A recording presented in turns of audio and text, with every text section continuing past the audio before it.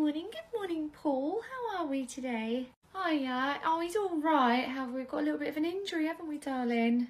Oh no, what happened? Oh, he was playing football with his friends and one of them kind of tackled him and he ended up with a bit of a groin injury, didn't you? Oh, I'm sorry to hear that, Paul. He was so brave because it actually really hurt him at the time.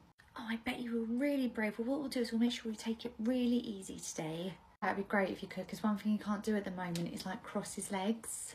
Oh, okay, no problem. What we'll do is when we sit on the floor for circle time, I'll get him a chair so he can sit on there and have his legs stretched out. That'd be great. All right, darling, I'll see you later. See you later. Bye-bye. Bye. That's it. All sit down for circle time. Paul, are you comfortable up on that chair? Fab. So, shall we start with, why is Paul sat on a chair for circle time? Oh, hi, Mia. Paul has a small injury, so he's just sitting on the chair so it's a bit more comfortable. More comfortable? What is this, a 5-star resort? Paul, sit on the floor. No, Paul, stay there. No, Mia, he can't physically sit on the floor, okay? His injury really hurts him. I saw him playing outside earlier. I think he's fine. Yeah, he can still play, but sitting cross-legged really hurts him. No, I'm not having this, okay? He's being a diva while his friends are all sitting on the floor. I'm writing him up. Ignore her, Paul. You're absolutely fine on the chair. A few hours later. Evening. Evening, Paul. Would you like to get your stuff out your tray? That's it. I had a notification come through on the app saying that he's been written up. Oh, she actually did it. She? Who was it? Our deputy manager, Mia, wrote him up because he wasn't sitting on the floor with all of his friends at circle time this morning. Yeah, but I explained to you why you couldn't do that. Oh, I know, and I relayed that to her, but she just wasn't having it, unfortunately. Wasn't having it? Right. Paul, I'll be back for you in a second. I'll be right back. Okay. Mia, gonna get told off. Excuse me, are you the deputy that wrote up my son? Most likely. Was he the princess that refused to sit on the floor? He has a groin injury. You know, if you treat him like a spoiled, entitled little brat, that's exactly how he's going to behave. Okay, and if I treat you like a nasty, evil witch, it might be improvement on your attitude. Uh-oh. Truth struck a nerve about your little brat, did it? No, however, speaking of striking... Right, Paul, we're off, darling. Right, Charlotte, I've got to rush off, but Mia's in there just tending to a bloody nose, so I hope she's okay. I'll see you later. Bye-bye. Oh, okay, bye. Mia's nose has really been put through a lot these past weeks. Good morning, Sylvia. How are we today? Oh, we're fine, thank you. Sylvia, do you want to go sit down? I've got some medication to sign in for you. Oh, I'll just get the medicine book. What are we signing in today? Oh, it's her inhaler. Her normal teacher who was in on Friday told me at handover that she's just about run out, so I said I'd bring in a fresh one today. Okay, great. So, Oh, is it the name? Yeah, I mean, obviously I don't mean to be pedantic, but it's prescribed to Sylvia Michaels, and we have her on our register as Sylvia Michael. Yeah, that former manager. What was her name? Siobhan? Yeah, I told her time and time again that our last name is Michaels, not Michael, but apparently it was too much effort just to add one more letter. So whenever I sign anything in, nothing matches, but I can assure you this is for her. Oh, certainly sounds like Siobhan. What I'll do is I'll let Reese know, because he's probably not aware of this, and he can update the register so that everything always matches when you sign in medication from now on. Great, thank you. I'll tell you, he is a much better manager than she was. Well, she hadn't really set the bar particularly high. I'll let him know once he comes in. Great, well, thanks very much. Bye-bye. Hi. 20 minutes later. Sylvia, are you struggling to breathe, sweetheart? I think you need your inhaler. Give me 1 second. I'm just going to quickly call another teacher. Yes? Hi, Mia. Look, Sylvia is on the verge of having an asthma attack, so I'm going to give her her inhaler, but because it's prescribed, I need you to come in and witness it. Fine. I'll be there in a second. Okay, great. Hi, Charlotte. Hi, so as you can see, this is the inhaler. This is the sign-in form. I'm just going to go ahead and give it to her now. Not so fast. What? It's prescribed for Sylvia Michaels. We have her as Sylvia Michael on our register. Yeah, apparently Siobhan never actually updated the register to reflect her actual name, which is Michaels, but this is hers. You can't give it to her. You know this is for her. Her mum literally signed it in. She handed it to me this morning. It's for Sylvia. Doesn't matter. As far as our paperwork's concerned, they're two different people, so if we gave it to her, we're liable. Mia, she can't breathe. I'm sorry, sweetheart, but there's literally nothing we can do. No, there absolutely is something we can do. Sylvia, take this. That's it. Breathe. I just told you she can't have it. And I'm telling you to do one. Right, you are absolutely taking the fall for this if something happens and we end up getting sued. That's it, darling. It's a price I'll gladly pay. Who knew Charlotte had a backbone? Winter will be so proud of me. Oh. Oh. Hello. Hey, Marjorie.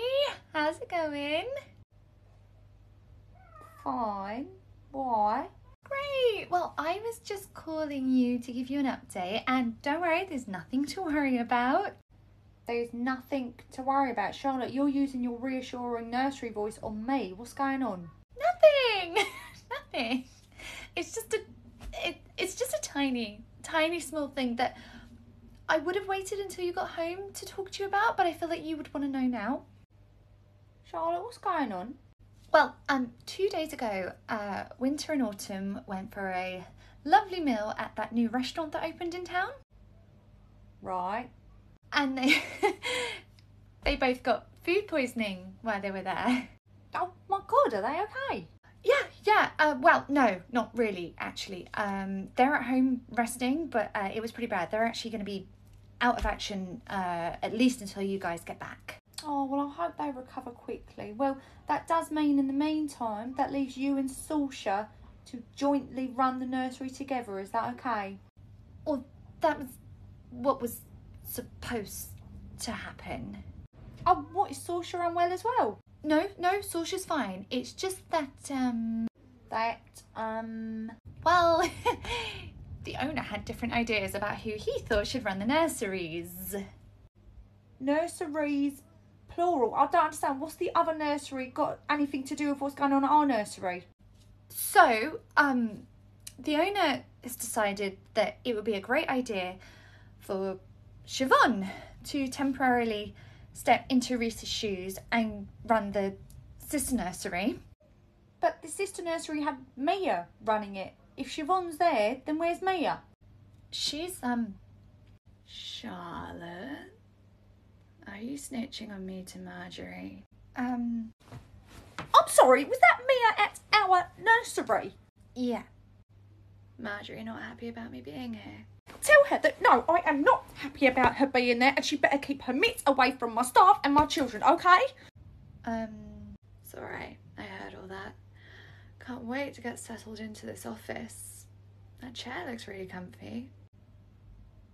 Marjorie, Yes, I heard all that. Right, you tell her that. Marjorie, I'm sorry, I can't be a go-between between you two, okay? I just wanted to call you and warn you about who was here. Right, of course, yeah, look, I will deal with that when I get back. I really appreciate you actually telling me about this. Reese, would you let go of some of the covers? Okay, look, you need to get a backbone and you need to get it good, okay? You cannot let her get her claws into you. I mean it, Charlotte. Right, of course, I will do. Bye.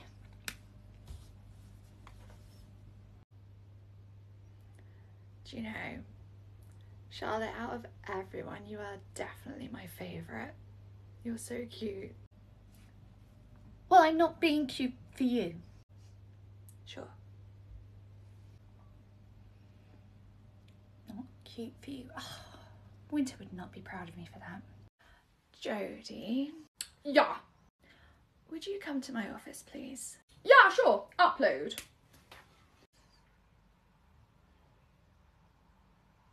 You look nice today, Charlotte.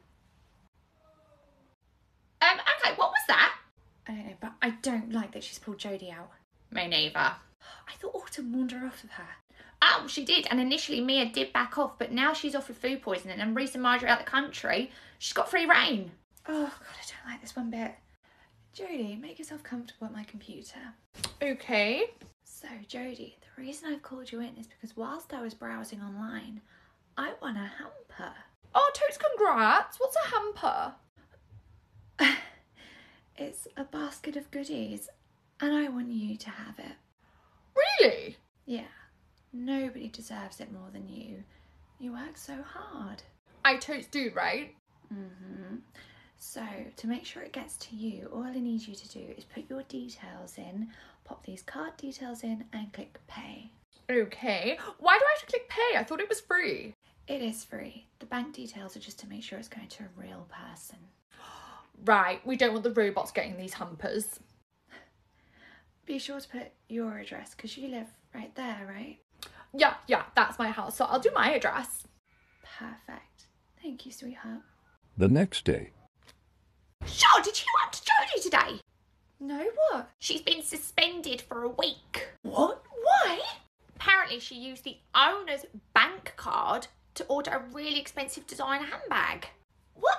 How do they know it was her? Because it was her name and address in the shipping details. Jodie has no interest in designer bags. Even if she did, I don't think she'd even know how to order one. Exactly, and the only people who've even got access to that bank card are the manager and deputy manager when they're using it to order nappies.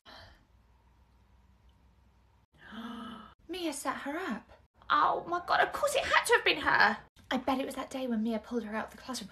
Why doesn't Jodie just tell everyone that it was Mia? Because Jodie already confessed to it. How can she confess to it? She didn't do it. When the owner was literally just here, she told him that she did use the bank card because she thought she was getting something for free. Oh, God. Of course Mia used Jodie because she also lives right across the road, so she would have seen the delivery truck arrive through the window and quickly run over to grab it as well. That is why she obviously pulled her out this morning as well, so she could quickly run across the road and open the door for the delivery, and Mia obviously just grabbed it. Which means Mia's got it somewhere. What kind of bag was it? Louis Vuitton. Okay, and where does the owner think that the bag's now? Well, considering she didn't even know about it, Jodie told the owner she has no idea, and he thinks she's just feigning ignorance. Jodie doesn't know how to feign. I know, but the paper trail is straight to Jodie, okay? This suspension's just for formality. They're going to fire her at the end of the week. Huh. What? Just thinking about what you said about the paper trail. It's given me an idea.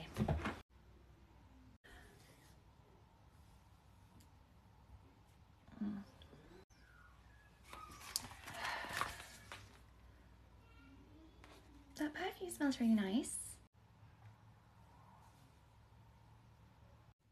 And your nails look so pretty. Do they? Mm-hmm. You both smell and look great.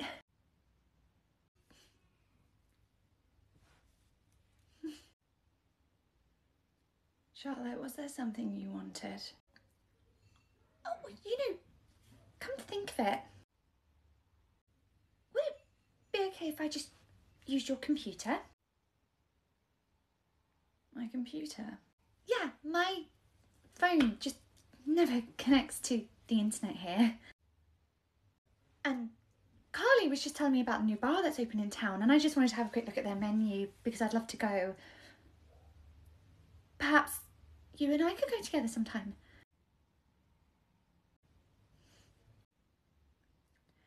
Go ahead and use the computer to check the bar menu. Great, thank you. Do you know, we could go to this bar, like, today, straight after work. If you fancy me, if you fancy it. Let me guess. I'm the one driving us there, right? So you can take a good old look around my car. What are you talking about? The bag's not there, Charlotte. I love the effort though. But go ahead and still use the computer for what you really came in here to use it for. Oh, Mia, wait. Yeah. Can I just quickly get your John Hancock on this before you go? You haven't written up the accident yet? Oh, no, I'm about to. It's just his mum comes to collect any minute and I didn't want it to go out to her without a manager's signature on it. Very well. Thank you. Don't look so deflated, Charlotte. You can't flirt to save your life. It's actually just made me so much more attracted to you.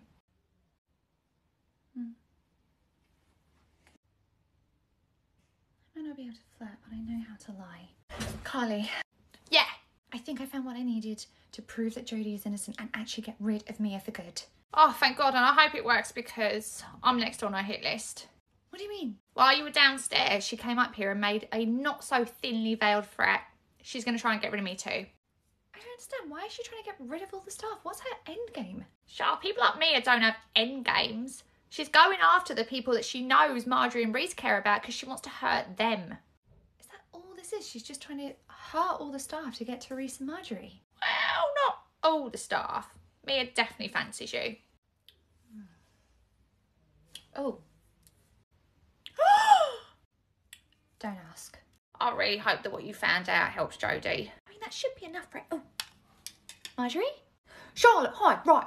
Reese and I are at the airport. We're trying to catch a flight home now. But you're not due back till next week. I know, but Carly texted me about what's happened to Jodie, okay? So we're at the airport. We're on standby waiting for a flight, okay? This is outrageous. Jodie would never do that. She didn't do it. It was Mia. Well, of course it was Mia. I'm pretty sure the owner even knows it was Mia, but he's turning a blind eye to it. Honestly, this family. As soon as we're back, we're going to sort this all out. Well, do you know, I may have actually found a way to prove that Jodie's innocent. You did? How? Oh, it's really long-winded to describe over the phone. I'll wait until you're back. She had to flirt with Mia to get it. Carly. You had to flirt with Mia? No. No, Marjorie, I'm a married woman. Who switched her wedding ring because Mia's got the hots for her? Why? You switched your wedding ring? Mia fancies you? You flirted with... I'm sorry, we have been gone a week. What have I missed? I'll explain it when you're back, okay? It is not how Carly is making out. Bet Mia would want to make out with you though. Well, it certainly sounds like we need to get there as quick as we can and deal with whatever this is. God. Anyway, I've got to go. I'll see you later. Bye-bye. Bye. Carly. Look, while you're having your little love fest, I could be getting fired too, okay? Let me have my fun. Did you hear that? I thought Mia was, like, into you, but apparently she's into Charlotte. What's going on? Mia's into whatever takes her fancy. Honestly, this family. You know, someone who talks so much crap about my family, you're trying awfully hard to be a part of it. Well, I suppose I could do a whole lot worse. You do a whole lot better as well. True. Autumn is a catch. Hello. May have to take back what I just said. I'm assuming Carly texted you about Jodie as well? Yes. Well, I've just spoken to Charlotte and she reckons she's found proof that will vindicate Jodie. How did she find that? We should talk about that another time. Are you going to be there tomorrow, okay? Jodie needs all the support she can get. Sure. When I have 5 minutes free from hugging the toilet, I'd love to swing by. Great. What about Winter? Will he be there too? See for yourself. Okay, right. Point taken. Right, well, we're going to try and get on this next flight. We'll see you tomorrow at the office, okay? Sure. Bye. Bye. Grace, how can you sleep at a time like this? Marjorie, my ex-girlfriend, is wreaking havoc at work. She's hitting on a married woman. She's being protected by my dad, who's dating a woman younger than me. You want me to stay awake and think about all that? Probably not. Still want to be part of this family? Obviously. I love you. Not at the airport. Again. Morning. Oh, good morning. Oh, morning, Lizzie. Off she goes. I know. Right. Well, have a lovely day, darling. I'll see you later. Bye-bye. Sorry, just before you go, is it okay if I just have a quick word? Cool. Is everything okay? Yeah. So obviously I know you and your ex-husband share drop-off and collection. Yeah. I drop off, he collects. And I know all the billing actually goes to yourself, doesn't it? Yeah, I mean, I pay it and then he sends me half. Right, well, I didn't want you to be blindsided, but the bill is going to be a touch bigger next month. Oh, has there been another fee increase? No, unfortunately your ex-husband has been collecting late most nights. He's been collecting late? How late? Well, Lizzie finishes at 6, but he's been arriving at 15:15, 20 past, sometimes 30:30. And it was just every once in a while, but it seems to be consistently every day now, I'm afraid. Seriously? So is she just sitting around here on her own? Well, we've always made sure we keep her entertained, so we take her to soft play, we give her snacks, we play games with her, but essentially, yes, I'm afraid. I honestly cannot believe this. Do you know the reason he does the collection is because he finishes at 5 o'clock and he works right around the corner, okay? So I thought he was coming here and collecting it like 5:10 and then spending 2 hours at home with her until I got home with work. You're telling me literally he's just, what, collecting her after you've already closed? And, oh my God, I'm going to go mad at him. Thank you. No problem. Dad's going to get really angry at me. A few hours later. Evening, Charlotte. Evening. Lizzie, do you want to go get your stuff out your tray? Heard you had a few things to say to my wife about my punctuality. Yes, I did inform her that there was going to be a late fee added to the bill. You said more than that though, didn't you? Oh, he's been collecting at 6:15, 6:30. What business is it of yours what time I collect my kid? Well, it's entirely her business because she's having to stay after her shift has ended because Lizzie's feckless father can't be bothered to collect on time. She has no business spouting off to my wife. She's your ex-wife, actually, and I can certainly see why. You want to avoid this in the future? Drive past the betting shop and come straight here and collect your child. Lizzie, come on, let's go. Oh, if I were you, I'd put some of those winnings aside. Bill's going to be a little bit bigger this month thanks to all your late fees.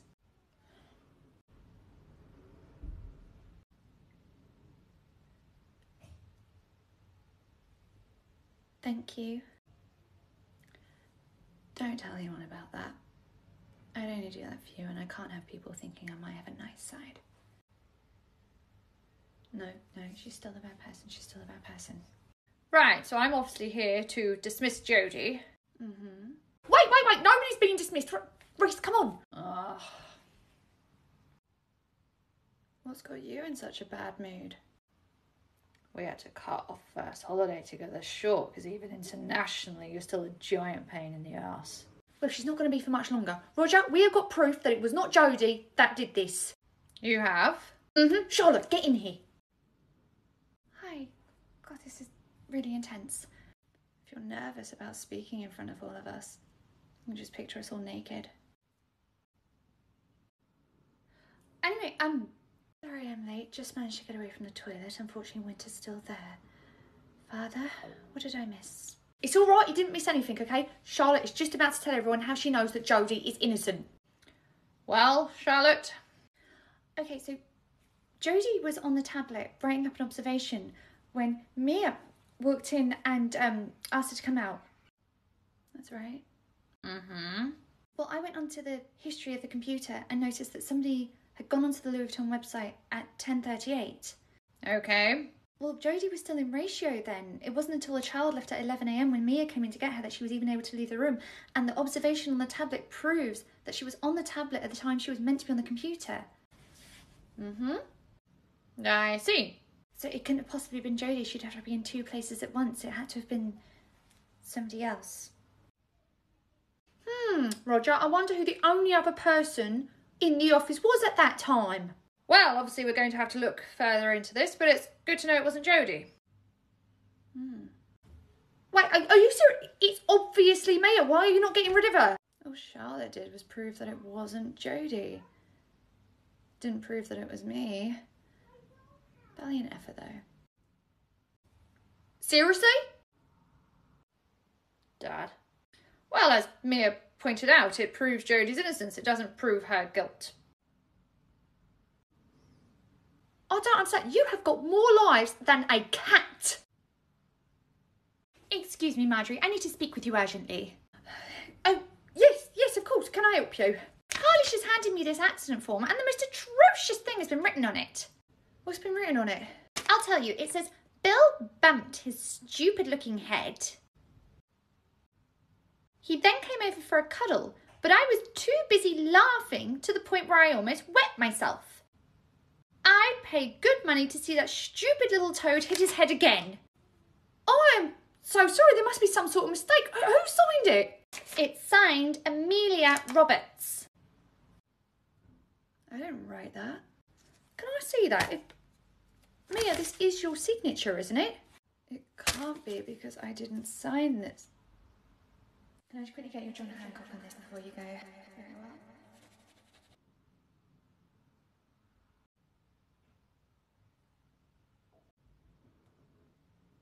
Yeah, this is my signature. have this dealt with straight away. Would you mind just going to wait in the family room for me, just while I wrap this up here? Very well. Thank you. I'm sorry, Roger, is this not serious gross misconduct? Well, Father. Dad, come on.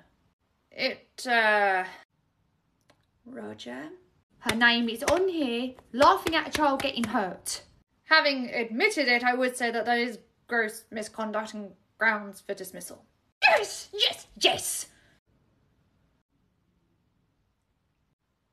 Are you actually firing me, Roger?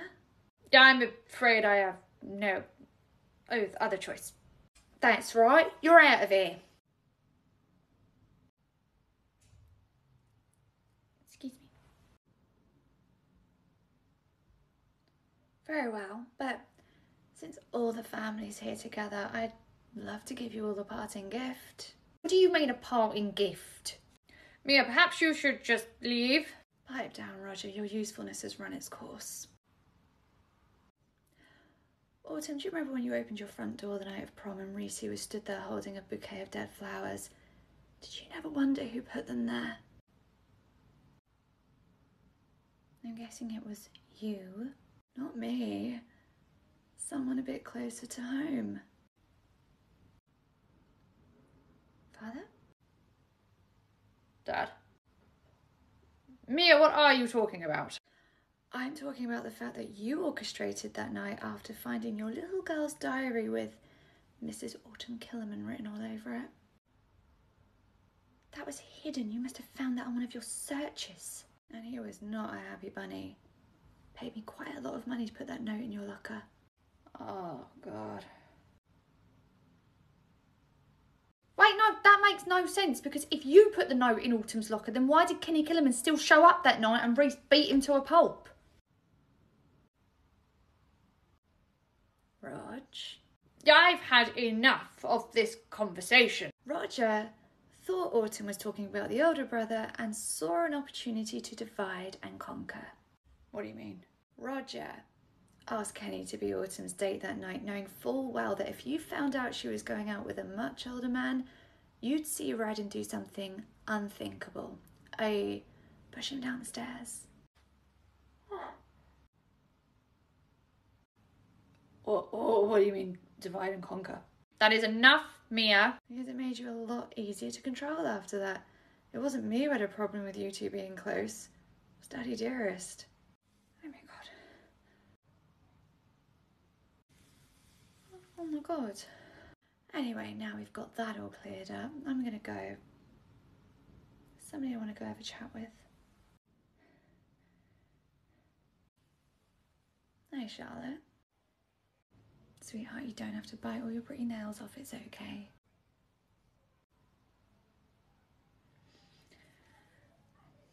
I'm not mad at you.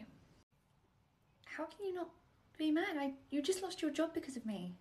Because you finally grew a backbone.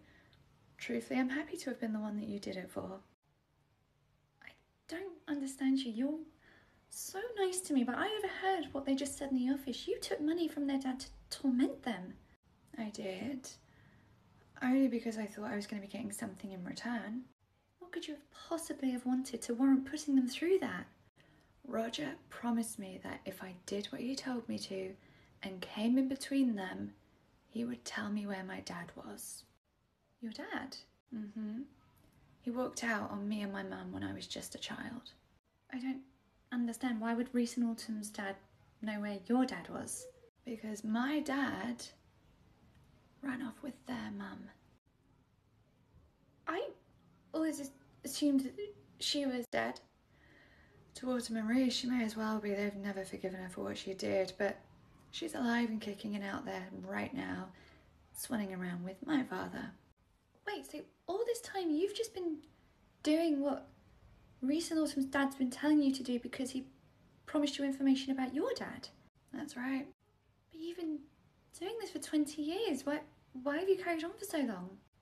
Is there a time limit on how long you'd spend looking for a parent? Particularly if you had a couple of questions for them about why they were so comfortable walking out and breaking up a family. 2 families, actually, because we both know that Autumn and Reese didn't exactly grow up in a happy household. My God, but Wait, what about... I heard that you kept breaking up with Reese and getting back with him to try and come between him and Autumn all the time. Yeah, quite a few times I'd break up with Reese and try and find my dad on my own, but then when I hit a brick wall, I'd come crawling back to Roger, beg him for the details, and he'd say he'd only do it if I got back with Reese and got him on a short leash again. So you were like Roger's... Puppet. Yeah, that's why he was always getting me out of trouble, so he could keep me close by, so I could keep an eye on Autumn and Reese for him. Does that mean all these years you didn't want to be with Reese? Please. I didn't want to be with Reese any more than he wanted to be with me. I don't know if you've noticed, but Reese isn't exactly my type. Oh! Well then why did you crash Marjorie's car? Everyone thought you did that out of jealousy. God, no, that was not jealousy. She's welcome to him.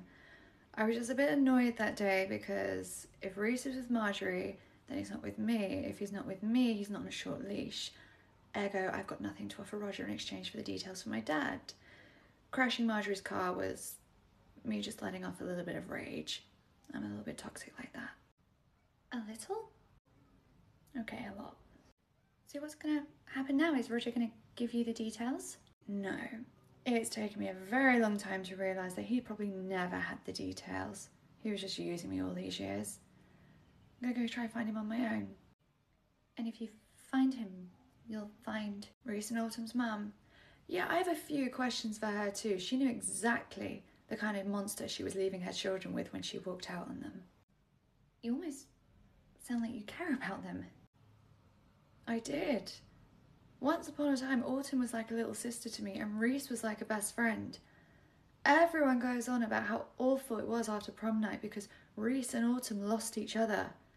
I lost people too that night after Roger got his claws into me. You really confuse me because you're acting like you care, but you've done some atrocious things since you've worked here. Such as? You just tried to get Jodie fired. Jodie. That buffoon that cannot be left unsupervised around children in case she tries to eat the plastic fruit. She tries. Charlotte, do you have any idea how many toy apples we've had to replace because Jodie keeps eating them all? Okay, in the end it got a little bit too exhausting. I got bored of it. So yeah, I tried to get rid of her. Okay. What about that little boy that you would not let sit on a chair? I'd had an argument with Roger that morning, so I was in a bad mood. I was just trying to pick a fight with a parent. Mia, she punched you. I know. Really makes you feel alive. And what about Carly? Ah, you mean when I... Made her feel embarrassed about her period? Yes. I hate Carly. Why? Because I see way too much of myself in her. Carly is happy and friendly and bubbly. I'm really failing to see how you could see yourself in her. Yeah, exactly how I was at that age, before Roger got to me. She reminds you too much of yourself. It's not Carly's fault. It's just, she holds up a mirror I'd rather not look into. Oh.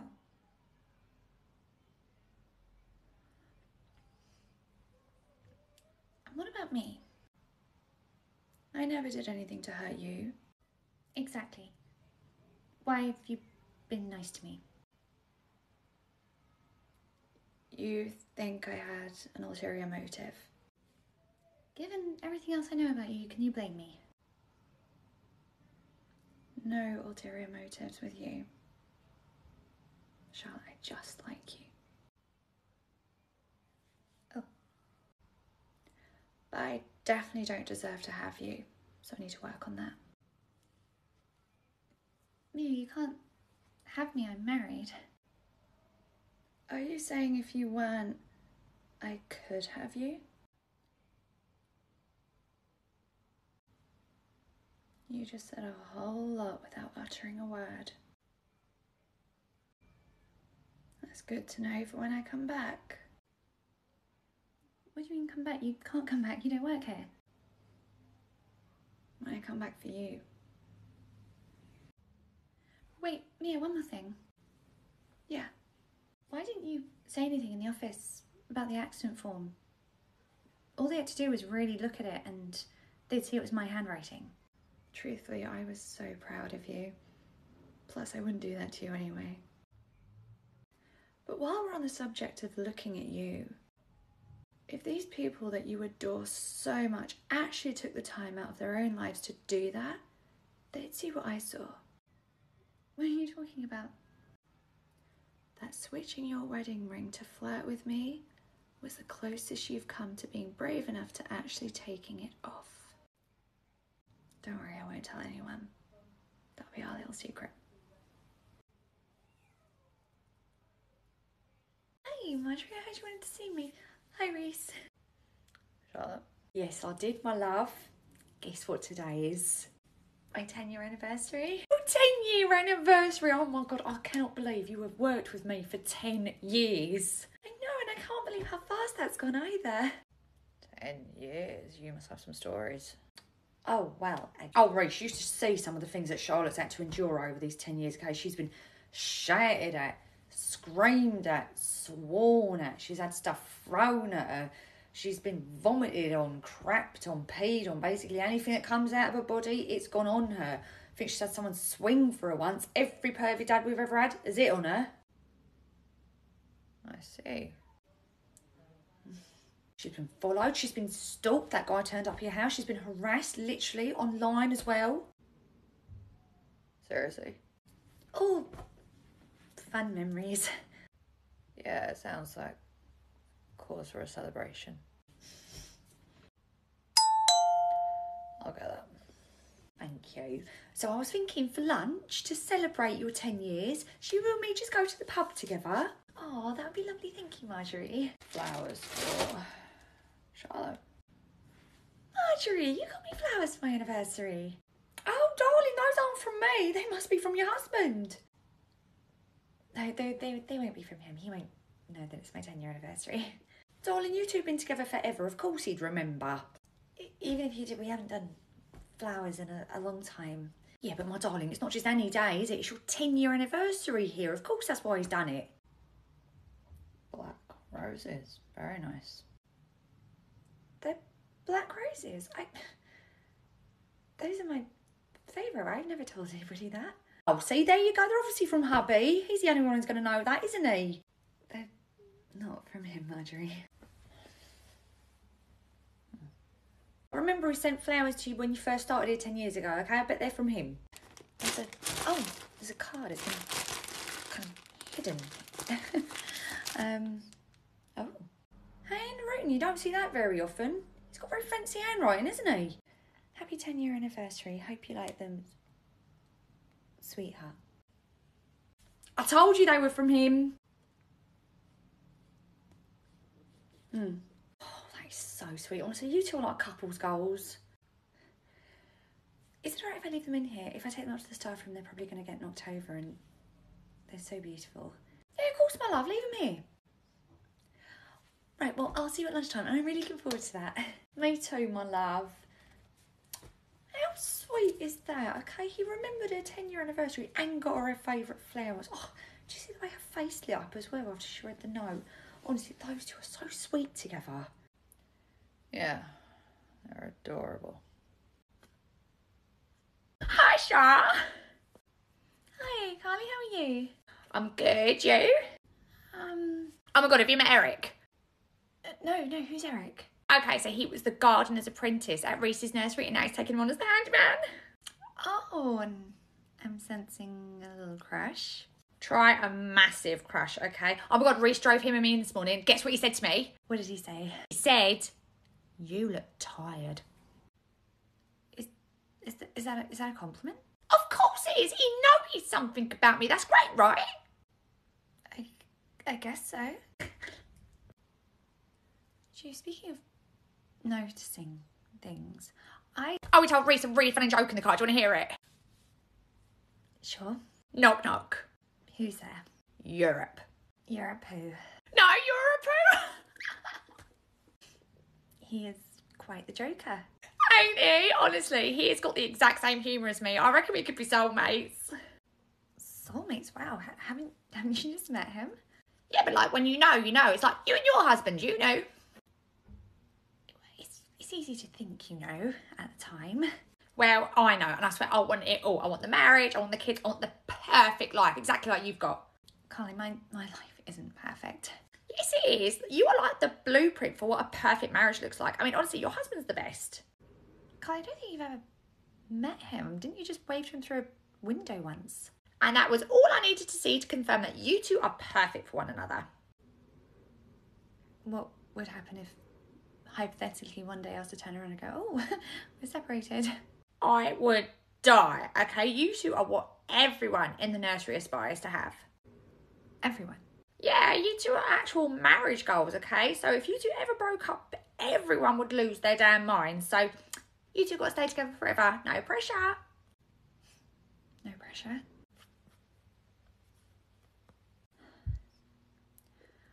God, did you ever do any, like, extracurricular activities or, like, sports as a kid?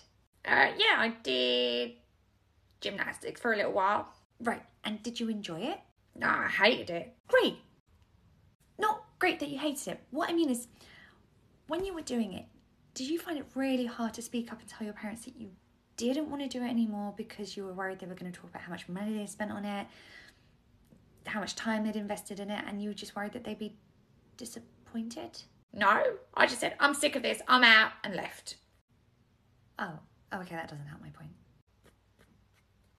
The thing is, when everyone's got this expectation of you, it's so hard to... Oh my God, Eric posted it on Instagram. Okay, so I made a burner account so you couldn't see that it was me creeping in his stories. He's like being cute at the moment, getting supplies for a job at recess.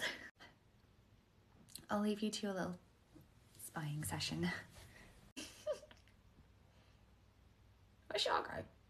Saoirse, what's the matter with Greg? What do you mean? Oh my God, he's having a seizure. Oh, that's bad, right? Yes, that's bad, right. Move everything away from him, everyone away from him. Okay, try and get a pillow under his head, only if it's safe to do so, just so he stops himself hurting himself. But I'm going to go call an ambulance, okay? Yeah, I totes didn't understand a word of that. What? I'm calling an ambulance.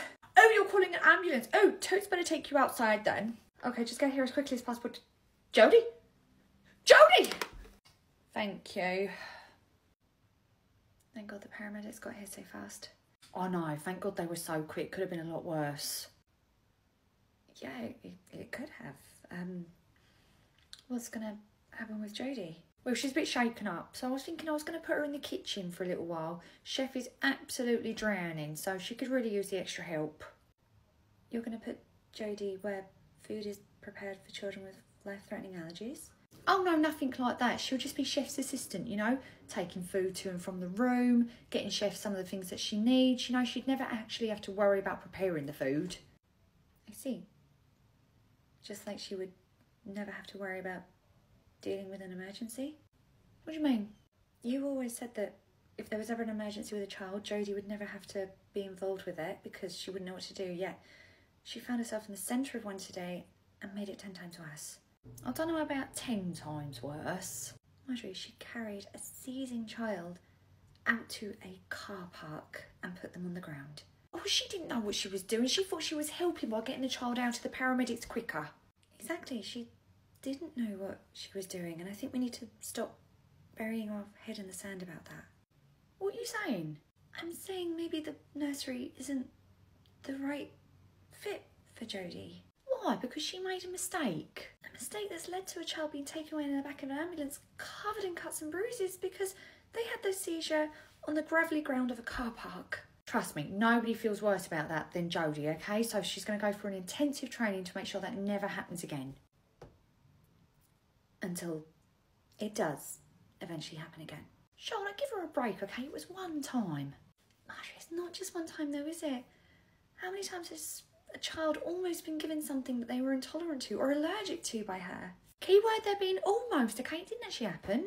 No, Marjorie, on a couple of occasions it did happen, okay? And if it didn't, it's only because we were quick enough to intervene. Charlotte, I think you're being a bit unfair to Jodie, okay? A couple of mistakes here and there isn't grounds to dismiss her. Yeah, Marjorie, one of these days, one of those mistakes could seriously end up in a child being hurt, okay? You've just seen one being taken off to hospital in an ambulance. Which is why I'm putting her in the kitchen. Where an accident is even more likely to happen, okay? You just said Chef's drowning, okay? What if she innocently asked Jodie to help her and put something on a tray, and a child with a severe allergy is given something that they're allergic to and they go into anaphylactic shock? Will it take a child almost dying for you to realise that maybe Jodie shouldn't be here? Why are you trying so hard to get rid of Jodie? Honestly, you sound like Mia. Maybe she had a point. You best be joking, okay? You think Mia was right to frame Jodie and almost get her fired for something she didn't do? No, of course not. I think the way she went about it was abhorrent. But did you know that in the week Jodie was suspended, things ran much smoother? What are you talking about? Well, you were on holiday and you wouldn't have known this, but when the temp came in to cover for her, there were far fewer accidents. Parents weren't being sent the wrong pictures of their children or the wrong daily diaries. Food and nappies and toileting was all updated correctly on the app. Everything just ran so much smoother and made all of our lives easier. Look, I know. No, you don't, actually. Marjorie, you don't know anything about what goes in the room. Excuse me? Marjorie, you were in the office all day, okay? When you work in a room with Jodie and she's counted in ratio, but all she does is read books, it means we have to pick up her slack, all of her nappies, all of her naps, all of her snacks, all of her activities. We have to do all that for her because she's only trusted to read stories. Because we wanted to make sure she felt included and was doing something that she was good at. And I'm glad that she's found something she's so great at, but it means it's extra work for all of us because she's not doing any of the other tasks. So in addition to doing it for our own groups, we have to do it for hers too. And on top of that, we have to also keep an eye on Jodie in case she hurts herself or, far worse, a child. Charlotte, have a bit of compassion, okay? Jodie's trying her best. We're all trying our best, Marjorie, except myself, Winter, Saoirse, Carly. We are drowning in the extra workload because we're having to pick up after Jodie too. Charlotte, I have known you a long time, and to be honest, I don't recognise you right now. What's that supposed to mean? It means you have become so cold and detached lately. I mean, the Charlotte I know wouldn't be trying to get rid of Jodie. That's something that horrible wench Mia would do. Look, Charlotte, I don't know what is going on with you at the moment, okay? But trying to get rid of another staff member, that's not the answer, okay? So whatever this is, you've got to leave it at the door. Leave it at the door? Yes. Like you do? What do you mean by that? Marjorie, you're telling me to leave my problems at the door.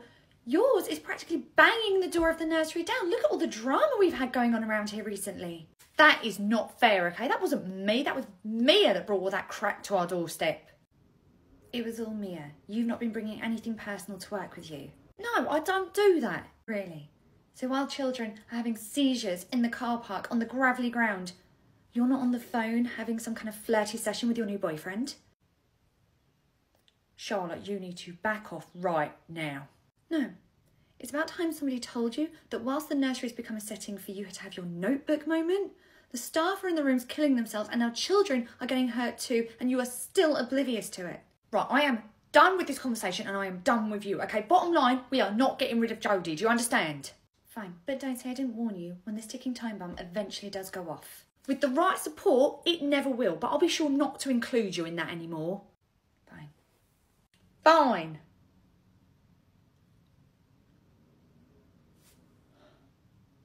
I think that is a lovely idea. Carly, I'm going to nip to the cupboard quickly to get some art supplies and... Carly, what's wrong? I feel so rough. Oh, Carly, what's this just started? I woke up feeling absolutely on death's door. Why did you come in then? You should have called in sick.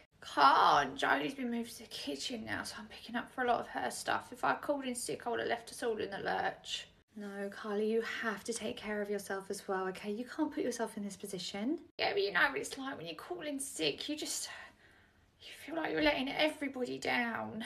No one's going to think you're letting them down, Carly. You're literally ill, okay? You have to take care of yourself first. Look, I am going to talk to Marjorie for you. Aren't you two in a fight?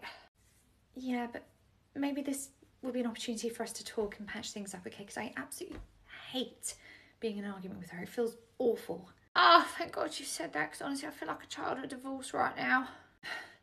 I'll be back in a second. Okay. Yeah, I know. I love you. I love you. All right. I'll speak to you later.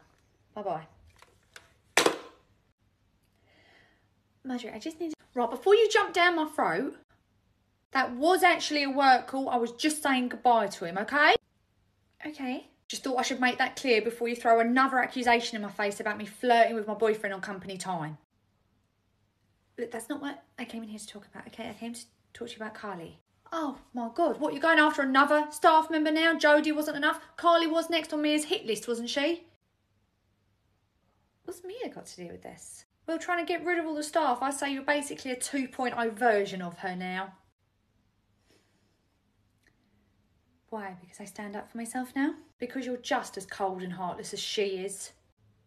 Everyone here was on at me to grow a backbone. As soon as I do, you'll start tearing into me for it. Yeah, a backbone. Stand up for yourself, but don't grow an entirely new personality, aka Mia. You know, you constantly tear into Mia, but at least she actually saw what was going on right in front of her. Unlike you, you're completely oblivious. Really? What now? Because I've moved Jodie out of the room a lot earlier than I wanted to. I barely speak to Reese on the phone. I'm literally moving heaven and earth to please your ladyship. So what exactly am I oblivious to now? Right now, Carly is practically falling asleep in the toddler room because she's probably burning the candle from both ends. She is too ill to be here, but she was too scared to call in sick because she knows it would have left us in the lurch because she's having to cover for all the slack that Jodie's now left us. And whose fault is it exactly that she's having to cover for Jodie? You were going to move her into the kitchen anyway. I was, as soon as I found a replacement for her, okay? Because you made such a song and dance about it, I've had to move her out sooner and now everyone's picking up her slack. So tell Carly she can go home. I'll send Autumn in to cover for her, if that's okay with you. Okay.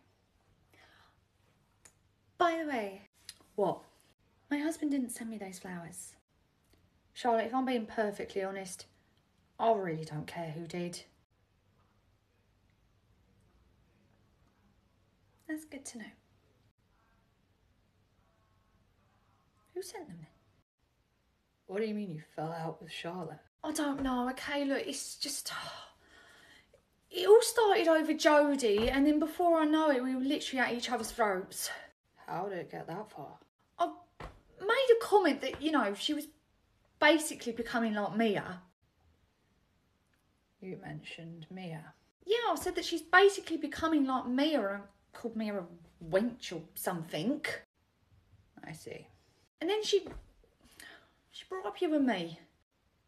What about us? She made a quip about the fact that I spend a load of time on the phone flirting with you. She's not wrong. I know. Look, it really, really hurt me. Why? Look, nobody feels worse about that period of time than I do, okay? When you started, I know that I really took my eye off the ball in terms of my staff, okay? And I was focused on you. It's hard not to look at me.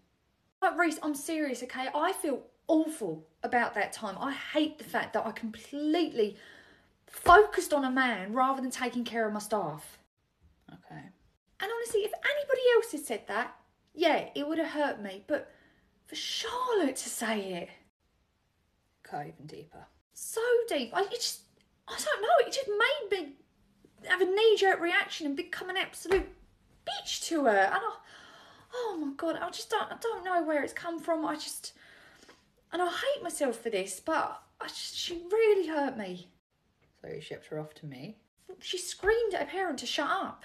Marjorie, my sister's going stone cold Steve Austin on parents in the car park. Charlotte raises her voice and you cast her out? Because that is not like her. Exactly, Marjorie, that is not like her. So maybe something else is going on with her, you know, something with someone else.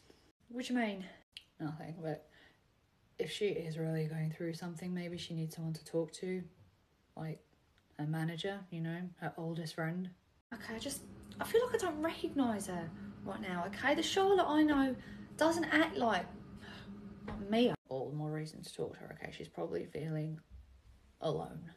Okay, well, I'll pop over this afternoon and I'll come and speak to her. Great. A few hours later. Hey Reese, I've got another reply slip for the class trip. Thanks, Charlotte. What's all this? Mia's final few observations on children before she left. She was really, really detailed, and the way she filed them as well was actually really organised. Pretty handwriting. Kind of like the handwriting on the card you got in the flowers. Charlotte, we were together 20 years. I know her handwriting anywhere. Oh, Kind of like how I know it wasn't her handwriting on the accident form that got her fired. Guilt over something like that can really eat a person up. Why would I feel guilty? She was awful. Everyone hated her. You know, this might be really hard to believe.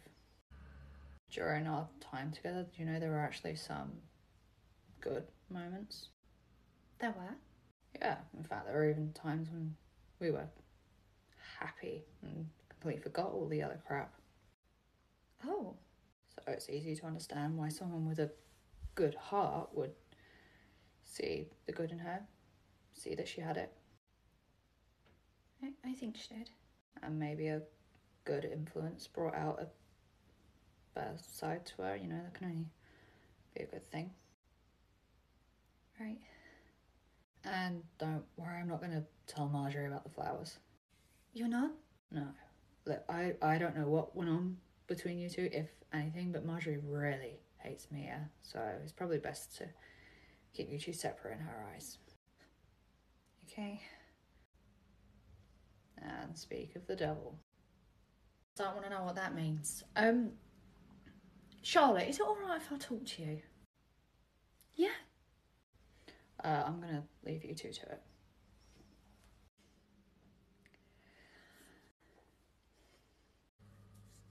I really owe you an apology. I owe you an apology as well. This fighting, it's not us at all. And I think that... Marjorie? That handwriting. Handwriting? You don't see that very often. It's got very fancy handwriting, isn't it? Those flowers were from Mia. Yes, but Marjorie, I can explain. Mia! You and Mia! No, Marjorie, no, there is no me and Mia. That woman is a devil. I guess she crashed my car. She was horrible to car. She tried to get rid of Jodie. I know, she's done some horrible things. You're here, what about your husband? Marjorie, I can explain about that too. Do you know, in fact, that's why I've been so upset. I bet you've been upset going behind his back with a horrible cow like her. You never went behind his back. That's why you were defending her as well. Honestly, I knew it. When I mentioned Mia, you were really triggered, and that's why you attacked me. Yeah, when you mentioned her, it did make me a bit defensive, but only because you were painting her in such a bad light. Because there's no good light. Oh my God. When you were flirting with her. Yeah. That wasn't pretend at all, was it? I bet you were actually flirting with her. No. Do you know what? I am done. Absolutely done. Okay, stay at this nursery. I don't even want to be around you anymore. I feel sick. Marjorie. Hey, gorgeous, where are you heading off to? Back to mine. Whoa. What happened? I thought you two were sorting it out. She figured out the flowers were from Mia and now she hates me, so I'm gonna go.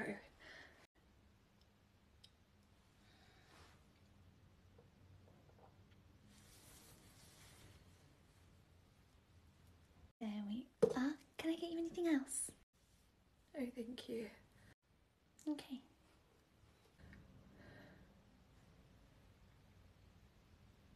Hello, sweetheart.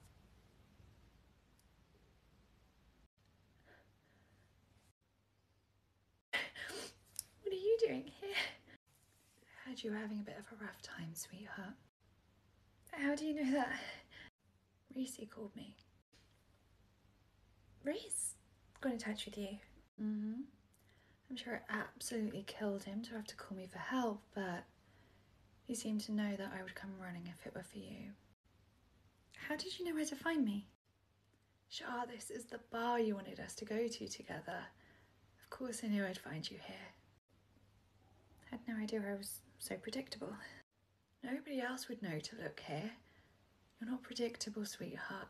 I just know you. I see you still haven't taken it off.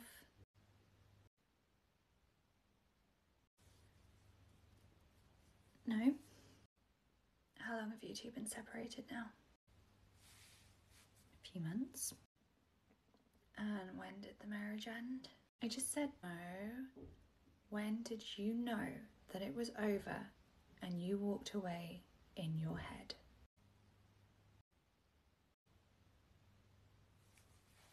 3 years. I can't even imagine how lonely that has been for you. It's fine, I've got friends at work that have all kept my mind off of it. Those same friends that didn't even notice what you were going through. How could they? I didn't tell anyone. How could they have noticed? I noticed. If I take it off, it's like it's actually happened, you know, and the truth is he's actually a really great guy. He's a wonderful father. He's actually all kind of friendly as well.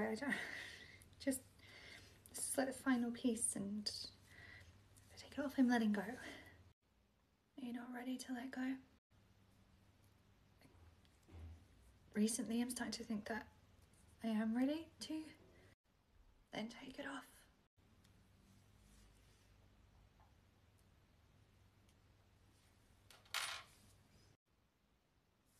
I'm really proud of you. You probably wouldn't be proud of me if you found out how I've been behaving at work. Yeah, Reese did say that you've been shouting at parents lately. Yes, I would have loved to have seen that. Can't imagine how hot you would have looked. Sorry. Do you know, I have to say, of all the people, I didn't expect to see you drinking on a school night. Well, Hey, can I get you another lemonade? lemonade. I have to drive. How about a proper drink and we share a taxi home? Okay. 2 gin and tonics, please. Coming right up. Thanks.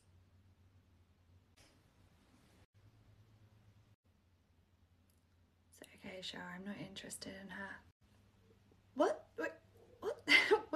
What? You're cute when you're jealous.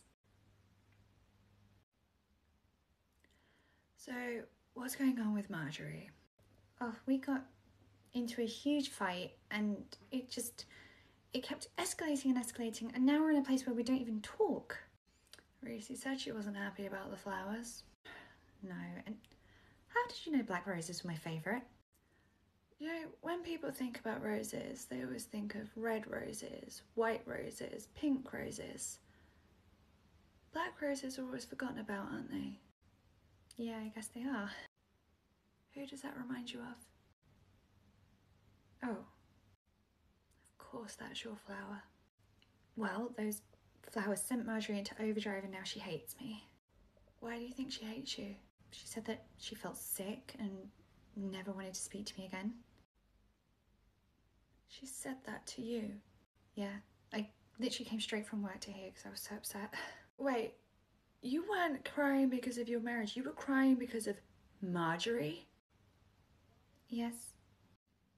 Oh, it looks like I'll be making a quick pit stop before I leave tomorrow. Wait, leave? You're not staying? I can't, sweetheart. There's things I need to take care of. I only came back today to check on you. Oh, Char, you took the ring off. You're so much stronger than you give yourself credit for. You've got such a kind heart. It's one of the things I adore most about you. I haven't been acting very kind lately. She had so much to deal with and nobody to talk to. The first step was taking that ring off. The rest will come so much easier now. You're gonna be fine. I already feel a bit lighter without the ring on. The first step is always the hardest one, but you've done it now. Sure, I'm so proud of you. Thank you. So I'm guessing because you came here and didn't go home, kids are with their dad? Yeah. To be honest, I just didn't want to go home. I feel so empty without them, and the silence is just deafening. You know, I don't leave until tomorrow. You're welcome to come back to mine tonight. If you want. That would be nice.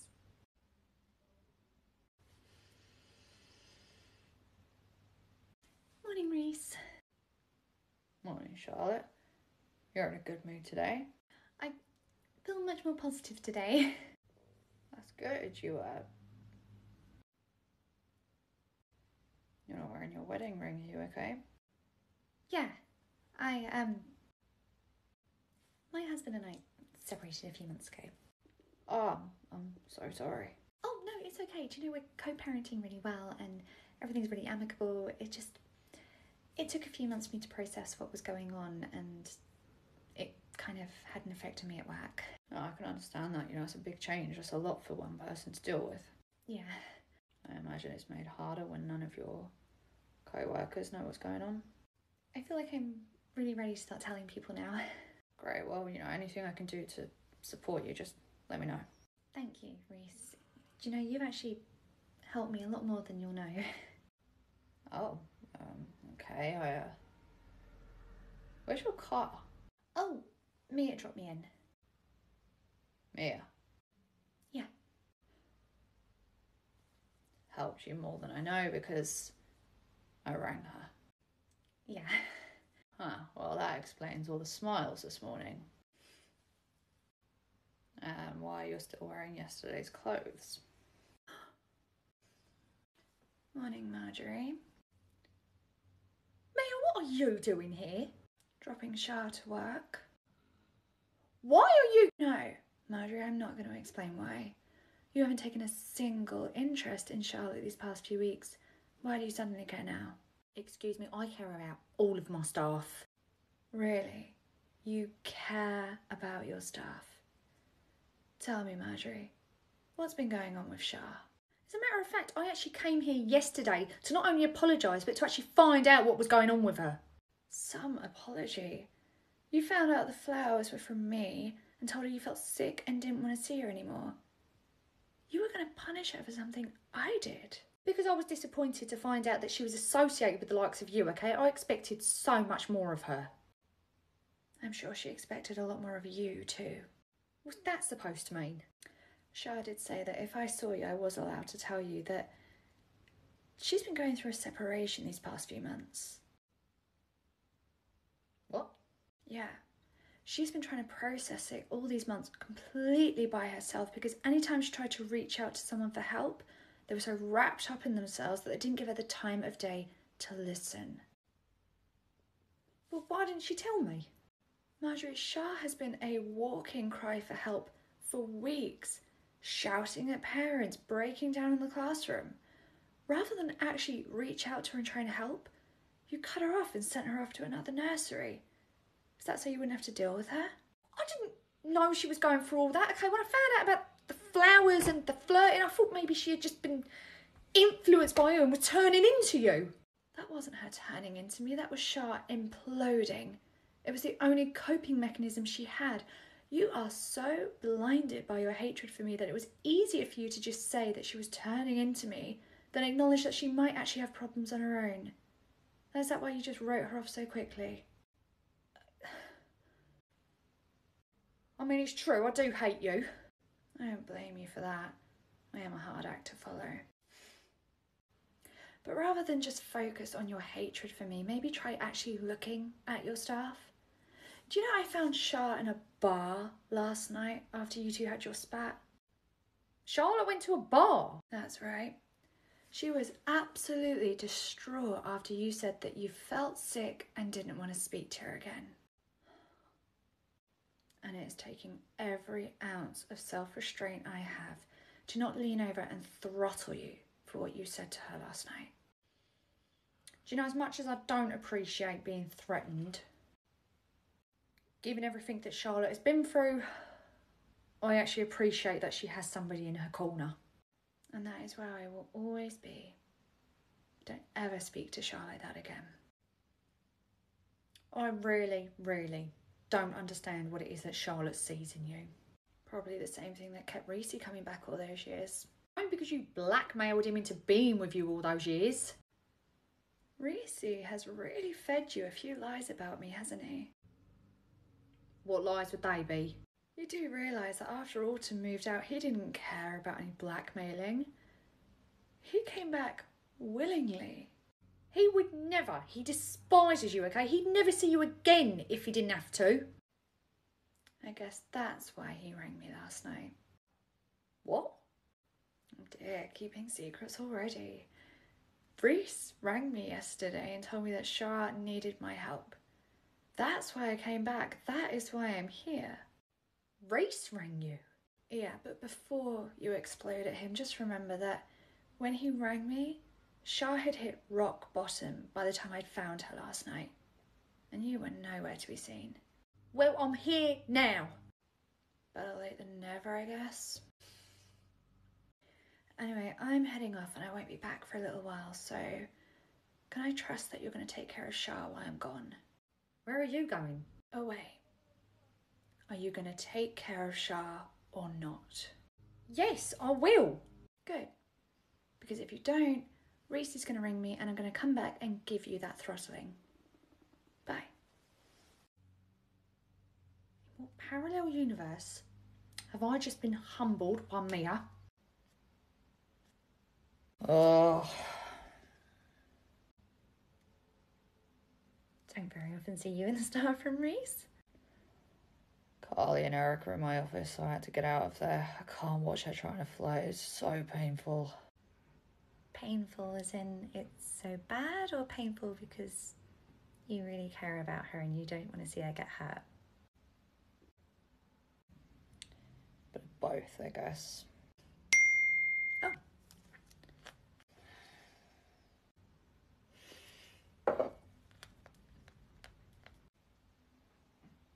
Thought we weren't supposed to be flirting on company time. What? I know a text from Mia when I see it. One, I don't start my shift for another 3 minutes, so I'm technically not on company time. 2, how did you know it was from Mia? And 3, how did you know we were flirting? Because I get that same silly grin on my face when Marjorie sends me a mischievous message. Oh. Hey! Speaking of Marjorie, she's coming in today. Yeah, I know. I actually saw Marjorie and Mia talking in the car park on my way up here earlier. Yeah, from what I could see, it wasn't really a conversation, more of a dressing down from Mia. Then what are you doing up here? Why aren't you in the car park sticking up for Marjorie? Because I think that maybe Marjorie needs to hear it. Oh. Plus, I don't want to get in the middle of those two. I actually value my life. I best get to work. Okay. Oh, remember you're on company time now, so keep the text clean. How would you even know? Silly grin gives it away. Oh! I'm so sorry, I was a million miles away. Well, maybe look where you're going next time. As I said, I am sorry. That doesn't really cut it, does it? What if I've been carrying hot coffee? I really... Actually, if you're carrying hot coffee, then you're the one that poses the risk, okay? She bumped into you, she said she's sorry, get over it and move on. Very well.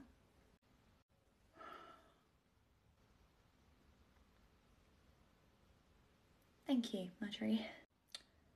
It's okay. And if any of the other parents are rude to you, feel free to give them what for, okay? You've got my full support. Nobody treats my staff like that. Thank you, Marjorie. I appreciate that. Also, my nursery don't feel the same without you, so I was going to change the shift so you'd be back to us next week if you'd like that. Yeah, that's fine by me. I'm happy with that. Good.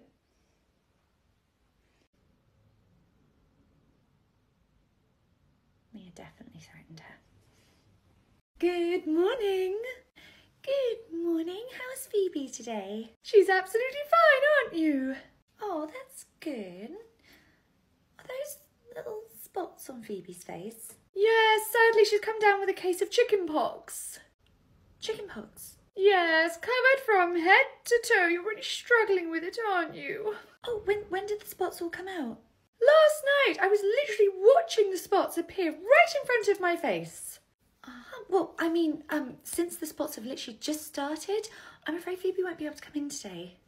Oh, why? It's the nursery policy. It's incredibly contagious at this stage, so until the spots have actually crusted over, I'm afraid Phoebe won't be able to come back in. Oh, I see. Oh, no, it's okay. I've actually taken measures to ensure the spots won't be in contact with anyone.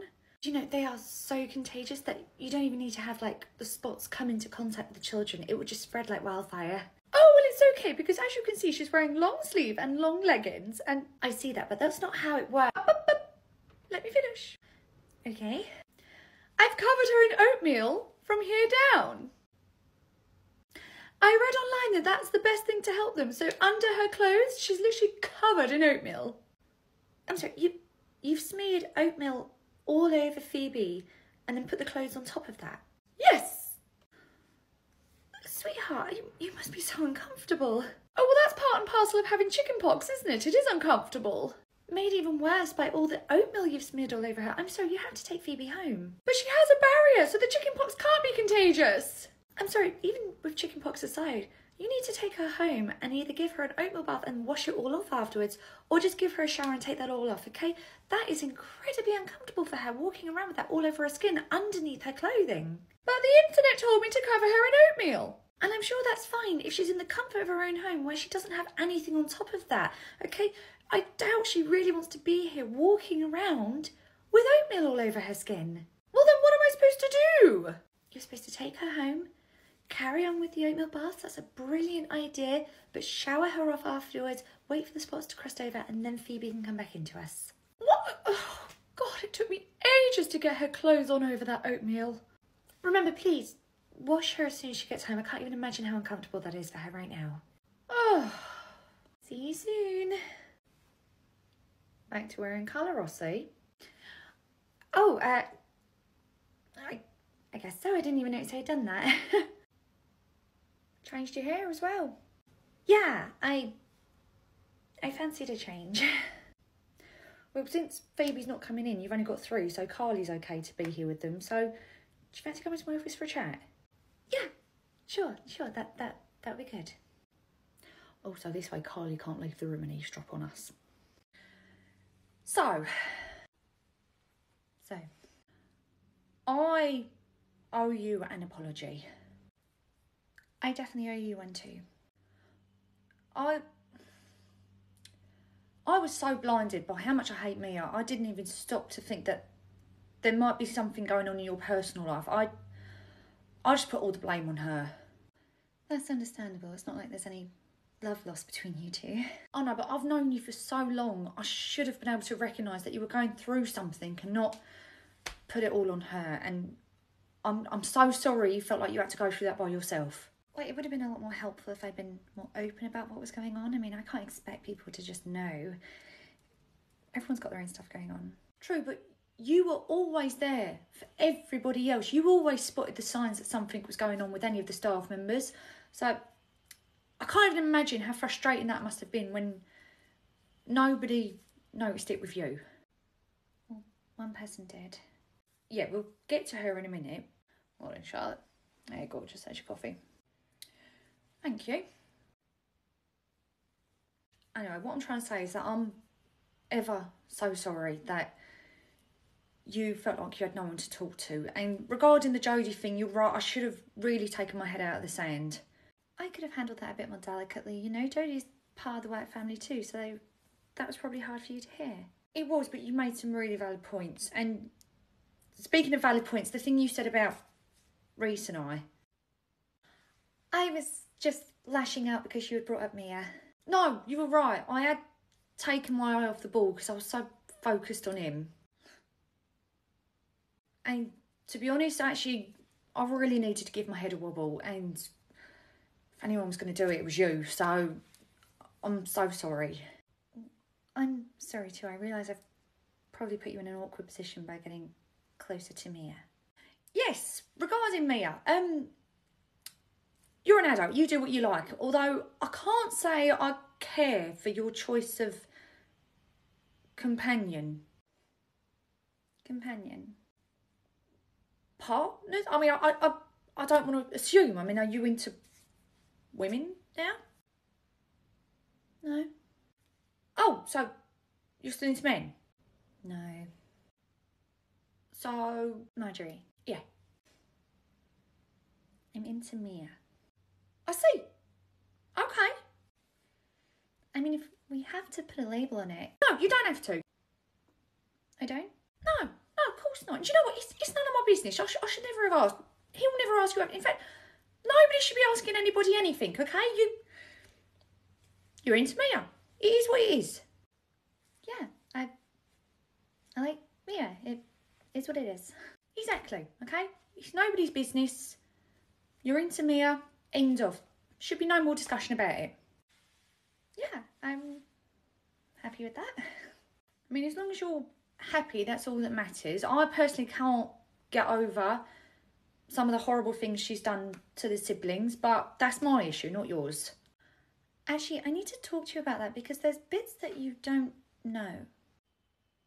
There's more? What don't we know? Well, A few moments later. Roger was using her all those years. I can't believe it. That's Mia's gay. yeah. As in only into women.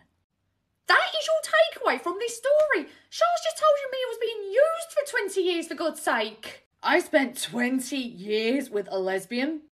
I never thought I'd say this, but poor Mia. Poor Mia?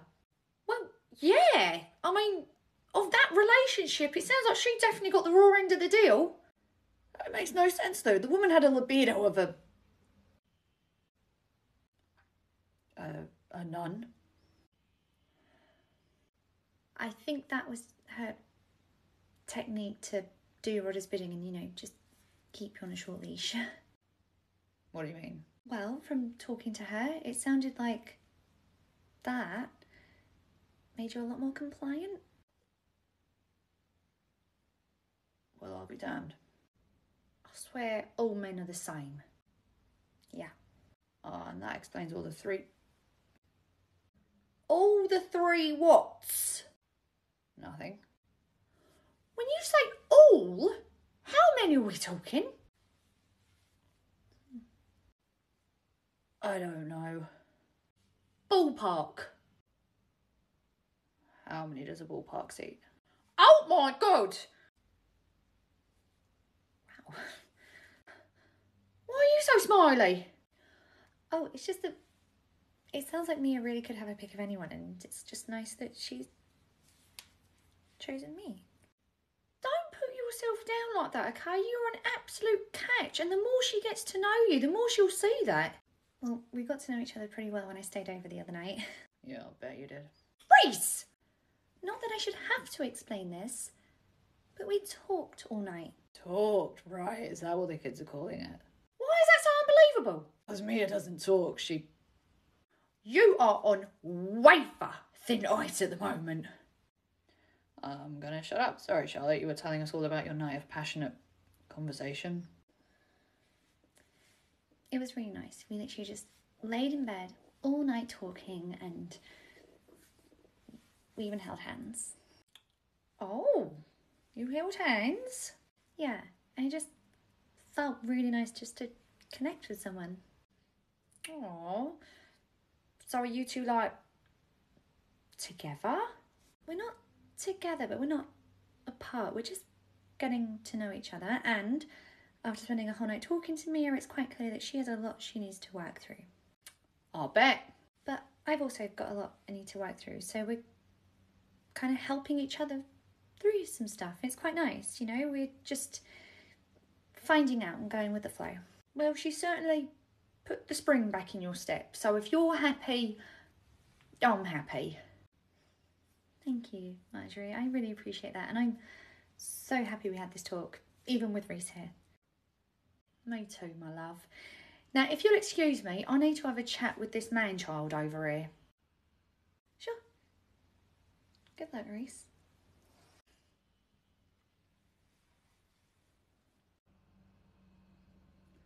Right, I know I made a few jokes about Mia. This ain't about any of your indecent jokes, okay? I want to talk to you about something Mia told me. Why do I feel like I'm about to be castrated for real? Oh, hey, Autumn. Charlotte? Oh, if you're heading towards the office, I'd probably give it a few minutes. Marjorie's about to tear Reese a new one. Oh, honeymoon period over already? I'm sure that's not it, but to be fair, you and Winter are still in yours, so I don't think any couple can compare to you two. We'll have to see how long yours and Mia's lasts.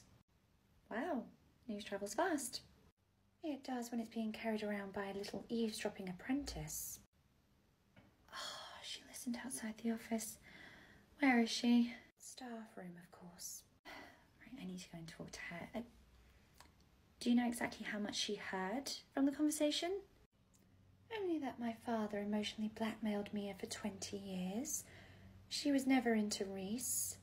Apparently you two make a very cute couple, and my brother certainly does not think with his head. So the whole thing. Okay, great, that saves me some time. Bye-bye, Elijah. Bye-bye. Mummy loves you. Mummy loves you. Hello, Autumn. Hello. Do you know, it's so hard leaving Elijah behind. It feels like I'm leaving behind a piece of my heart, you know? No.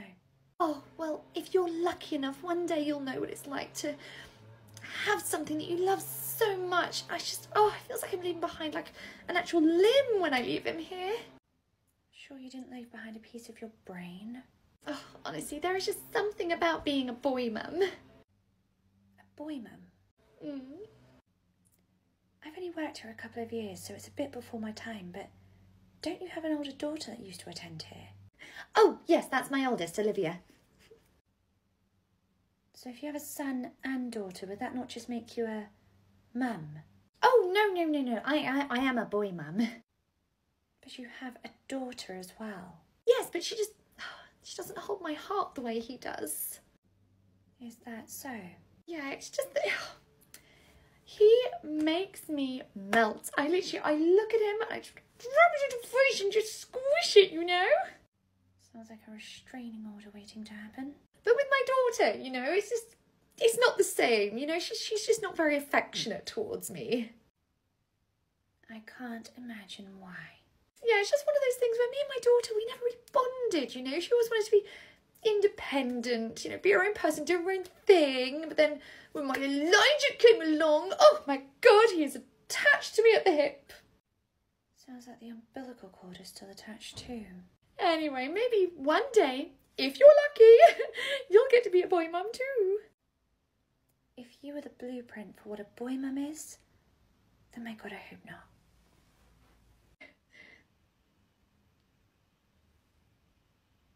Was that an insult? Hey, Carly. Sure. I know you overheard my conversation with Marjorie and Reese. A bit. I'm guessing you might have some questions. Well, I know you're not a cheater, so if you're with Mia, I'm guessing you're not with your husband anymore? Yeah, And when did that end? a while ago. And now Mia's your girlfriend? She's my friend. Sure. How can you be friends with her? You know what she did to me. I know, and I spent a long time talking to her about that incident, and she, believe it or not, she does feel horrendous about it. It was horrible. Why does she hate me so much? You remind her too much of herself. What? I am nothing like her. Nothing like her now, but you're all like bubbly and happy and sweet and always positive. She was all of those things once upon a time too. Mia was. Yeah, but that was all kind of taken from her, and she was moulded into what she is now. Wait, I don't get it. If I'm like her when she was younger, why would that make her hate me? It makes her sad. She sees you and it reminds her of the person she used to be, and then she starts thinking about the person she could have grown into if all that horrible dark stuff hadn't happened, you know? It's just... But there is bits of good in her. You can see it sometimes. So because she's a bit sad, she's horrible to me. I didn't say she was perfect. Yeah, she's far from it, Shah. I know that. Oh, she knows that. In fact, she actually wants to try and make amends with you. Because it looks good to you. Even if it is just to impress me, she's trying, and that's all that matters. Well, I'm sorry, but there is absolutely nothing she can do that will make up for how she treated me. She understands that. And when she gave this to me, she said that even if you just tear it up and throw it back at me, she understands. Tear what up? It's a voucher. Driving lessons? Yeah, it covers all your lessons and your test. You just need to arrange your own provisional and theory. She's paying for all my driving lessons and my test. Yeah, she's got a long way to go. She needs to learn how to say the actual word sorry and not just throw money at a situation. she wants. She got me driving lessons. Oh, I genuinely thought you were just going to screw that up and throw it back in my face. Shut, are you kidding me? She got me driving lessons and that means that Reese can get me a car. Oh my God, I'm going to go online and look right now. Reese? Yeah, well, I was going to try and get driving lessons out of Reese for Christmas this year, but since Mia's got it for me, I'm going to try and get a car out of Reese instead. How are you going to get a car out of Reese? Oh, I emotionally blackmail him. Honestly, it's so easy. It's like shooting fish in a barrel. You do that often to him? I do it all the time. He drives me to and from work every day. I'm on his Netflix account. He buys me lunch every day. He's taking me to Fort Park for the day. Honestly, it's so easy. Carly, do you think maybe you're taking quite a lot from Reese? Well, he makes loads more than me, so I should, right? But you emotionally blackmail him into it. Yeah. Who does that sound like to you? Oh my God. You're a lot more like Mia than you think. Oh my God, I am Mia. Doing it to the same person as well. Reese! Now you understand why she saw so much of herself in you. Oh my God. Hi, Reese, it's Carly. No, I don't need you to come and pick me up. Oh my God. Right, okay, take me off your Netflix account. I want to get the bus in every day. And tomorrow we're going to go to any restaurant of your choice. I'm buying, okay? No, I'm not having a breakdown. I'm fine. Carly, are you having a breakdown? I'm not having a breakdown. Carly, I can literally hear you through the ceiling. What is going on? Yeah, sure, that's fine. Yeah, you can treat me to lunch if you like. I like Lando's. McDonald's is cheaper. Yeah, I like that too. Yeah, fine. Yeah, we can share a Happy Meal. Carly, I gotta go. No, I'm not taking the parental controls off Netflix. Everything all right? Yeah, Carly felt like she's been taking advantage of me, so she wanted to do something nice. Poor Reese. Everyone's always taking advantage of you, aren't they? Well, that was certainly loaded. What's Mia said? Well, according to Mia, she never actually had to really blackmail you much after your sister moved out of the family home. In fact, she made it sound like you came back to her willingly for basically the last 15 years you two were together. Right. However, you made it seem like she blackmailed you to be with her the whole time, right the way up until you actually broke up with her and started working here. Okay, so yeah, it was more of a beginning and end thing. How so? Okay, so in the beginning, she knew I didn't want to leave all alone in the house with Dad, so yeah, she did use that leverage. Mm. And then by the time all actually moved out, it'd been a couple of years, and I don't know, I guess I got comfortable, I don't know, so I stuck around. Stuck around? Yeah, but then obviously she reverted to type when I started here because she knew I was into you and she was losing her grip on me and she knew I was never ever going to get back with her again, so she tried all tricks but they didn't work and now I'm with you, you lucky thing. So that whole period of time in between when Autumn moved out the house and you started here, those like 15 years in between, that was all you wanting to be with her? Yeah, it was, yeah, convenient. Convenient. Nothing to do with all the thruppling? I mean, that did help. But she did do it in the beginning. And she tried again at the end when she realised I was not going to go back to her. Except after our fight, you did go back to her briefly. Yeah, because you had just screamed at me, told me you hated me, never wanted to see me again, never wanted anything to do with me. Yeah, of course I went back to her then. Please tell me that in that tiny, minute, brief amount of time that you two got back together, you did not engage in your old activities. Oh my God, I want to throw something at you. Easy. I'm not supposed to be flying at work, remember? Oh! Okay, I know this is not the time, but you are really hot when you're angry. Well, be sure to take a mental picture because you're going to need it when you're sleeping on the sofa tonight. We don't live together. What, I'm sleeping on the sofa in my own house? No, Charlotte. Back in the staff room again. Who are you hiding from today? I don't only come in the staff room when I'm hiding from someone. Carly. Why are you hiding from Carly? Because she's still swanning about the place dressed as Orc. So? So it's weird seeing someone dressing like my sister in order to make themselves more desirable. Ugh. Autumn is a really attractive woman. Am I gonna have to hide from you two? Reese, I've installed that nightlight in the baby sleep room for you. Great, thanks. If you can just get on with those chairs in the preschool room. Yeah, sure. Hi, Charlotte. Hi, Eric. What happened to Eric? Eric was given some really bad advice. Oh.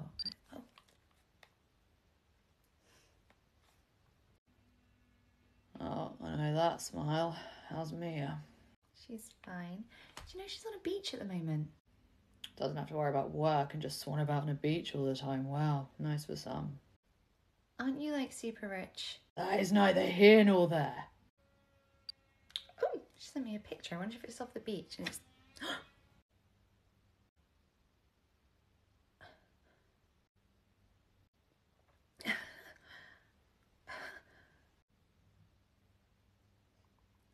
The black bikini. What? That's what she's wearing in the photo, right? How do you know? She must really like you. Why do you say that? Because it only makes an appearance when she's really trying to impress someone. Wait, so she used the black bikini for you? No. We were in Antigua about 10 years ago and there was a local woman that Mia pretty much fell in love with and was ready to run away with, and she was trying to impress her, and that was pretty much the first and last time I ever saw that bikini. Reese, I mean this really respectfully, but how did you not know that she was a lesbian? I don't know. Okay, looking back, it was so obvious. Right, so how does a nursery takeover work then? We need to vote him out, but we need a majority to do it. I see, and it's the board of directors that vote, isn't it? Mm-hmm. I see, and who's on the board of directors? Obviously my father, myself and Reese. Dad's latest squeeze. Oh, Siobhan. Whilst we're on the subject of that leech, I no longer think she's classed as a squeeze. I think she's actually around for the long haul. Ew, she's younger than me. Yeah, I don't even know if there's a word to describe how weird that is. I can think of a few choice ones myself. Right, okay, so you've got you two, your dad and Siobhan, but obviously your dad can't vote really, can he? So isn't it just you two against Siobhan? No. Well, who else is there? There's a silent partner. A silent partner? Yeah, we've never met them. We have absolutely no idea who they are. Who do you think it could be? No idea. They've been on the books ever since Father started the nurseries. Couldn't even tell you if it's a man or a woman. Well, maybe we can find out who it is and reach out to them and see if they'll vote your way. Whoever it is, they're never going to vote our way, okay? Every decision our dad's made about the nursery, they've always been in his corner. So, what does that mean then in terms of the vote? It means 2 votes against 2 votes. A stalemate. There's no way for us to do it. And are we sure Siobhan won't vote your way? The woman is quite literally in bed with our father. There's no way she'll vote our way. So, what? That's it? There's no way you can move forward with this? There's nobody else you can get in contact with to help? No. There is one person that could help. Who is it? You're not going to like it. Why wouldn't we like it? Because it's me. Hey, Mia. Thanks for inviting me to the family reunion, Reese. What? No, I'm sorry. How on earth can Mia help? Mia's... I'm on the board of directors. What? Yeah. How on earth are you on the board of directors? When Daddy Dearest asked me to work here so I could keep an eye on Reese, told him I'd only do it if it were worth my while. So he agreed to put me on the books. I've been working here on a manager's salary for Eons? You swan in on your first date and you're put on the board of directors? That's right. And between grossly overcharging the parents and severely underpaying the staff, it means people at the top make quite a tidy amount. Well, that certainly explains how you've been able to swan about Asia without having to worry about work. So you did receive my postcard from Bali. It went straight in the shredder. I'm sorry, I thought you were supposed to be turning over a new leaf or something and trying to be a better person. Sure, for sure. I really don't care what you think of me, Marjorie. A leopard truly never changes its spots, does it? Careful. I knew about you long before you knew about me, so I've heard all about your villain era a few years ago. Right, Mia, that is enough, okay? You've had your fun. Are you going to vote our way or not? Sure. Roger screwed me over too, so I'd love to see him unseated. Right, okay, well, that settles it then, okay? We've got the votes. What else do we need? The solicitor said it would really help our case if we had the deeds. However, father keeps those in a safe and I've no idea what the passcode is. Neither do I. I know it. You do? Mm-hmm. And I'm sure it won't surprise anybody to learn that it's neither of your birthdays. The narcissist used the date that he became a millionaire. Oh, of course he did. It's important to him. It's also where he keeps your diary. You know, the one with Kenny Killerman written all over it. He still has that. Mm-hmm. Oh, that bloody diary caused so many problems. Right, I'm going to go and see if I can get into the safe. Right, I'll come with you. Do you know, prom night could have gone very differently if only Daddy Dearest had paid closer attention to that diary. Meaning what? Meaning he missed one tiny little page with somebody else's name written on it. Right at the back, covered in love hearts, scrawled right there in the middle of the page was the name Mrs. Autumn Roberts. You had a crush on me too. That was a long time ago. It was. And as flattered as I am, I really only did see you as a little sister. Is that page still in there? No, don't worry. I tore it out when Daddy Dearest wasn't looking, so it'd be our little secret. Besides, your own last name sounds so much better. You should wear the name Autumn Night with pride, particularly if you're going to use it to take over the night nursery. Only if we have your vote, you'll have it. I have to go. There's somebody else I don't want to see.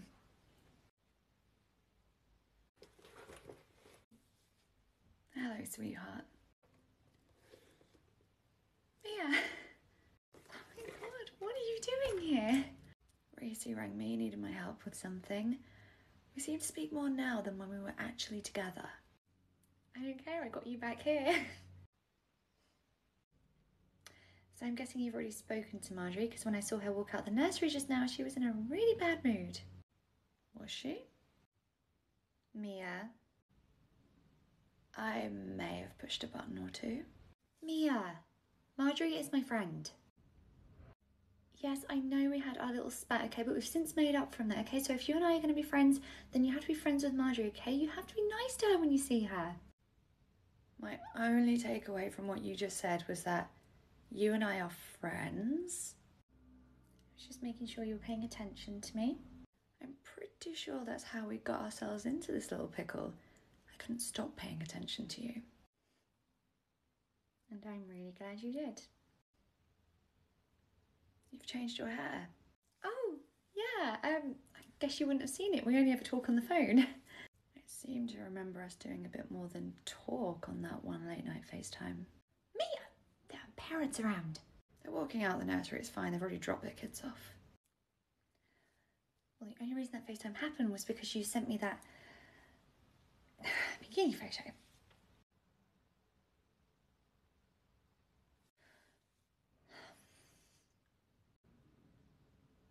Kids with their dad tonight? Yes. Fancy coming over? I'd like that. Great, well we can lay in bed and spend all night talking again if you like. I feel like we've done enough talking lately. Okay. Can you try and be nice to Marjorie? If you two are at each other's throats, it's just going to make things awkward for me. Fine, I will be on my best behaviour around her. That's all I ask. And speaking of awkward, I really wanted to kiss you when I saw you, but I didn't want to make you feel uncomfortable, especially if there were people around. So, in case you were wondering why I didn't, it's not because I didn't want to. I just want to wait until you're ready. Oh, thank you. I appreciate that. I'll wait as long as you want. That's good to know. I don't want to wait anymore. Wait, what? Mia, just kiss me. Okay, so you and Autumn are really doing this, aren't you? You're gonna try and take the nursery from your dad, right? Just checking his schedule now to see if he's in the office. If not, we'll head over, get the deeds out the safe. Okay. You alright? Yeah, I'm fine. Why? Well, mate, it's a big deal what you're doing, okay? You're trying to take the nursery from your own dad. I mean, I can't imagine what you must be going through right now. It's no more than he deserves. You're absolutely right, okay? That monster deserves everything that's coming to him and... What? Mia and Shara kissing! Great. Oh, okay, look, I know I don't like Mia, but honestly, seeing her make Shara so happy, it makes me happy. Oh, now they're holding hands. Adorable. Do you know, they actually do look really cute together. As much as I don't like her, I can't deny that they are actually adorable together. Yup. Sorry, is this weird? I mean, it's your ex-girlfriend with a woman. Marjorie, this was a weekly occurrence when we were together, okay? She was out every Saturday night cruising for a woman to bring home. How did you not know that she was a I don't know, okay? I wish everyone would stop asking me that. The only thing I could think is that I wasn't thinking with my head. And not much has changed either. Seriously, you're one to talk. Excuse me, what is that supposed to mean? I wanted to take you out for our first date. You're the one who insisted that we go to yours. I was trying to save you money! I'm rich! But I didn't know that! Yes, you did. You just weren't thinking with your head either that night. We argue a lot. Yeah, but we also make up a lot.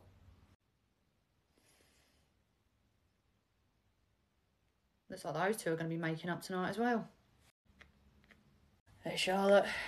Sorry. Sorry for what? Good morning, my love. Oh. Morning, Marjorie.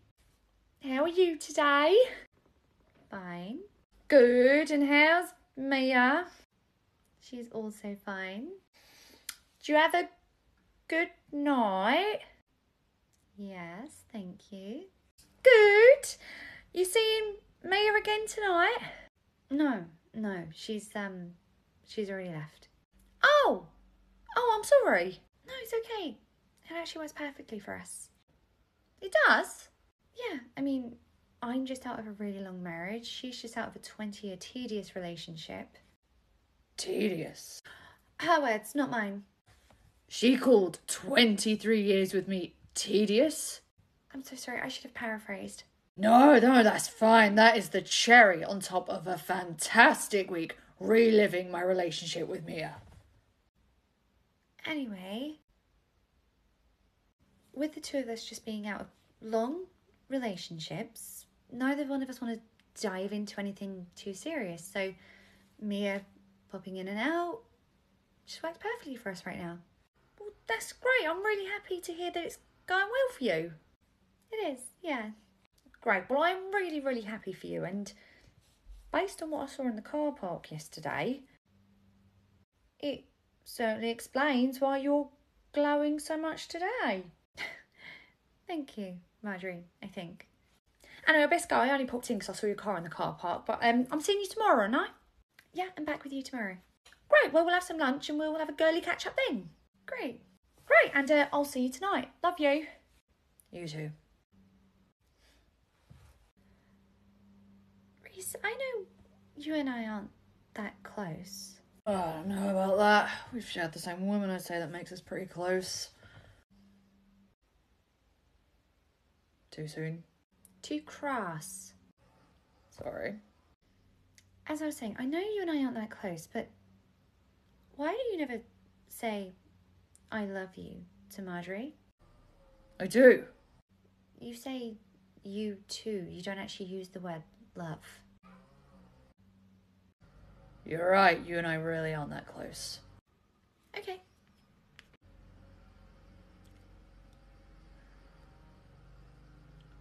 I can't say it. Can't say what? I can't seem to say the three little words that I know would make Marjorie really happy. And why do you think that is? Well, if I knew that, I probably wouldn't be in this position. Do you know, this is something that a lot of people talk about in therapy. I don't want to go to therapy. I wish people would stop suggesting that. I wish you would listen to them. I wish you'd leave me alone.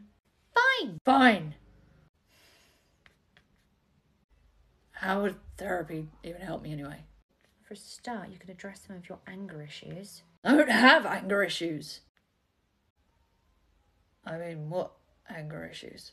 Okay, it might not be obvious to everyone else, but to me, it's clear that right beneath the surface, you are simmering, okay? You try and make out like you're so stoic and deadpan, when actually, you are clearly sitting on so much rage. And how much is this therapy session costing me? That was free. But if you ever did want to book me, I'm partial to a box of chocolates. Fine, I'll bring chocolate for the next time. When are you free? Wait, what? Look, I don't want to go to therapy because it means rehashing everything with a stranger. However, with you, I'm guessing Mia's already filled you in and everything on my past. Yes, although I could have deduced a lot of that myself. I mean, I met Roger. Your dad obviously wasn't the nicest growing up.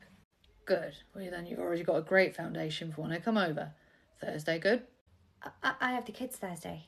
Oh, okay. Not to worry. No, but I'm free Friday. You sure? Yeah, this is great, in fact. I mean, if it's going to get you talking and saying the L word to Marjorie, this is great. Come over about 6 o'clock. Fine. I like Galaxy. Okay. The big bar. You have a lot of issues. I deserve to be paid well. Fine. Friday at 6 with a meter bar of Galaxy. Great. Okay, well, buckle in because puberty was really hairy. Literally. Great. I'm giving up my FaceTime with Mia for this. Hi, Reese. And so you told Mia about our little meet and greet. Oh, yeah, well, I had to because I had to cancel the FaceTime that we had planned for tonight. What exactly do you two do on FaceTime to make her this angry at me for missing it? Oh, God, I shouldn't have asked. Right, I'm here. Great, and you are empty-handed. Okay, do you have any idea how hard it is to find a meter bar of chocolate in the shops? Okay, I had to order it online. It will be here tomorrow. Fine, well, come in. Charming house, by the way. Oh, nice. Thank you. It's cute. Okay, you can stop with the condescending language. What? Charming and cute are just other words for small, okay? We weren't all born with a silver spoon. Wow, I haven't even been here a minute and you're tearing into me. Because you've turned up empty-handed and insulted my home in less than a minute. Okay, I am sorry. I have more money than you. Well, I'm sorry you do. Want to get started? Yeah, okay, so first things first. Did you ever tell Mia I love you when you two were together? Are you plugging me for inside info on her?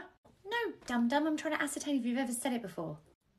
You are mean when you don't get chocolate. Well, I was kind of looking forward to tucking into it whilst watching Bridgerton tonight. Nice to know the chocolate is what was driving this whole thing. Well, no, that's important to me too. No, right, let's move on. Right, did you ever tell Mia that you loved her? No, it wasn't exactly a loving relationship.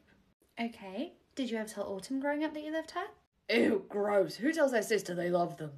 Did you ever tell your dad? The man's a monster. No. Did you ever tell your mum? Yeah. Okay, well, before we get into that, just for the record, you know I'm not a therapist. I do still think you should seek therapy. Oh. However, I am a good shoulder to cry on and a listening ear, but I just want you to know that anything I tell you is not like I had the training.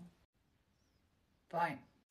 Okay, well, do you think you're unable to tell Marjorie you love her because the last person you said it to broke your heart?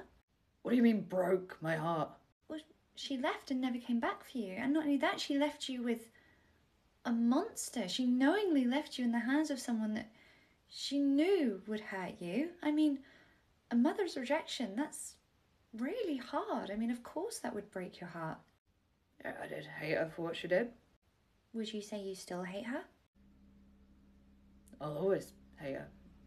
More so because what she did to Ort. I mean, Ort was younger than me. Ort needed her mum. Hate is a really, really powerful emotion, and if you're still hanging on to it, like nearly 30 years later, it's no wonder you can't say those words to Marjorie when you've still got all that pent-up anger from the one person you said it to before. So what do I do? You need to understand that wasting that kind of energy on a woman like that is hindering your relationship with the woman who currently does love you. She does really love me. Marjorie adores you. I personally don't see why. And are you saying that to me as Shah or my ex-girlfriend's current squeeze? I have to be a bit salty towards you, okay? You're my girlfriend's ex. Did you just call me your girlfriend? I did, didn't I? Wait, you've never said that before? I'm the first person to hear this? Of all the people I could have said it in front of for the first time. Wow, I am coming with a truckload of chocolate next time. You are so mean when you're not fed. Sorry, I just would have preferred it to have been Mia. Story of my effing life at the moment. Can't blame people for liking Mia. I mean, look at her. I mean, even your own sister had a crush on her. What? Nothing? Or had a crush on Mia? No? My sister had a thing for my girlfriend? Oh, God. Did anything ever happen between them? No, I don't know. Ask Mia. Right, yeah, I really want to ask my ex about who she's been with. Fine, then ask Autumn. Right, because asking my sister about her bedroom antics is so much better. Look, as far as I'm aware, nothing ever happened. In fact, Mia has always said she viewed Autumn as like a little sister to her, so it would have been gross for her. Gross for her?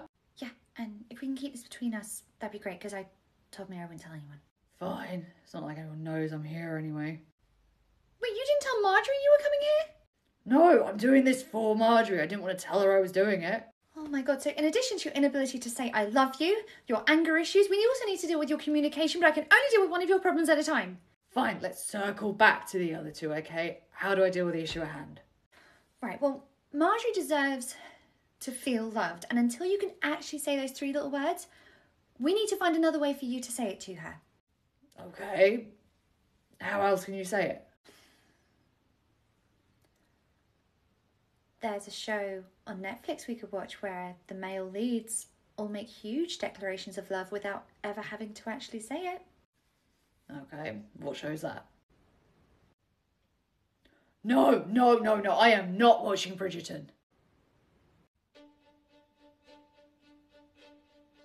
This is actually really good. I'll be back in 1 second. Ow! Oh my god! Marjorie, what on earth are you doing? Sorry, but I really just needed to pull you in for a chat, okay? And I thought now was the best time to do it because Autumn's gone to the toilet for like the umpteenth time today. Okay. While she's there, I thought it'd be a good time just to pull you in and bring you into the fold. What do you mean bring me into the fold? Winter? Right, yes. Well, in a nutshell, myself and Marjorie have come together to form somewhat of, an alliance. An alliance against who? Our partners. What? Look, it's not an alliance against them so much as it is just a support thing between ourselves, because we found that together we get through to the night siblings a lot easier than when it is one-on-one. And considering that Mia is pretty much cut from the same cloth, we thought you could benefit from this too. How is Mia cut from the same cloth? Well, let's see, shall we? When Reese found out I was on a date with Kenny Killerman, he showed up unannounced and threatened to throw him down the stairs again. Winter? My love threw a cup of tea at somebody's head when they showed up unannounced at my house, and in another instance she created some rather incriminating photographs of somebody with animals, which resulted in them getting fired because they showed an interest in me. Sure. Mia did put out an Instagram post to nearly 100,000 people telling them that if they were mean to me, she knew where they lived. Good God. Exactly. We are with 3 very protective people who, at the drop of a hat, will choose violence. And have done. Now, given that Mia is a lot like Reese and Autumn in that sense, we figured that perhaps you'd really benefit from being in this little support bubble. Okay, so what does this alliance do? Well, Marjorie and myself let each other know about the mental state of our respective others, just so the other one is aware. What do you mean? Well, for instance, last week Winter texted me telling me that a lady in Greg's not only pushed in front of Autumn in the queue, she then ordered all the remaining sausage rolls. Everyone knows that the etiquette at Greg's is to always leave a sausage roll for the person behind you. Exactly. So I made sure we had sausage rolls galore when she arrived back here, just to make sure she didn't take her anger out on anybody else. Anybody else? Oh, my darling tripped the lady over on her way out and the sausage rolls went flying everywhere. If Autumn couldn't have them, then neither could she. Wow. I know. What a woman. And I always text Winter to let him know when Reese is in a foul mood, so he knows to keep Autumn away from him. Isn't Reese always in a bad mood? Oh no, I'm talking about the extra bad mood, the one that makes him want to his dad. Got it.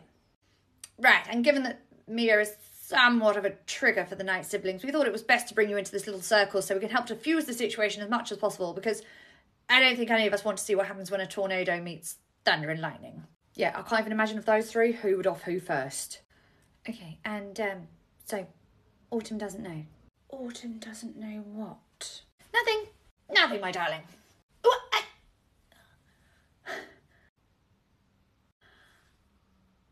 Autumn doesn't know how beautiful she is. Well, would you know?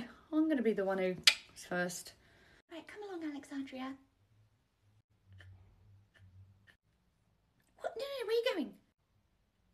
No, don't pester her with questions. It's fine. Yes, little one. This is my car. Alexandria, come back here right now. Go ahead. You should really think about covering up. Your kid's never seen shoulders before. Marjorie, can I have a word? Yes, what can I do for you? It's about that woman stood outside by the black car. Mia, right, whatever she said, whatever she's done, I'm ever so sorry, okay? I apologise on her behalf. Thank you. I'm so glad to know at least someone around here has morals. Oh, it's no problem. Just out of morbid curiosity, what did she say? It's not what she said, it's what she's wearing. What do you mean? The strappy top? I mean, it's a warm day. But this is a nursery, okay? She shouldn't be out there putting herself on show like that. Putting herself on show? Yeah. All that skin. Right, never in my wildest dreams did I think I'd be defending Mia. However, she ain't wearing anything different from what the staff wear when it gets really hot in summer. Well, perhaps I don't find that appropriate. Alexandria's 4 and she started here when she was 6 months, so you've seen the staff do this year after year. You've never had a problem in the past. Why have you suddenly got an issue now? Well, it's never been so shoved in my face so much by the staff.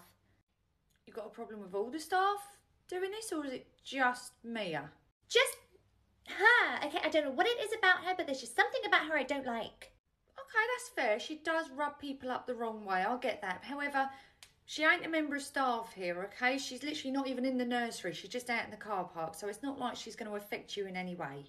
Well, the car park is still nursery property, is it not? It is, but it's not like she stood there in a trench coat flashing people, is she, okay? She's just stood there in a vest top, so I'm afraid if you've got a problem with it, it's on you. I'm not going to ask her to move on, so I'm afraid you're just going to have to eat this one. Well, expect a strongly worded email from me. She's not even in the building and she's causing me aggro. Sweetheart, don't worry about it. It's fine. I can wait. Okay, see you soon.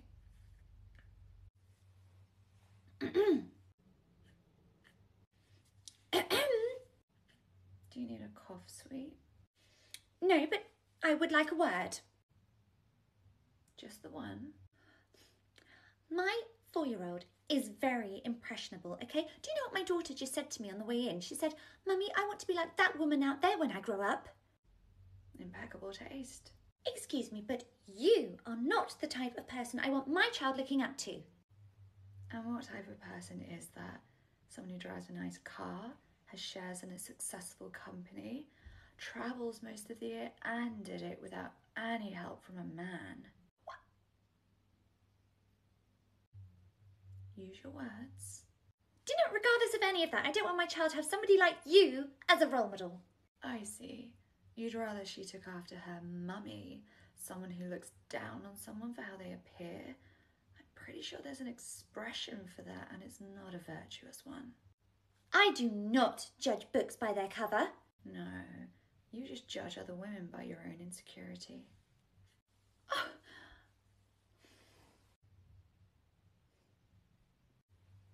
Do I want to know why Alexandria's mum just walked off muttering bitch under her breath? What makes you think it was anything I said?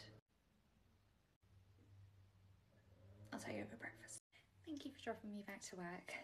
It's no problem. I'm happy to do it. When do you think you'll be back again?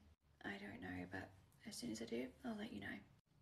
Oh, there's actually something I want to give you. It's upstairs in my locker though, so are you okay just to wait here while I run and grab it? Sure. Great. And oh, one thing. Mm. Next time you take me for breakfast, I'd prefer to be breakfast in bed. Yes, boss. I'll be right back.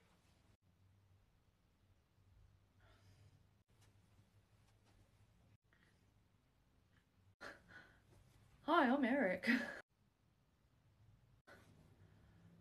You are well fit. Move it along, kiddo. You are so barking up the wrong tree. You like dogs? I like dogs too. And I'm pretty sure this is the tree that this dog wants to be at. Is that right? Yeah. Tell me, little pup, can you do any tricks? I can do any tricks you want me to. Really? Show me then. Roll around on the ground and beg for treats. Amelia. Eric, shoo. Okay. Amelia Roberts, you were going to mess with him? He's only 17. Well, that child needs to learn a thing or two about boundaries. I told him no once and he carried on going. Oh, I'm sorry, I didn't realise that. Okay, I'm going to let Marjorie know. I think she needs to have a word with him. Anyway, before you go, I wanted you to have this. You made me a bracelet. Yeah, I used your favourite colours. It's just something small for you to have. Well, I love that we've both gone down the arts and crafts route because I made you this. Black rose. I was going to get you a real one, but they wilt and die, and the thought of that was too depressing, so paper one should last some time. Thank you, I love it. You even sprayed it with your perfume. Just a little something to remind you of your girlfriend while she's away. If I'm allowed to call myself that. Mia, my girlfriend. That's a very nice ring to it. Certainly does. Well, I'm going to shoot off now. Not so fast. Eric? Yeah? What are you doing? They're kissing. Yeah, and you're staring, okay? Come away from the door, it's creepy. But just nothing, okay? Mind your own business, you're going to get yourself a reputation as a lurker, okay? Go get to work. I've only got you on loan for a day from Reese and there's loads that he's doing. Fine. Carly can do better. A short while later. All right? Hello, Eric. I just wanted to bring you in for a quick chat because I feel like we need to have a talk about consent. Consent? Yes. It has been brought to my attention that in the nicest way possible, you've been sniffing around some of the staff members. No, I haven't. Really? Reese told me that you were drooling all over his sister. I weren't drooling. Apparently you tried to impress Carly by going in on Reese. Bold move. And today I've heard from Shah that you were outside hitting on Mia, and when she said no, you carried on. Technically, she didn't say no. And that right there, that is the problem. What? She told you to move it along, did she not? Yeah. And that's it. That's all she should have had to say. However, you persisted. You didn't just take the first response. You carried on. Granted, she did start messing with you after that, but her first response should have been the only one that was needed. Yeah, but she didn't actually say the word. No. I don't want to hear she didn't say the actual word no, okay? She told you to clear off. Move on, okay? If that's what she said, that's what you do, okay? You don't persist and carry on. What if she was just playing hard to get? No, Eric, you don't get to make assumptions about what you think someone's intent is behind what they're saying, okay? There's no reading between the lines. There's no deciphering messages, okay? No means no. She told you to move along. You go. But, like, sometimes people say one thing and mean another, right? Right, what kind of alpha male podcast crap you've been listening to, okay? No, that is predatory behaviour. No means no. It's a full sentence. But what if... No. No ifs, no buts, nothing like that. But, like... Even if nothing, okay? No means no. Fine, but can I ask something, though? Go ahead. The redhead out there, she said I was barking up the wrong tree. What does that mean? With anyone else, it would mean they're not interested. Oh. With the redhead, it means not only is she not interested, but if you carry on persisting, she's going to tie you to that tree and beat you with a stick. Oh. Marjorie, this is extremely serious. I know, that's why I knew I had to get you in to help me sort this out. Going forward, you're going to have to start telling your staff to either lock down their social medias or delete them altogether. Delete their social media? Yes. What? That is ridiculous. They shouldn't have to get rid of their social media. That's just it, Marjorie. They shouldn't have to. The same way a woman shouldn't have to walk down the street at night with her keys between her fingers or lock her door as soon as she sits in her car. That is just how life is. Well, no, I don't accept that, okay? If I want to go for a run and have headphones in and listen to music, that's what I'm going to do, okay? I'm not just going to give in. Marjorie, taking steps to be safer when we're out and about is not giving in. It's self-preservation. It's a way for us to protect ourselves. Don't be so naive. It's not naive, okay? It's being hopeful for a better future whereby, you know, we can step outside our front door without the first feeling we feel being fear. That's a very optimistic way of thinking, Marjorie. However, it is a complete and utter fantasy. It's not a fantasy, okay? If we keep pushing back and fighting for this, eventually we can just leave the home without being worried all the time. Marjorie, you don't even have to leave your own home to be subject to this. Your own staff are being sent unsolicited, explicit pictures. I know, and I feel so sick to my stomach, but telling them that they've got to now start changing things in their own lives, it, you know, just because there's creeps and weirdos about it, it just doesn't seem fair. It's not fair, but that's simply the world we live in. It just, I hate the fact it feels like our lives are being dictated to us by these few disgusting weirdos, you know? It's like we can't even choose for ourselves. That's the reality for a lot of people, Marjorie.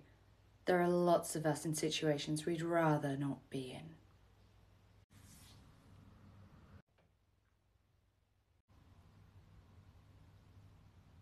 Are you talking about your... Leave this with me and I'll sort it out. Very well. I have to say, given the staff member this happened to, I am surprised Mia's not here. I thought Mia would be here too. Speak of the devil and he shall appear. Mia? Marjorie? Hey, Shibby. Mia? Have you been working out? You look great. Okay, we'll see you tomorrow. Bye. Hey, Shark. Hey, Carly. So I haven't seen you all day. I've been working with Winter. How was Girls Loud? Oh, they were so good. Kind of lost my voice though. I couldn't stop singing along to them. Ah, that's great. You alright? Yeah. Did something happen at the concert? No, it wasn't the concert. So something has happened. Sure, are you okay? What is it? So a long time ago, before you started here, there was a guy that worked here called Adam. Oh yeah, I've heard about him. He wasn't here that long though, was he? No, he wasn't. In fact, he made a lot of the staff feel quite uncomfortable. He was an older version of Eric when Eric was being all creepy. Oh, gross. That can't be nice. It wasn't, but he didn't stay very long and nobody's heard a peep from him for years. Okay. Anyway, after the concert last night, I got home and I opened up my messages and there was a message from him saying that he'd heard that I'd left my husband and I was with a woman now. Right. He then decided to send an unsolicited photo. Ew, what of? He captioned it something to the effect of, look at what you're missing. I don't know, it was disgusting and I don't want to think about it. It makes me go all weird. Oh my god, what a creep. Yeah, anyway, it's just made me feel so uncomfortable. So I've told Marjorie about it too, but I don't think there's anything they can really do. Oh, so is that why Siobhan's in? Yeah, because he is an ex-member of staff. Oh my god, Char, I'm so sorry. That is disgusting.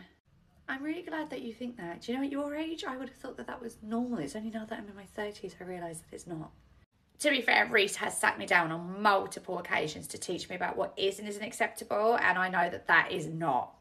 Honestly, Carly, I cannot even tell you how happy it makes me to hear you say that. The fact that you know that that is not acceptable is fab. Oh, that explains Reese this morning then. What happened this morning?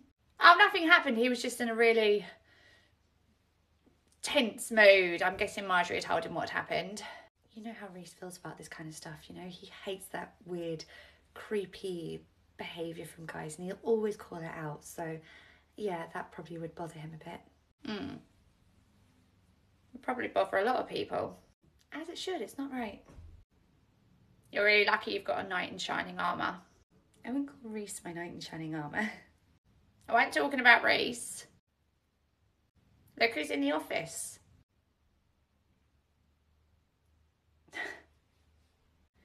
Shibby does not look happy about it though. Mia will be pushing her buttons and deliberately trying to get under her skin. Looks like she's under someone else's skin as well. That's the first time I see you crack a smile all day. I think it's love. I think it's time for you to go home. Oh, I want what they've got. It's my knight in shining armour. All right, Carly. Ew. Don't be cute, Mia. It didn't work in October. It's not going to work now. Nearly worked in October. Wait, hold on. You two know each other?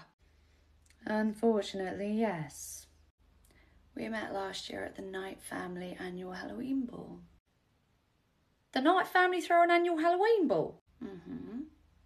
I imagine you'll be coming this year with Reese. Wait, Reese goes to it? Every year. It's pretty much the only time he and Autumn ever saw each other. Everyone goes to it. Oh, you mentioned something about Halloween. I didn't realise that's what it was. Well, you better start shopping for it now. It's a big deal. Everyone's in costume. It's a costume ball? Yeah, people get really into it. This one came as Catwoman. You know, the Michelle Pfeiffer one, the best one. Her costume was better than mine. If you can even call what you were wearing a costume, other than the black wings, you just showed up wearing lingerie. I was a fallen angel. To be fair, that's massively on brand for you. Oh, maybe you need to come as a cat this year with those claws. I can do a hell of a lot more than scratch. I can bite as well. Reese certainly did when he saw me in that outfit last year. Oh, ladies. We are getting completely off topic. We're here to discuss what to do about what's happened to Charlotte. You're right, we need to do something. I mean, what are the company policies on this? Being that it's an ex-member of staff, we do have to handle this internally. I cannot believe this creep has done this. Honestly, you cannot even open your own phone without feeling violated. Marjorie, is this your first day being a woman? This is our reality all the time. I realise that, okay? I just think it's ridiculous that whatever we do, probably not going to change anything, okay? Char was in her own home, minding her own business, and this happened to her, okay? It's not fair, and it feels like there's just not enough we can do about it. There's one thing we can do. Name and shame him. What do you mean? Well, this guy's local, right? Post it in all the groups. Contact local businesses. Reach out to nurseries. You'll run in the same circles. Put his face everywhere to the point where he is too afraid to leave his own house. Exactly how he made Shah feel. Roger would never allow the company to be involved in such a public scandal. So leave the company out of it. Hell, I'll do it. I want him to feel violated exactly the same way he has made countless other women feel. Otherwise, he is just going to keep doing this again and again and again. Let me put his face everywhere. It's happening outside of work. We don't have to handle this internally. Let me write him. Fine. But the night nursery stays out of it. Fine by me.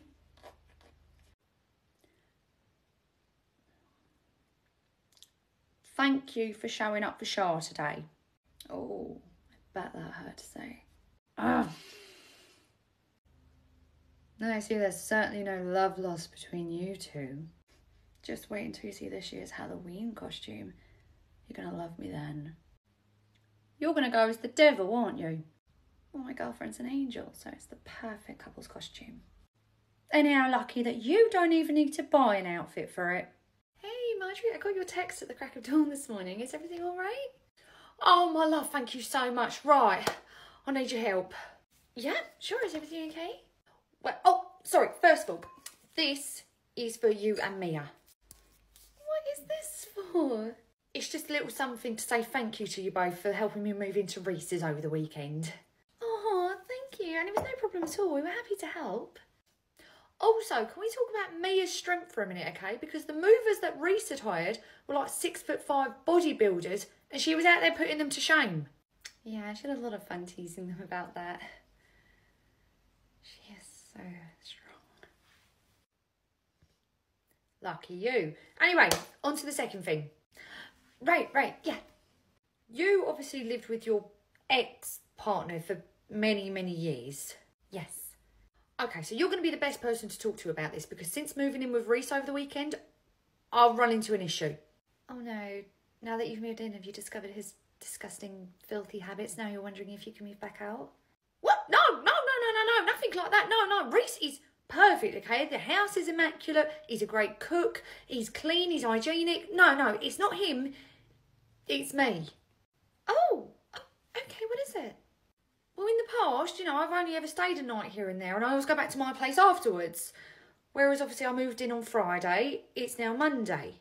Yeah, that's 4 days. Okay. What did you do to, when it came to number twos, how on earth did you navigate that? What do you mean?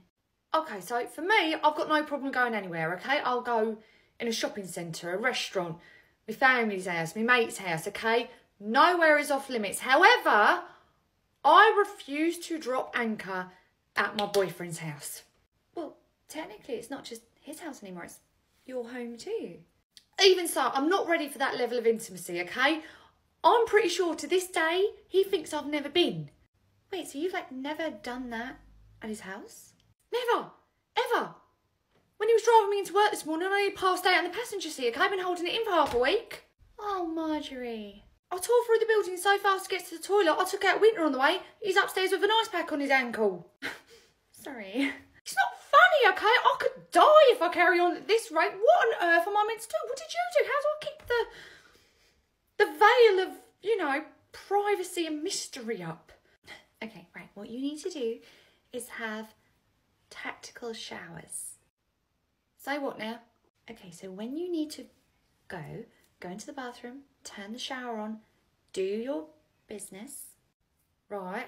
Then you're going to get into the shower, have a lovely long wash so there's plenty of time for any lingering odours to go. And then you're going to come out nice and clean and Reese is none the wiser. I've got to have a shower every time I need to take a crap. You don't have to, but if that is something you're uncomfortable with, then shower is a great way to go. Oh my God, I love spicy food. His water bill is going to go through the roof. Morning. Good morning. Good morning, Louise. How is she today? Oh, I'm not too happy today, am I? Oh no, why is that? I'm not happy because after I got home last night, I realised I'd forgotten my bunny. Oh, she left her bunny here? Yes, she did, because normally her teacher puts it in her bag for her, but she didn't bother yesterday, did she? No. I'm sure we can find it today.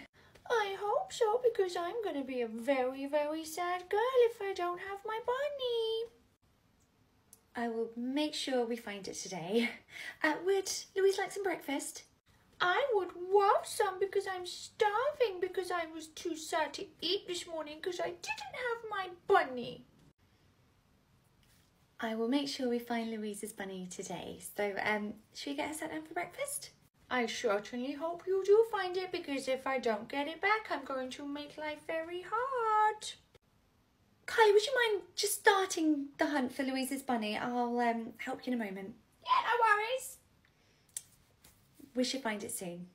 I certainly hope it does turn up soon because I'm so sad because I haven't had it since last night, so I've been without it for 14 hours now. I'm sorry Louise is sad, but shall we get her sit down for breakfast?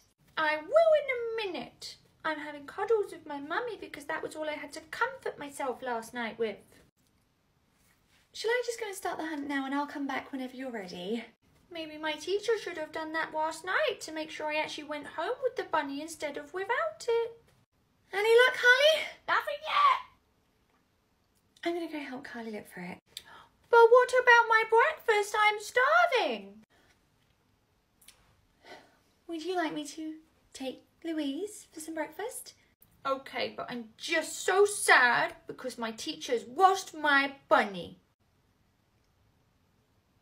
Technically, we didn't lose anything. Yes, you did. You lost my special bunny. It's not the nursery's bunny, Louise. It's your bunny. If you don't know where it is, then you lost it. What? Excuse me? Oh, you can talk. Yes, I can talk. And how dare you blame Louise for her bunny going missing? Actually, I was passively aggressively talking to you through Louise. I was blaming you for the bunny being lost. Don't talk to me through, my child. Talk to me. Ditto.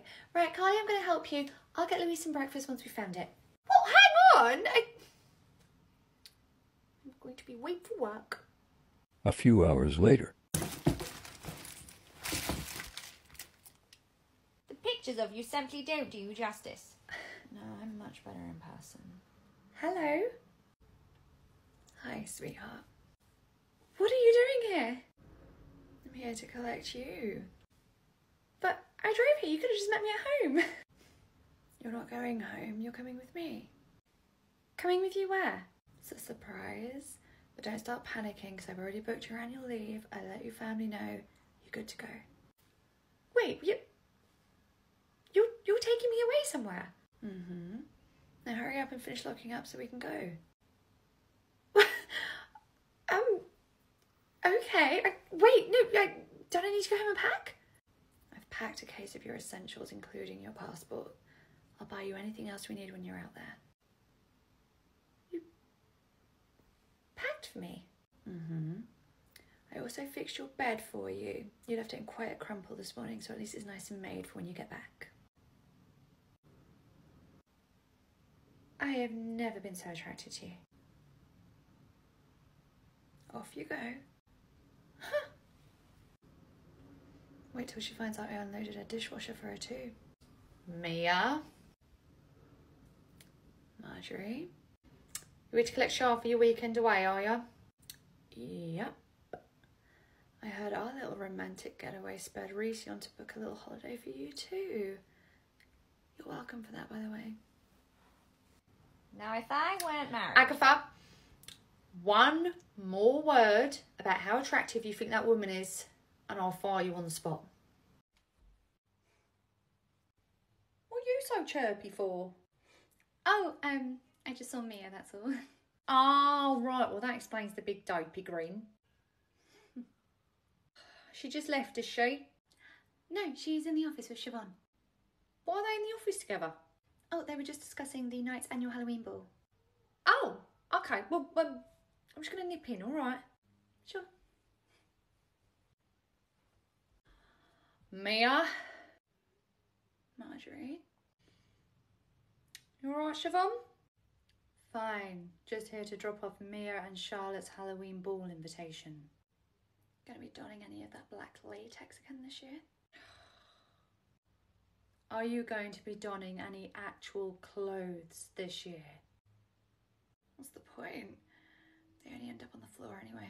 Right, okay, right, let's just keep this PG. So I'm assuming you're here to drop off my invitation too?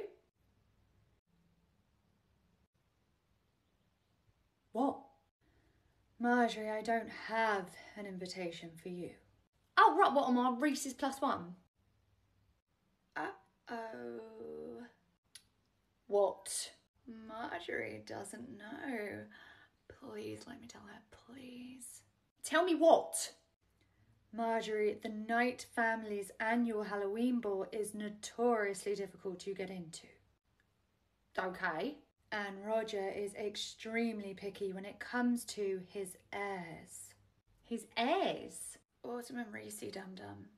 I know that, okay? I was just a bit confused as to why they were being referred to as heirs and not children. Because that is how he sees them, Marjorie. They are heirs to his empire.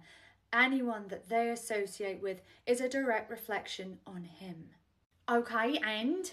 And unless you are very well connected, you don't get an invite. I am well connected, okay? I am quite literally dating one of the heirs. Exactly, you're dating. Without a ring, you ain't getting in. What? No, that's BS, okay? You went all those years and you two weren't married. I was his little spy. That got me VIP access to everything. You, on the other hand, you're not valuable to him at all, so unless you are married, you are on the outer circle. Well, no, that's ridiculous. You're not even dating Reese anymore and you've still got an invite. Board member, which means I get the automatic privilege of a +1 too. Well, how come you get a +1 and Reese doesn't?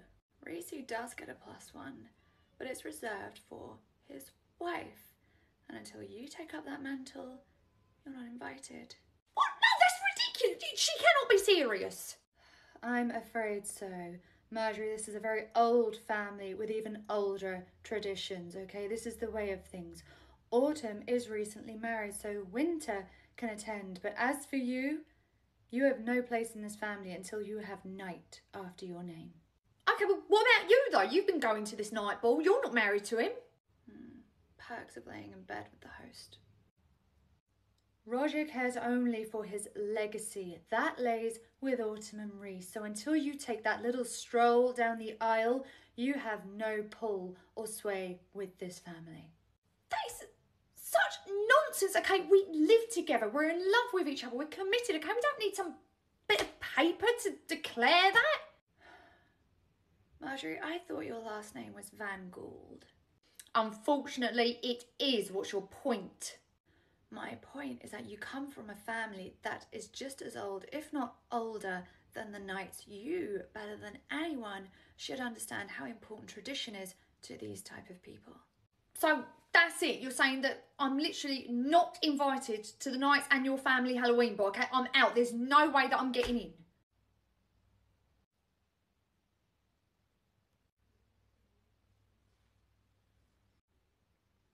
There is one way in. And what's that? The Knight family have a tradition whereby anyone new that wants to come to the ball has to do what? an initiation. What's the initiation? I will leave you two to discuss this. Good luck, Marjorie. Do you know, I have to say, never in my life did I imagine that in my 40s I'd be getting ghosted. I'm sorry, I have been meaning to ring you. But I've been too busy. It's a long time to be busy. Do you know, if you didn't want to grab a cup of coffee, you could have just said, I'm a big girl. I wouldn't have been butthurt over it. No, it's not that I didn't want to get coffee. I just can't right now. I see. Just out of curiosity, when was the last time you did something outside of work? Without Mr. Persistent Texter.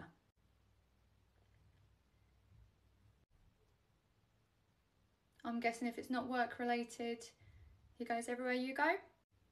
He likes to spend time with me. Oh, how attentive of him. In that case, I want to have a meeting. What do you mean you want a meeting? I'm a parent and I want a meeting with somebody in head office, so that would be you, right? Yes, but what do you want a meeting about? Oh, I haven't decided yet. Could be anything, but meeting is work, and if it's work related, then you're allowed off the leash, right?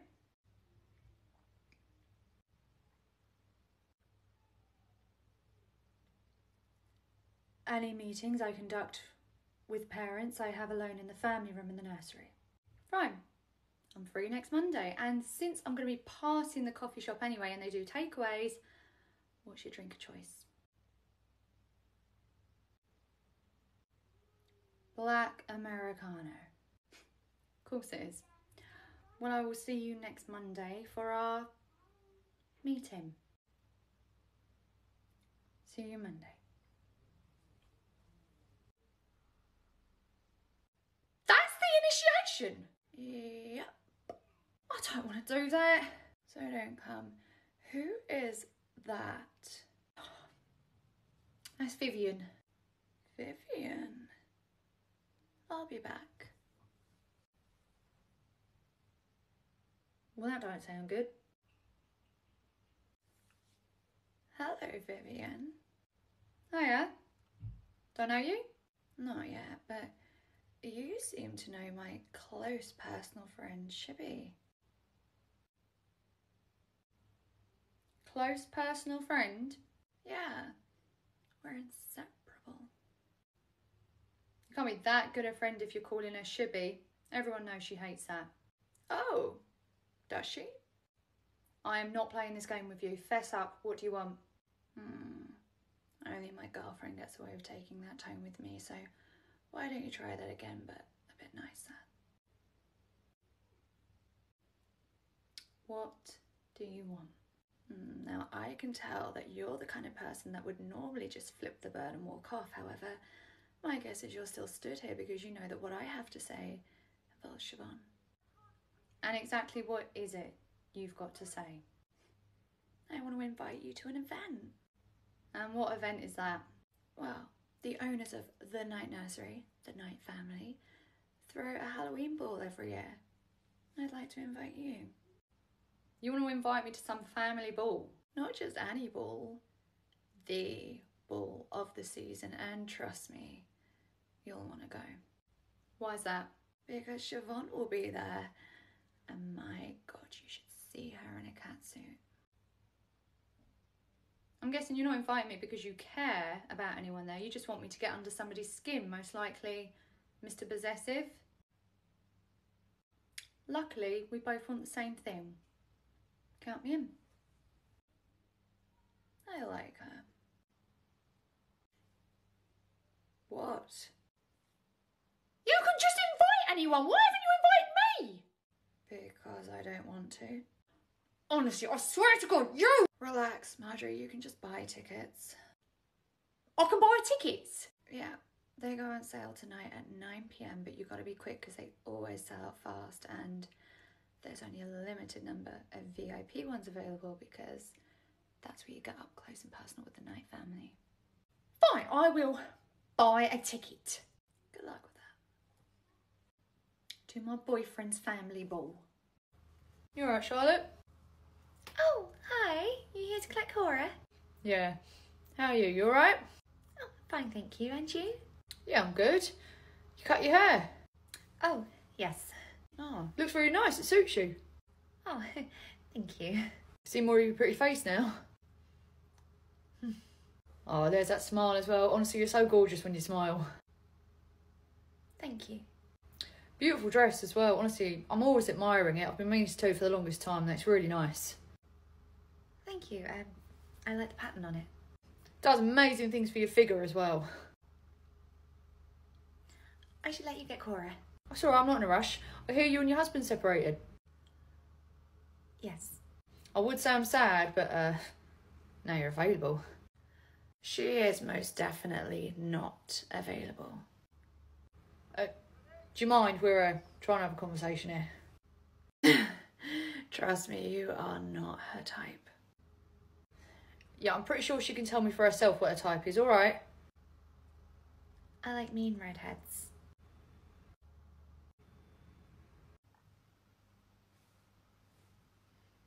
That's Graham. Weren't interested anyway. Thank you. Now, why were you being so nice to him? Well, when you say no, sometimes they can get really angry, and I didn't want the situation to escalate, so I was hoping by being nice, he would just then leave me alone. No, baby, that's not how it works. You have to make a scene. Make a scene. Yeah, make noise, draw attention, get everyone's eyes looking at him. Make him feel as uncomfortable as he's making you feel. I don't know if I could do that. Sweetheart, I know you think by being nice you're helping the situation, but all it's doing is giving their twisted mind the green light, okay? They're going to carry on unless you make them not want to be there anymore. Christ, bark at them if you have to. Okay, that makes sense. Good. Because I'm not always going to be here to protect you. Speaking of, why are you here? I'm shocked. It's our anniversary. Did you forget? No. Our anniversary is not today. We went for our first date on the 21st. It's not the anniversary of our first date. It's the anniversary of the date that you got me fired. Mia, you know I feel so terrible about that. I don't. I love that you did that. That devious little mind of yours. I'm not proud of myself for that. I am. That was the moment I fell in love with you. The moment you what?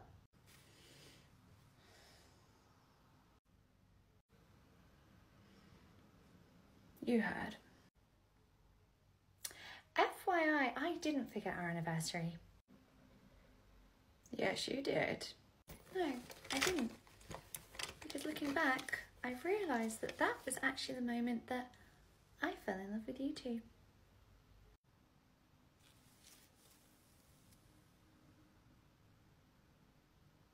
How did you? Reese told me that you had called asking about my shifts to know when I finished today, so I knew you were thinking the same thing as me. Well, happy anniversary. Happy anniversary. I'm gonna kick Reese's gossipy little ass. Amelia! Right, Marjorie and I have been talking and we think we found the perfect person to be the new deputy here.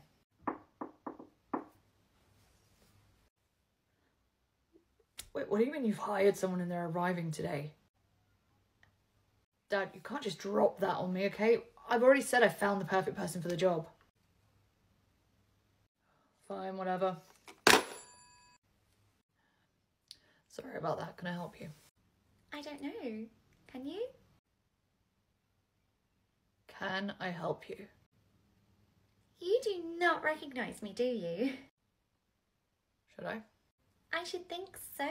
We did go to school together. Delia. That's right. God, I haven't seen you in ages. You here to enroll someone? No, I'm your new deputy. Wait, my dad hired you? Yeah, our dads still play golf together all these years later. So when he heard that I was at a loose end, he hired me. Wait, you're my new deputy? I certainly am, and judging from the phone call earlier, you're not too happy about it? Oh, no, it's nothing against you. It's just Marjorie and myself really wanted to see a friend of ours get the role. Oh, what friend? You don't know her. Her name's Shah. She's been working really hard. She deserves it. Oh, I'm so sorry to take that away from her, but you know, you've got me and we already know each other, so that gets rid of any awkwardness. Sure, no awkwardness at all. One tiny little thing though. Mm-hmm.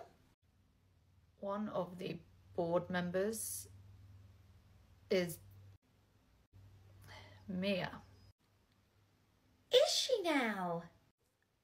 Yeah. And do the board come to the nurseries quite often? No, the board don't. However, Shah, that staff member we were talking about earlier, Mm-hmm. well, she's actually in a relationship with Mia, and it's because of her that Mia does pop in from time to time. Oh, she's in a relationship, is she? Yeah. That's great for her. I'm so happy. Yeah, you look really happy. So when can we expect a visit from Mia? Well, Shah actually works at the other nursery, so Mia won't be popping into this one anytime soon. Oh, well, that's just dandy. I'll go and introduce myself to all the other staff members. Get myself acquainted. Oh, God, dangerous Delia. That's all we needed. Oh, darling, what's the emergency? Oh, Hi. hello. Sorry, I was actually just looking for Reese. Oh, Reese just stepped outside to make a phone call. Racy? Yeah, the tall blonde guy? Yeah, no, I know who we're talking about. I'm just a bit confused as to why you're calling him Reese. That was what everyone called him in school. School? Mm-hmm. What a pretty necklace.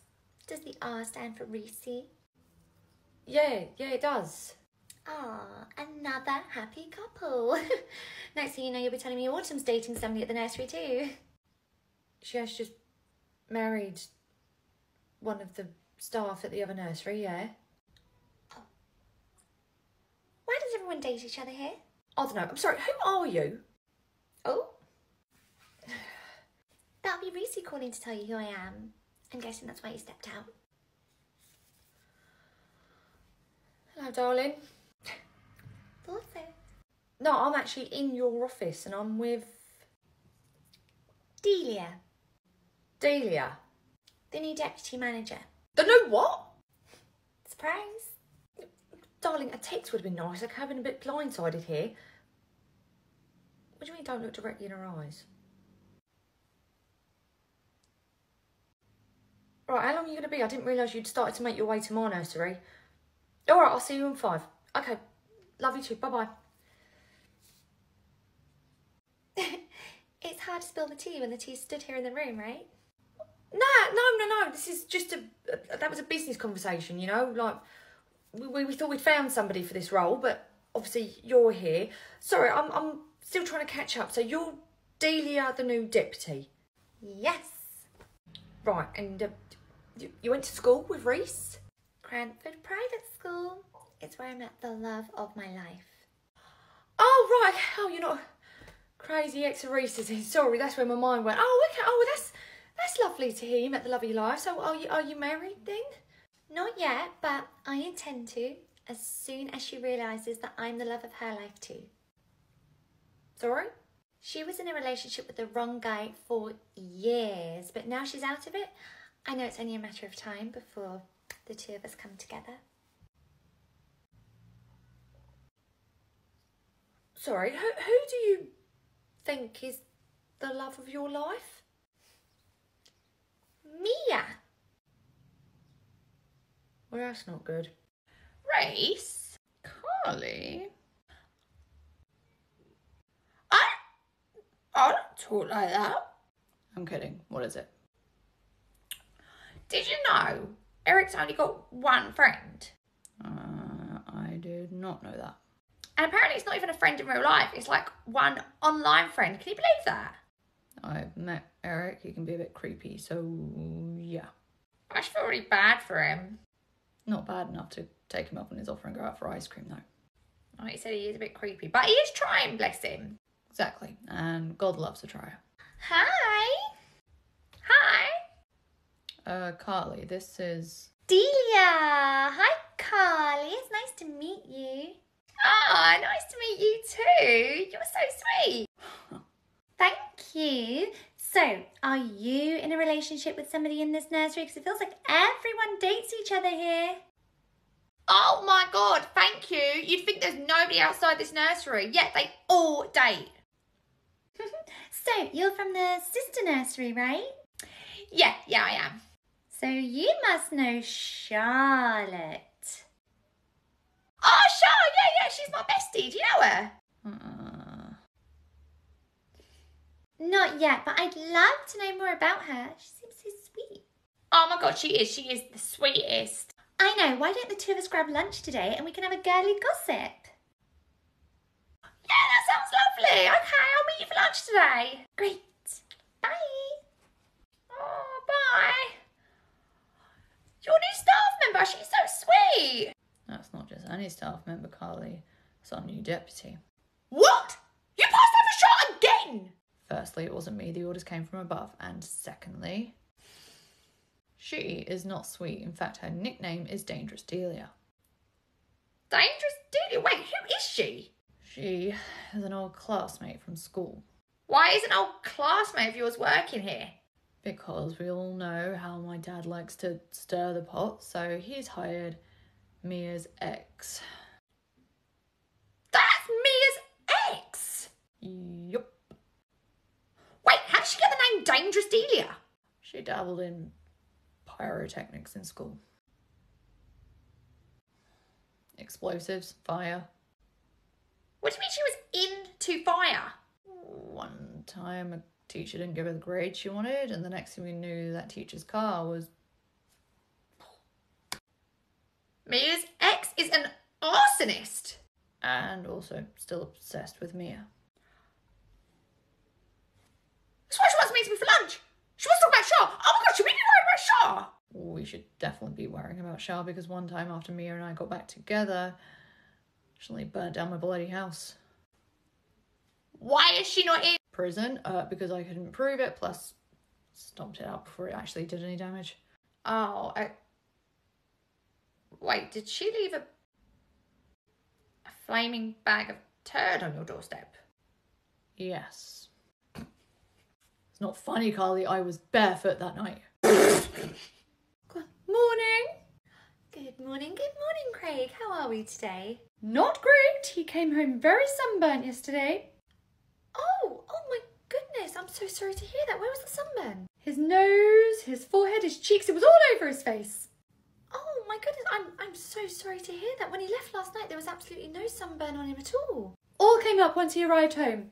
Went as bright as a lobster, hot to touch, even had lots of heat stroke as well. I'm so sorry to hear that. As I say, I'm really surprised by that, particularly as you had sun cream before you went out yesterday. I don't know who's told you he had sun cream on, because he definitely didn't. Oh, nobody told me that you did. Ah, there you go, see? He obviously didn't. No, what I mean is that nobody had to tell me because I did it. You did what? Craig's sun cream. Well, you obviously didn't imply enough because, like I said, he was in a terrible state yesterday. I see. I am so sorry. I mean, it's gone down incredibly fast. If it was as bad as you're saying, I'm surprised there's absolutely no trace of it today. Well, he's fair-skinned. They get over sunburn a lot quicker. I mean, generally speaking, when us pale-skinned people get burned, I mean, it's and as severe as you say, it would normally stay maybe for a day or two. Well, he's gone down now, so it's fine. I see. And you said Craig had heat stroke too? Oh, my goodness, it was awful. He was as sick as a dog. Craig was sick? Oh, my goodness, yes. Incredibly sick. Okay, you are aware we have a sickness policy whereby if there's been any vomiting, children aren't allowed into the nursery for 48 hours. Sorry, did I say he was sick? You did? Oh, no, what I meant was that he was, laying in bed, very poorly, utterly fatigued from the sun. I see. Okay, so Craig is fine to come in today?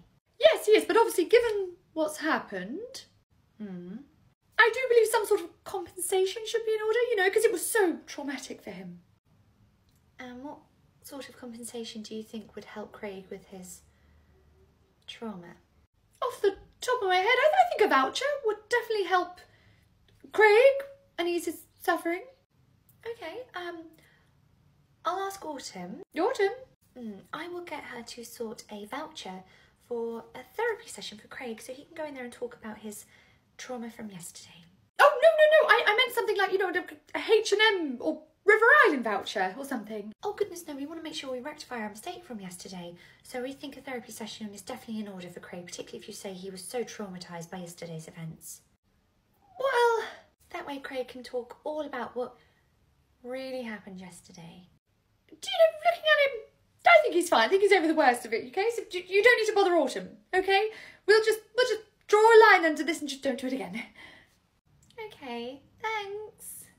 Name dropping, are we, Charlotte? It does get results. I've had a message come through on the app from my brother.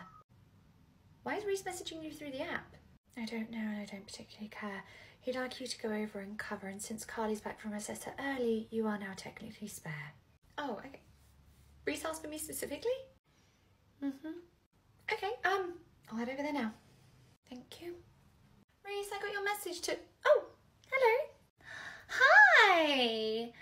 You must be Charlotte. Yes, I am. It's nice to meet you. Sorry, and you are? I'm Delia. Oh, I did briefly glance an announcement from head office this morning on my way into work. You're the new deputy here, right? That's me. Oh, well, congratulations on the new job. Thank you. I'm hoping to make a real impact here. Oh, that's really good. It's always nice when people come in with fresh ideas and new perspectives. Well, I certainly have lots and lots of ideas about what I want to do. Oh, that's great. Well, I can't wait to see them in action. You'll see them sooner than you think. Is Reese around? I got a message from him to come and cover, but I can't see him anywhere. Oh, Reese and his girlfriend went for a drive. I think they just wanted to talk about me without me hearing. Oh, I'm sure that's not true. They've probably just gone to get a cup of coffee. Do you happen to know what room Reese wanted me to cover in? Because he messaged Autumn asking me to come over here. Oh, that wasn't Reese. That was me. Oh, you messaged Autumn on the app? Oh, it's just we obviously don't know each other, but the message asked for me by name. I wanted to meet the woman that Mia deemed special enough to get into a relationship with after telling me for years that she couldn't. Unless, of course, it was with Reese. Oh, you know Mia? My very first crush, except I wasn't special enough to be given a girlfriend title, so I was just curious to meet the woman who was. Oh, okay. Well, it was really lovely to meet you. Delia, I just need to step outside and make a phone call. Funny, everyone needs to step outside and make a phone call straight after meeting me. Yeah.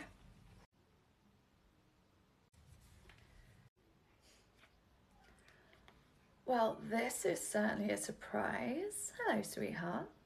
Hey, so I just wanted to call and let you know, I have just met Delia. Delia? I'm guessing you know her? Yep. I did not read that announcement when it came out this morning. Tell me it's not her. That's the new deputy. It is.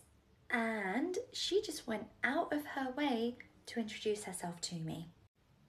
Wait, she knows about us? Yeah, and I'm not even sure how she knows that. It was probably Reese. I swear that gossip needs to wear a muzzle. Okay, well, Mia, you should probably know she's quite intense. Like, she seems to have a bit of an infatuation with you. Yeah, she's been besotted with me since school.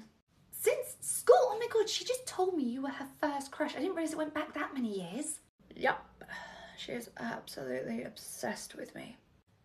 That's quite worrying. Why would someone keep up an obsession for that many years? It's not like you two ever got together, right? Right? Well... Oh, Amelia! Oh my god. Okay, at least tell me that it was many, many years ago. First time was... First time? Yeah, there was a few encounters.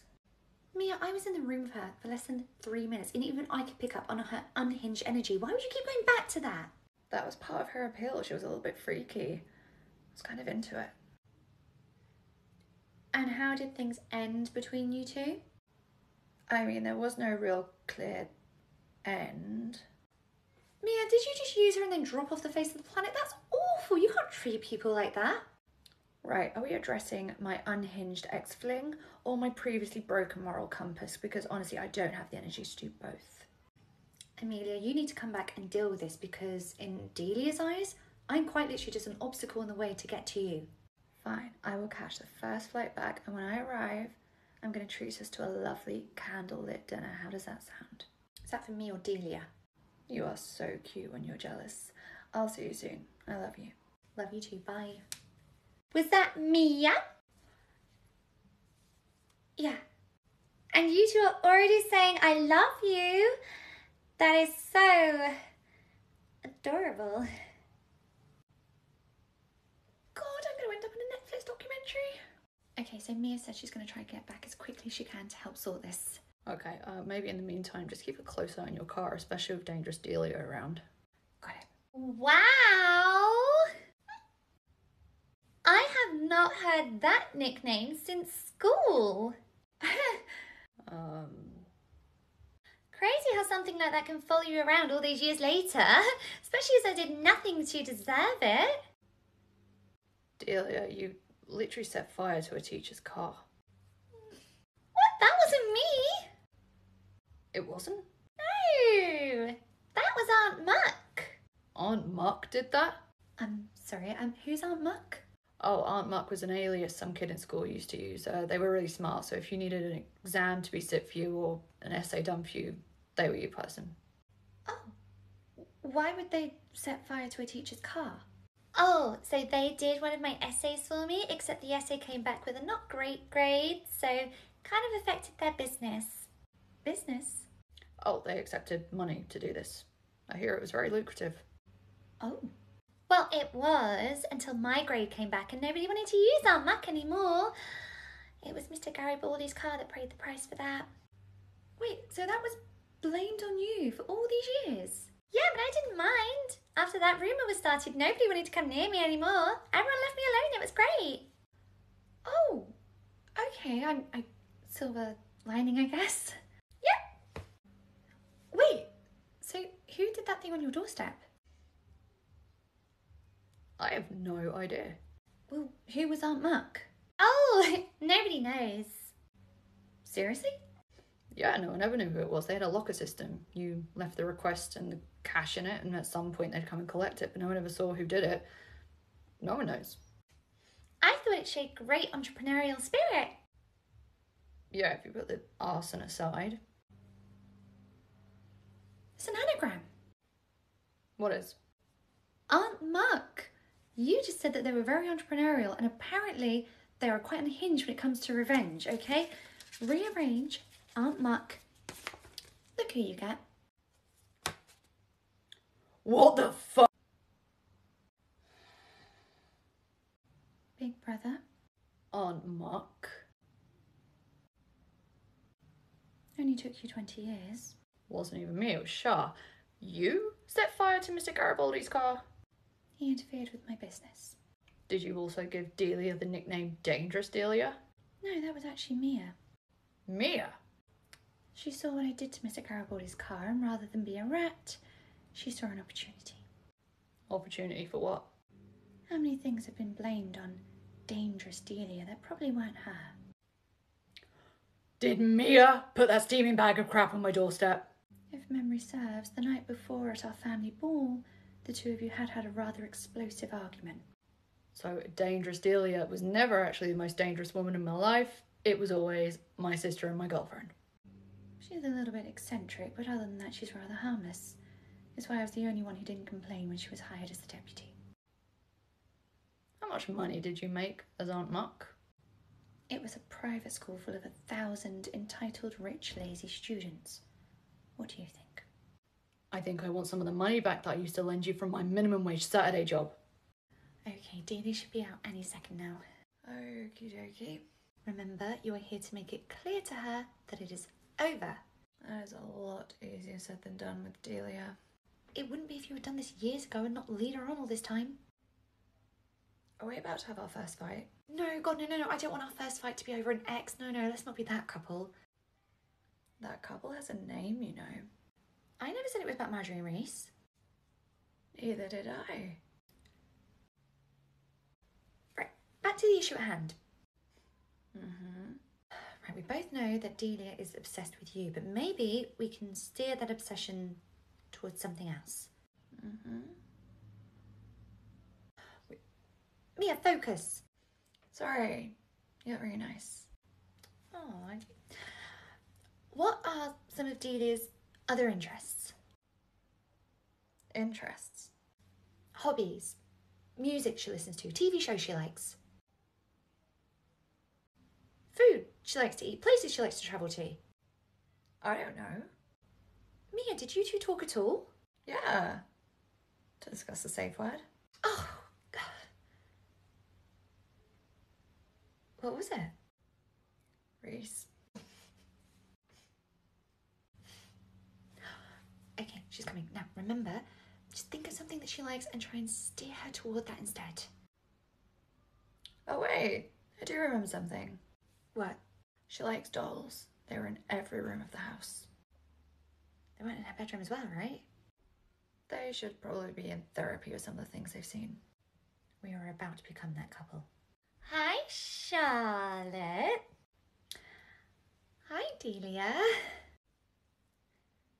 Mia. Hey, Dee Dee. Nice of you to come running back when you heard I was here.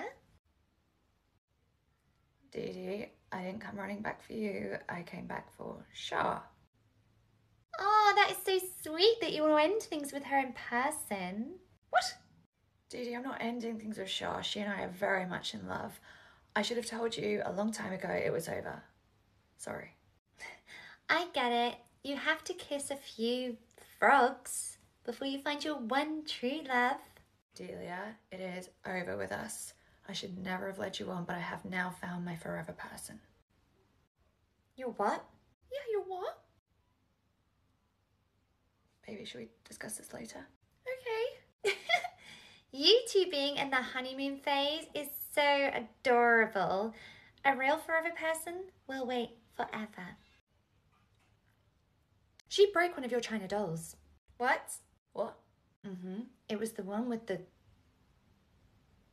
red hair. They all had red hair. Shock. Which one was it? Equestrian Amelia? Ice skating Amelia? Ballerina Amelia? Wait, they were all called Amelia? It was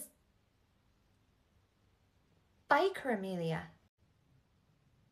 You broke Biker Amelia. Yup. Stomped right there on her face. I didn't like the way she was looking at me. I can't be with somebody who treats my children like that.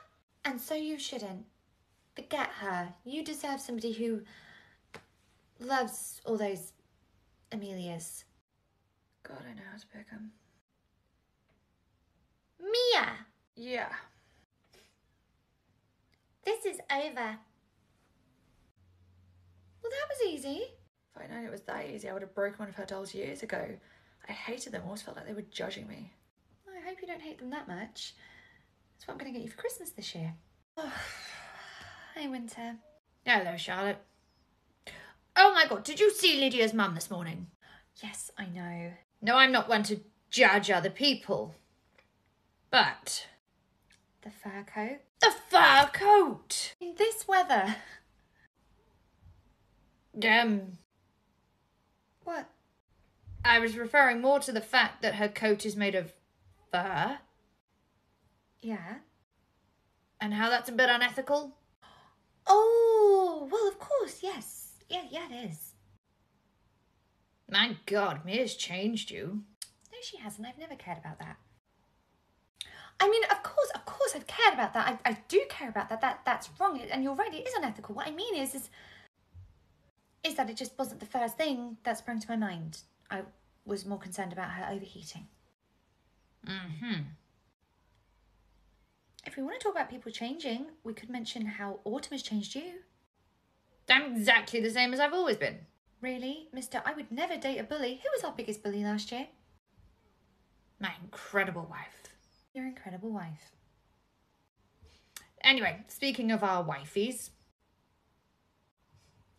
have you and Mia got your Halloween costume ready for the ball? We are going back and forth on that, actually. We can't seem to agree on anything. Really? I thought that would have been something you both landed on the same page for. I thought it would have been obvious to have a couple's costume. Oh, it is. We do want a couple's costume for sure. It's just we kind of have different visions of what we want it to be. You want cute Daphne and Velma, and she wants something from Orange is the New Black. No, it's not the costume we can't agree on. It's just how much of it there is. I'm not following. Well, I thought it'd be nice for us to wear something quite cute and wholesome and adorable. Look at that adorable couple. Right. And Mia wants something a little less wholesome. Oh yes, actually myself and Autumn are having the same dispute about our costumes too. Shock. You want your wife to wear a risque outfit? Not her. I want the risque outfit. It's my first ball. I want to go all out. I want to go as David Hasselhoff. So the first time you're going to be introduced to society and Autumn's family as her husband, you're going to be wearing a Speedo? I mean, you've already got the tash. All we need to do is don the curly hair and you can walk into the bow chicka wow wow music. That was one time when I was very strapped for cash. Hey. Hey, sweetheart. You ready to go? Yes, I can't wait for our candlelit dinner. Oh, wait. Hang on a second. Everything okay? No, I've forgotten my phone, so I'll just run back in and get... What is it? Apparently it just pulled up in the car park. I don't really like her. You don't like someone. What did she do? So her son is in the same class as my eldest daughter, and he bullies her. You didn't tell me she was being bullied. I was hoping to try and resolve it, and I thought maybe she might be on board as well if she knew what was going on. Is she not? No, I actually told her that her son had thumped my little girl and even tripped her over in the playground deliberately, and she thought it was funny. She found the idea of her kid being a bully funny. She said my daughter must have done something to deserve it, and that actually is probably a great way to toughen her up. Does she actually go to any self-defense classes? Kind of. She does art class. Great. When he's beating her up in the playground, she can get her art supplies out and brush him off. Okay, so what do you suggest? Long-term plan? Get her into a martial arts class. Tell the teacher what's going on. They can show her where to hit a boy where it really hurt. Okay, and short-term plan, what do I do about Mum? We'll figure something out. Don't worry. Okay, right, I'm going to run back in to get my phone. I'll be out in a second. Okay.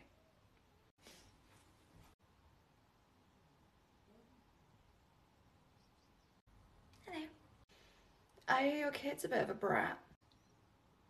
Are you talking to me? Well, it's just the two of us here. Your son is bullying Charles' daughter.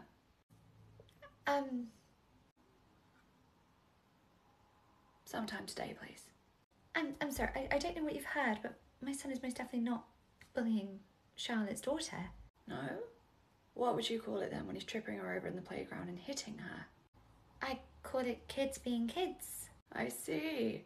So you never said that Char's daughter probably deserved it and needed toughening up. Well, my son would have done it for no reason.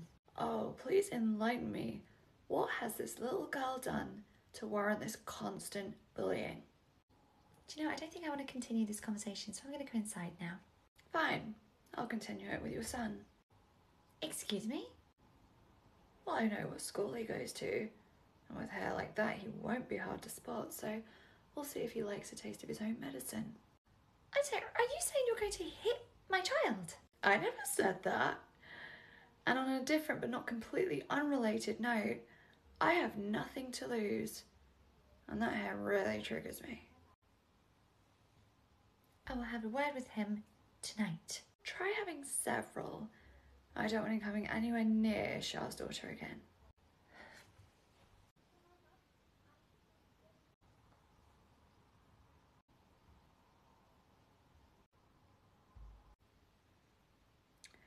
Okay. I don't want to know.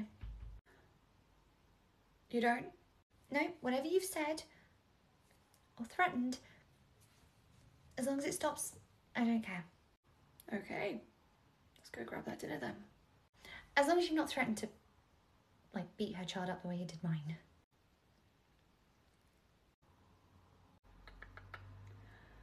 You've already said you don't want to know, so let's go grab dinner. I should probably start putting bail money aside. Hi, sweetheart. You okay? Hey, I'm good. How are you? All the more better for hearing from you. It's a nice surprise. I didn't think I was talking to you till tomorrow. I know, but I really wanted to pick your brain about something. Oh, okay. Fire away. I was hoping I could pick your brain about Janice. Oh, you want some intel on her to help Marjorie. Yeah, look, I know you're not a big fan of her, but She's important to you, so she's relevant to me. really, you couldn't have just said the word important? I was about to, and then my mouth filled up with bile. Okay, I'm sorry, I have a visceral reaction to her. Don't you think you're being a bit dramatic? You're talking to somebody who crashed Marjorie's car because I was having an off day. Dramatic's my middle name. Your middle name's May, but okay. Yup. A nice constant reminder that my parents were too lazy to actually think up a middle name. They just named me after the month I was born in. Could have been worse. Your middle name could have been where you were conceived. Whose middle name is where they were conceived? It's not important. Anyway, back to Janice. Yeah. She and Marjorie kind of got into it when they met at the cafe last week, and to be honest, from what Marjorie said, it sounded like that Janice made some very valid points about why she shouldn't be a manager. Oh, I like her already. Leave it at the door. Carry on. You seem to know a lot about skeletons in Roger's closet, okay? He and Janice apparently go way back. Do you remember her or know anything about her that might help Marjorie? I've known Janice for quite a few years. She and Roger run in the same circles, so we've crossed paths at parties and whatnot, but she plays her cards very close to her chest. Oh, she does? Mm-hmm. We both know how I love to have a pressure point on everyone, but really there's nothing on her from the conversations we've had. She really does give nothing away. Oh, well, what do you know about her? Basic, boring stuff. Late 30s, single, driven, ambitious, owns a very nice house, drives a nice car. Wait, what do you mean a nice house? Big, detached, 4-bed, driveway, gated, that kind of nice. On a nursery manager's wage? That doesn't really track. Because she didn't buy it with her wages. She used the life insurance payout for when her hubby kicked the bucket. Oh, I didn't realise she was a widow. That's actually really sad. Trust me, the huge payout after he passed really helped with that grieving. Amelia, you can't joke about that. That's a horrible thing to say, okay? She might still be grieving. Sure, she sang ABBA's Money, Money, Money at his wake. Trust me, she's over it. Your lack of heart sometimes really worries me.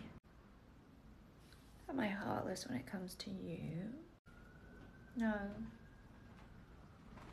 Thank you for that the care roses you sent yesterday. You're welcome, baby.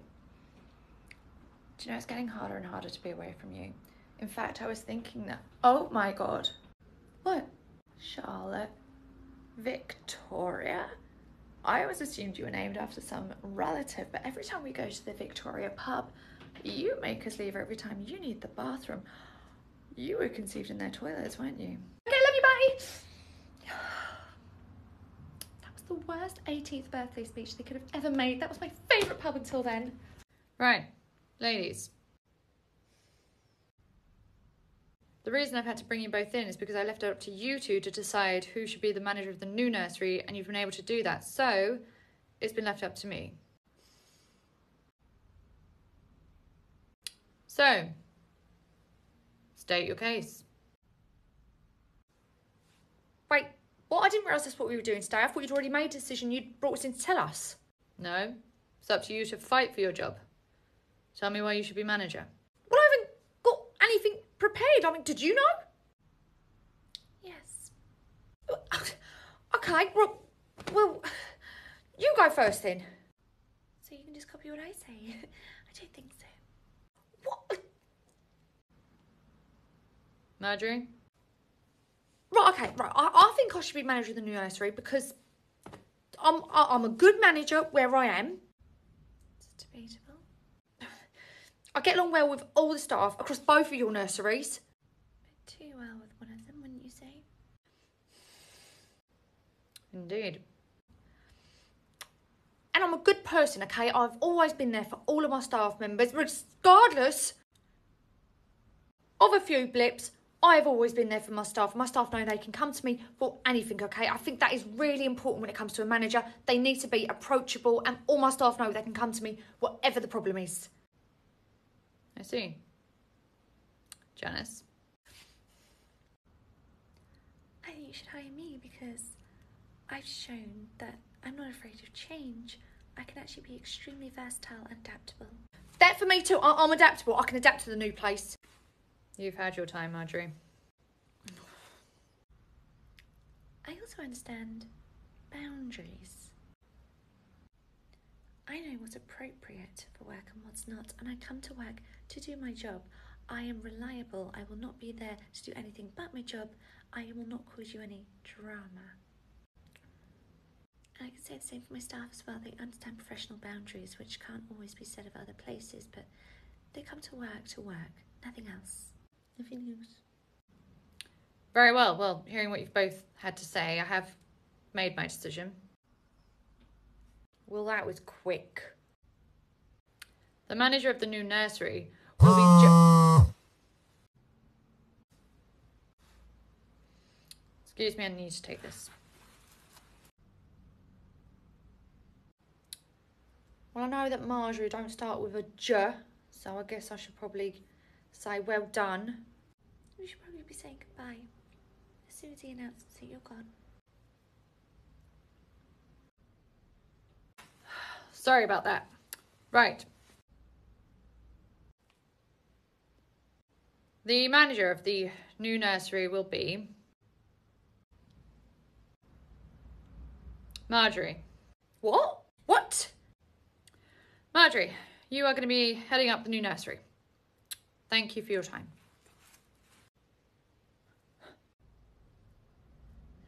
Raj? What the... Hello? Congratulations to the manager of the new nursery. How did you do that? I told you.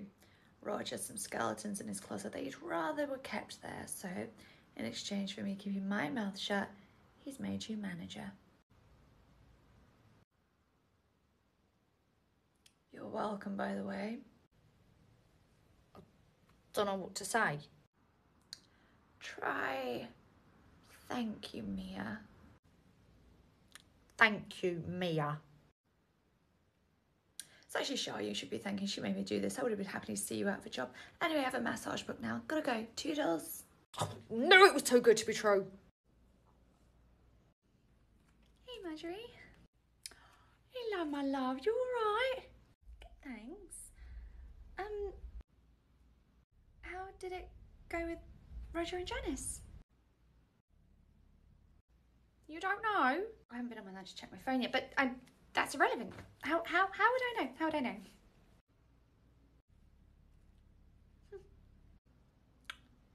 You're looking at the manager of the new night nursery. Oh my god!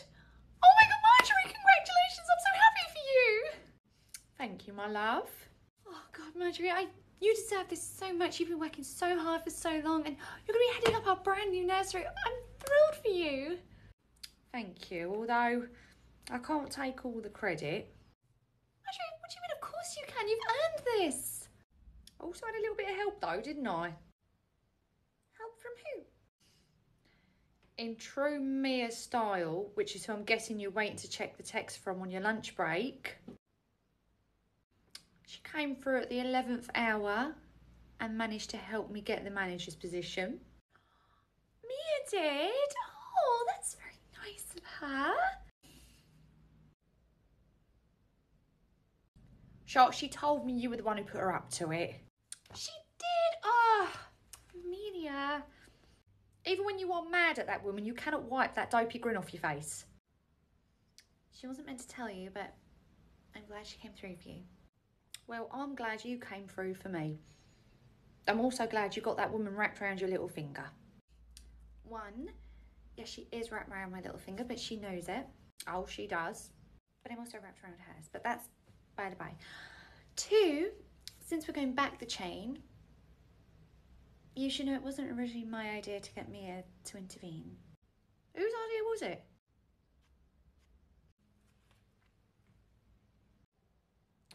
Oh my god, it's the manager of the new night nursery. It is. Technically, you're new manager now.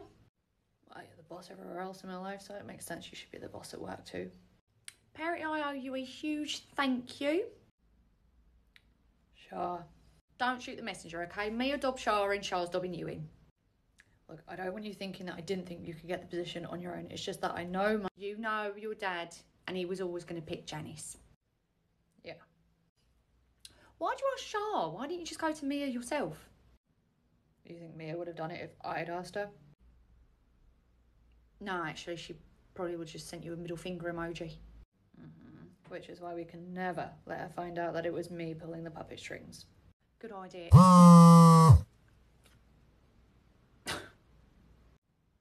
What? Tell that smarmy git of my ex that I did not spend 20 years with him to not know when a plan has his stench all over it. But I'll let it slide this time because I know that Shah's manager will, in capitals, approve Shah to have a day's annual leave next Friday so that I can take her away for the weekend. I thought she would have been angry if she'd known it was me. Maybe she's warming up and... P.S.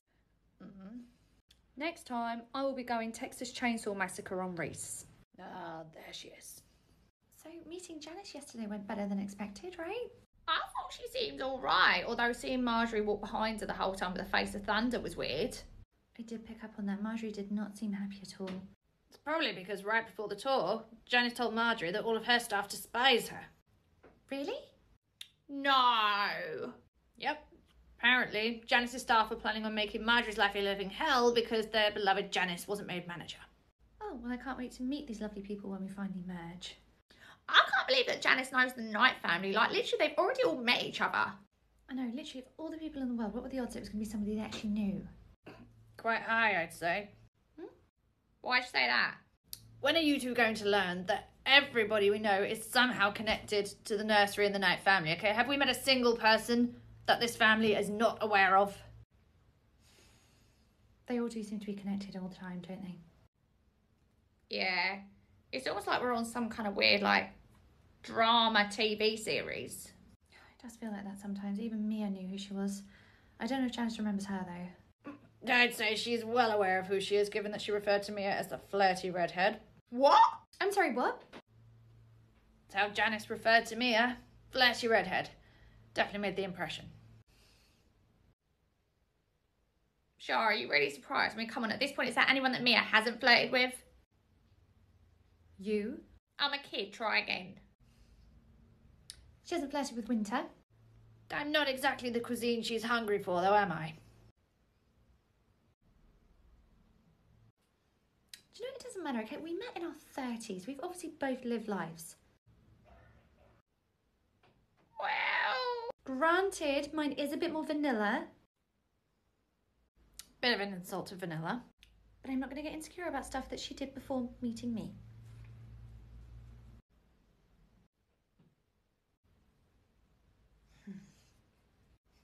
So when are we meeting the other staff, anyway? I heard literally in like the next week or two, we're going to be in the building. So we're all going to be lumped together. And you're going to be working alongside that apprentice that you don't much care for. Lydia, yeah, she thinks she's perfect and so great. I can't stand her. I wonder if there'll be any men there, you know? Be nice to have another bloke.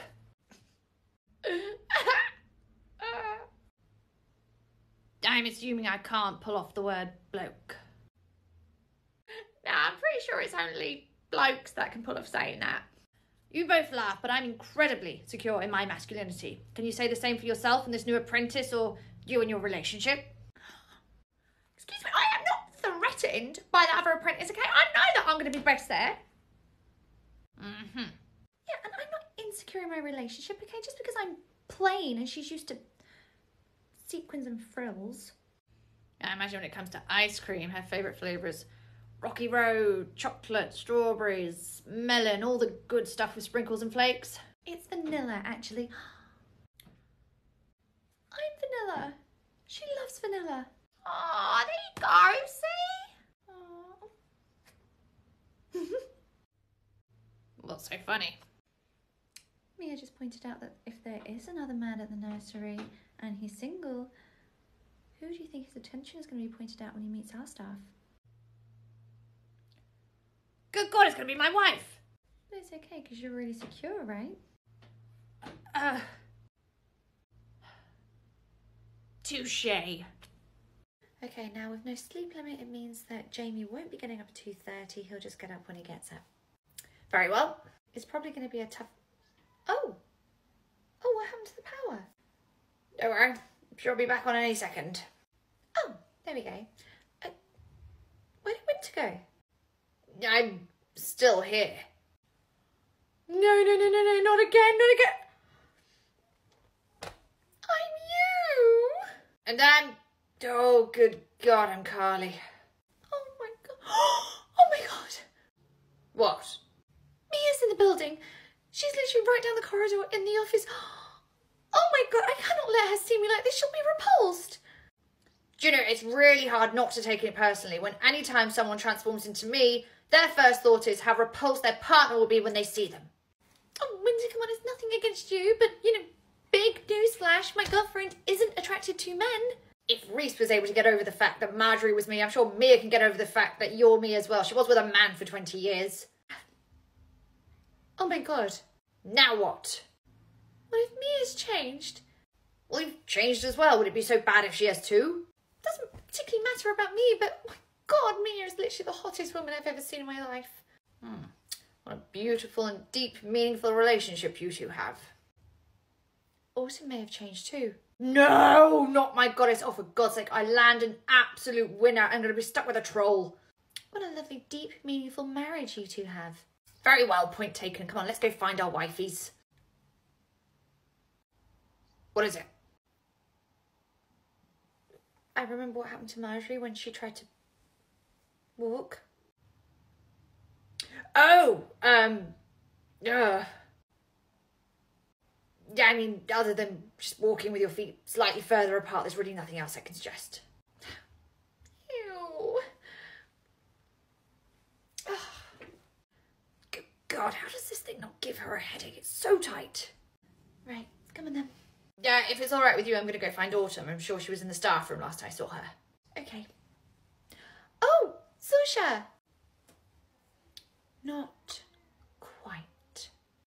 Autumn, I'm not Winter. You don't say.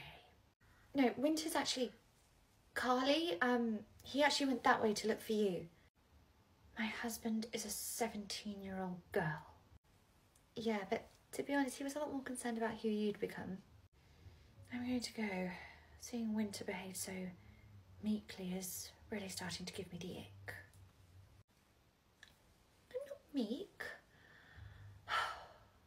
Okay.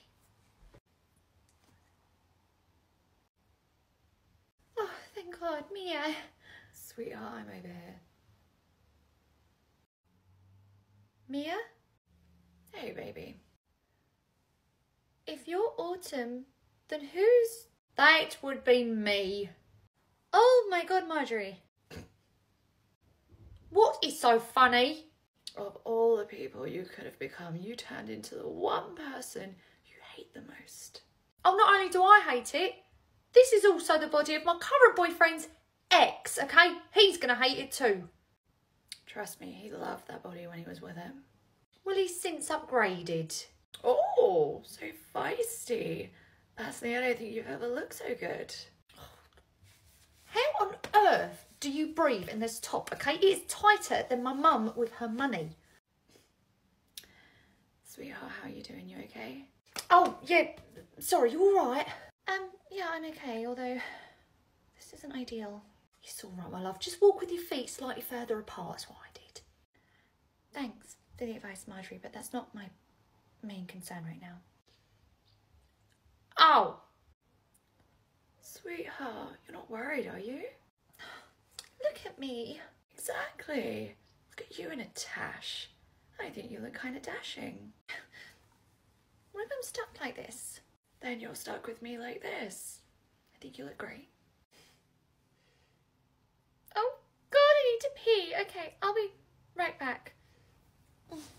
My darling, do what I did, okay? Hands in the air, shut your eyes, and just don't look at anything. Ew. Right.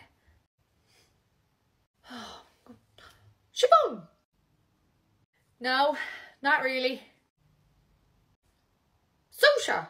Uh-huh. I think this is karma for making fun of her the other day, so, universe is definitely punishing me. My darling, you want to talk about the universe punishing you? Oh, God. Oh, God is right. I'll be tearing him a new one when I get up there.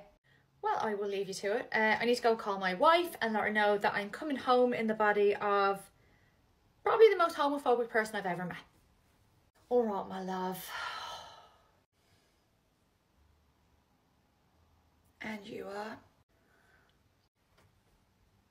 Hi. Carly? Oh God. No, absolutely not. Oh, look who suddenly has a problem with all the changes. Yeah, what's wrong with me? Don't talk as Shah. Please get out of here before you ruin her for me forever. I found Winter. That's Shah. Okay. Bye, Mia. You are going to regret that. Right, I think that's everyone. The only person I haven't seen is... In you come. Whichever one of you is Marjorie, you need to do some more cardio. I got winded walking down the hall. Oh my God. Oh, Shibby. What happened? I swear to God, What? Okay, no one panic. But Reese has just arrived. Oh, it's about to get interesting. Okay, it's fine. Just be nonchalant, okay? We've just got to act normal. Just act normal. Normal. This is you acting normal. No, this is me acting like I'm about to have a breakdown, actually. Please pull it together. Honestly, I've never looked uglier. Just imagine how bad you're going to look when I'm the one that dresses you up for the Halloween ball. Oh, you didn't think about that. If I'm you, technically then I get to go. And not only that, I get to pick out the ugliest, most grotesque, gaudy outfit you've ever seen. Everyone's just going to think it's you. Fine. If you can find a way to get us swapped back, I'll get you invited to the ball. If my own boyfriend, the son of the person who's hosting the ball, can't even get me in, how are you going to do it? Because I know about a few skeletons that Roger would rather keep locked in his closet, okay? So he will invite you if I ask him to. Just please don't dress me like an ogre. There is just no depth to how superficial you are, is there? Not all of us grew up with a silver spoon, Marjorie, okay? Some of us only had our looks. Don't ruin mine. Not much to ruin there. Apparently it doesn't matter who's in my body. I'll always pull the same face when I lie. If you are both quite done, as happy as I am that you've now secured yourself a place at the ball, we have a bigger issue. Your boyfriend is currently walking up the drive and is going to make a beeline for me. Right, okay, look. He found out last time, but he was okay with it because it was winter, okay? But if I'm being honest, because of who I am, I would just rather he didn't know. So can we all just play along, please? Play along? Obviously, don't kiss him or nothing like that, okay? Just give him a high five. A high five. You two have got to be the most boring couple I've ever known in my life. I reckon a big inflatable SpongeBob SquarePants costume should go down quite well at the ball. Oh my god. Better. Hey, gorgeous. Oh, full house. You alright?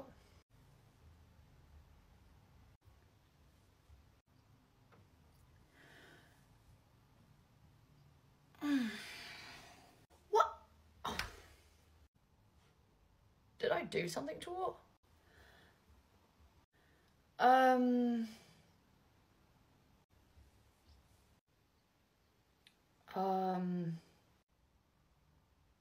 You okay? Good God, do not touch me. Siobhan? Siobhan? Marjorie? Yeah. Good luck with that, Marjorie. Hi. Oh my God. You were okay when I was winter, so... No. Okay, look, you being a dude, I could see past that somewhat. You being my ex? No. How do we change this? Oh, come on, is it really that bad? Oh, God, I don't know what I'm asking. It is that bad. Look at me. Yeah, I'd rather not. How do we change this back? Well, it was a blackout that caused it in the first place, so I don't know how we're going to cause that. But... Did you just smash the light in here? Yeah, I'm sorry, I cannot look at you as Mia. Right, to the hallway it is. Okay. On me. Oh, thank God, that would have been awful. God, you're telling me. Bit of good news, though. What's that? I'm coming to your family ball now. I already knew that. What do you mean you know? I've only literally just got myself invited when Mia agreed to do it. Marjorie, there was no way I was ever going to let you not come. Of course you're coming. Really? Yeah, I've swung it so everyone's going to be there. What, like, all the staff? Yeah, it's a party. All the staff. Oh, all the staff are going to be there. Out of interest, what were you going to dress Mia in for the ball? Eh? Let's not pretend if you two didn't switch back, you weren't going to put her in something really ugly. I was going to dress her as the poo emoji. Sorry, what was that, Lulu? Sasha, you did handover with Lulu's mum this morning, right? Yeah. Great. Did Lulu's mum mention anything about her having a baby? No. Why has Lulu said something? She said her mum's pregnant and she's having a little sister. Oh my God, that's great for them. I know, and if she already knows she's having a little sister, then they've already had the gender reveal, which means they must be at least 20 weeks. Oh my gosh, she's not showing it off, is she? Like, don't you normally like pop more of the second one? Yeah, the second one tends to pop a lot sooner, and literally, I don't think Mum's showing at all. Okay, so do we just like pretend like we don't know? I mean, she hasn't told us, so until she's ready to, maybe we don't mention it. Okay, no mention. Okay, great. A few hours later. Evening. Good evening, Lulu. Your mummy's here. Hiya, darling. What's that? Darling, mummy's not pregnant. Oh, darling, I haven't got a baby in my tummy. Oh my God, has she been going around telling everyone I'm pregnant? It came up.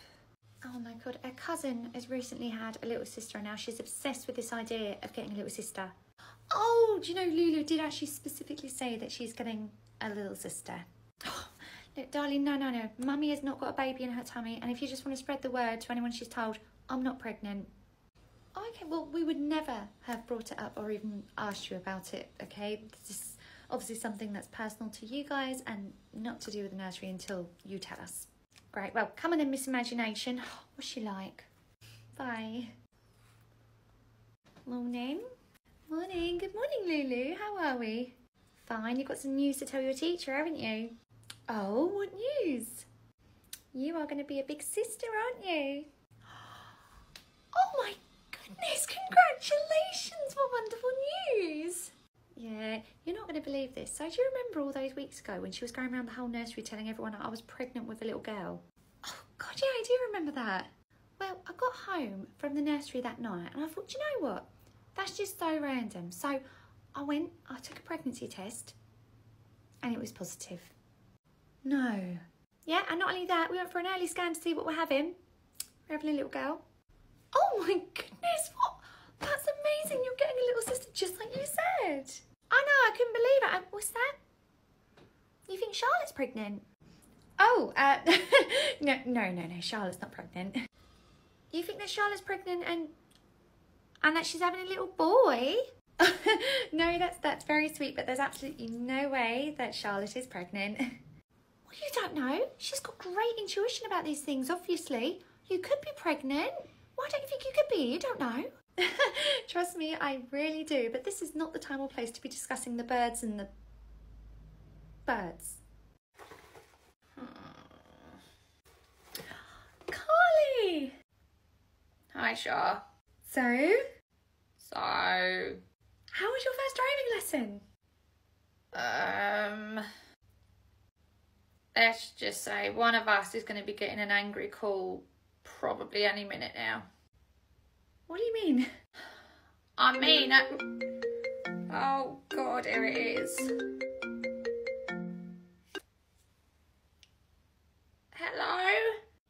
Your first lesson and you crash? It's not my fault, okay? The car came out of nowhere. It was parked. Okay, well, I just didn't see it, okay? It was a 1-ton van, Carly. How do you miss that? I don't know, okay? I just went round the corner and there it was. I'm sorry. Well, that sorry is not going to cover the cost of the huge bill I've just been given because your instructor is not going to go through insurance. Is it bad? Let's just say if you were having to work off this invoice, you wouldn't be retiring until you reached hell. I'm sorry. I'm so sorry. Carly, give me the phone.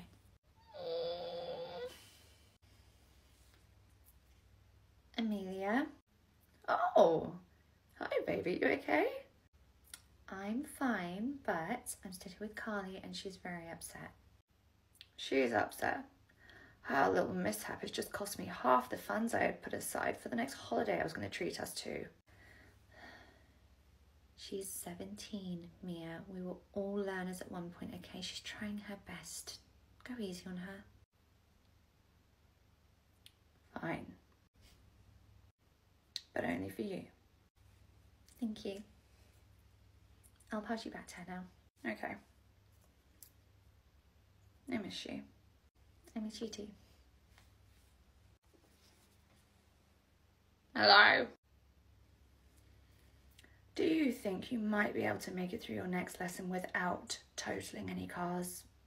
Yeah, I will try. You'll what? I mean, I will. I mean, I won't. No, I won't tow any cars. Good. Because if you do, I'm only one plane ride away. Amelia! I'm kidding. Best of luck on your next lesson, Carly. Break a leg. Bye. So, when's your next lesson? After that, I'm not sure I want to do any more. Oh, it's okay, you'll be fine. Plus, Mia's thousands of miles away. So you've got like a day's head start to run if you crash again. Oh, morning, Charlotte. Morning. Oh, can't wait to get inside in the warmth. Sorry, we don't open for like another half an hour. Yeah, I know. So I can't really let you in. I thought it was okay to let the parents in as long as they stayed with the children until 7:30. Oh yeah, we do say that when people kind of walk in at like, 7:25 and try and leave their little ones, to stay with them till 7:30. But generally speaking, no one should really be coming into the nursery this early. Okay, I'll know that for future reference. But we're here now, so could you let us in? I can't really let you in at the exact same time we walk into the door because everything's dark, everything's shut down. It's a little bit of a tripping hazard for the both of you. Ah, that's all right. We'll be really, really careful, won't we? From a health and safety standpoint, I can't even remain in the room with you to make sure everything's safe. I'm going to be up and down, in and out, getting breakfast, setting everything up. Why don't you go way back in your car? Oh, no. We're out of the car now. I see that. Well, why don't you get back into it? Oh, no, that's such a palaver getting back in now. Just let us in with you. Well, could you at least give us a few minutes just to set up? Like I say, Marjorie's coming now.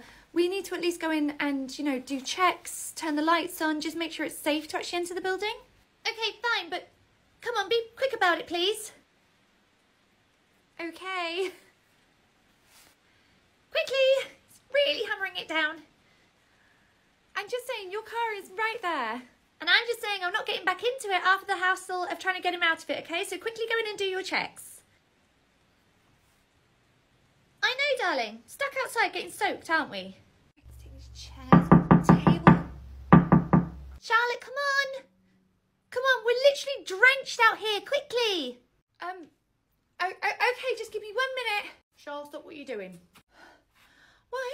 This nursery does not open till 7:30, okay? So she should not be out there banging on the window, rushing you, okay? What happens before this nursery opens is none of her business. So she has no right to be out there rushing you to do your job. Okay, just, I feel really bad because Patrick's out there getting wet. The woman's got a car 3 feet away from her, okay? She's that concerned about Patrick getting wet. She can go and sit in it. She ain't getting in this building until 7:30. Really? Really? Look, I turn a blind eye to the parents who come in a few minutes early because they need to be at the door at 7:30 on the dot, okay? I understand people have got places to be, but this, half hour early? Nah, I draw the line at that. Why have you stopped? Come on, keep going. We're getting soaked out here. Shaw? Yeah. What would Mia do? Would she stay in for this? In this situation, what would your girlfriend do?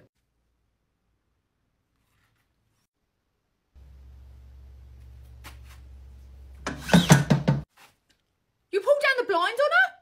That's what Mia would do. Right, next time what would Winter do? Because that was brutal. Hey, baby. Oh, thank God you're okay. Oh my God, I was so worried. Why? Well, I read in the news that there was like an epidemic of like moped muggings near you. Okay, first of all, that was in a different country. That country is a short 4-hour plane ride from you. Right. Secondly, I don't have a moped. I realise that, but you know, if they're mugging mopeds, then they could mug other things. Like, are you taking any precautions to keep yourself safe? Yes, I am. Really? Do you wear your backpack on your front or on your back? You think I wear a backpack? Are you getting into unmarked taxis? I never get into any unmarked taxis, and even if I did, trust me, I'd be the danger in that car, not the driver. Are you walking around with your phone in your hand? Only when my girlfriend rings me. You need me to hang up? No, look, I take all the precautions, okay? I lock the door as soon as I get in. I cover my drinks, okay? I'm safe. Okay, it's just, you're a solo female traveller, okay? I worry about you all the time. Look, how about I just share my location with you on my phone? That way you always know where I am and it will save you from worrying. That'll only work when you're like near a Wi-Fi. I don't need Wi-Fi to do that. You're going to use roaming? That will cost you a fortune. I'm not using roaming, I'm using the Mialotte eSIM. Like everywhere you go, you have to take the SIM out of the phone and put a new one in? No, I downloaded the Mialotte eSIM app, okay? So don't worry. Wherever I am, you can track me. It'll be fine. Oh, okay. Wait, will you have a different number? Nope. Same number. So hopefully this gives you peace of mind now. Okay. Well, that does make me feel so much better because I won't have to keep hounding you about if you're okay. And wait! What? You're staying with a big group, aren't you, when like you do hikes and stuff, okay? Because, you know, you hear about it all the time. People maybe go missing in the mountains and stuff. So you're safe when you go hiking, right? Clearly I need to come back and give you a refresh of who you're dating because this does not hike.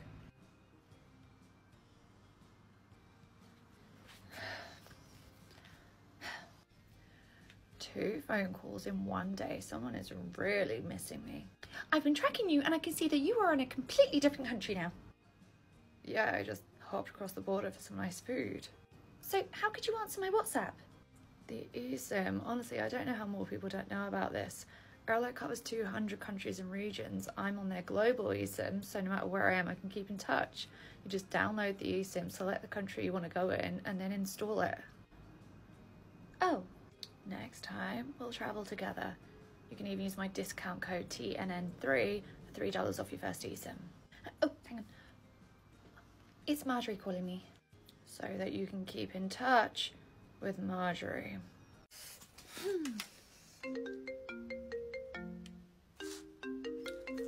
Oh, well, this is super awkward. My girlfriend's calling.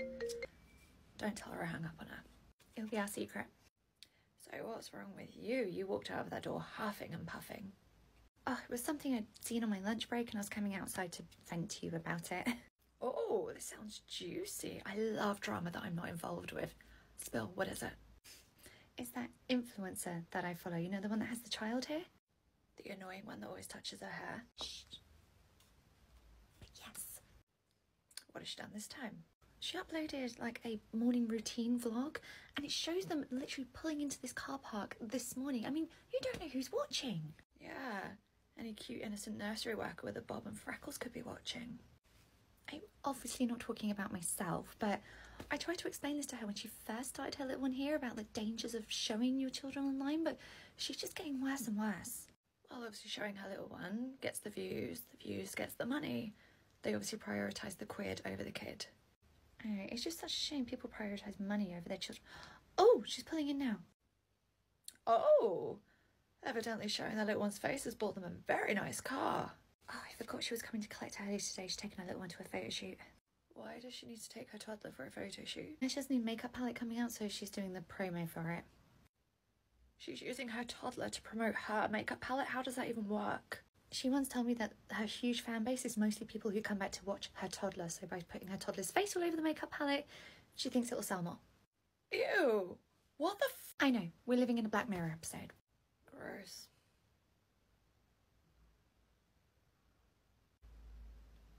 I know that mischievous face. What are you thinking, Amelia May? I'm thinking we should have some fun.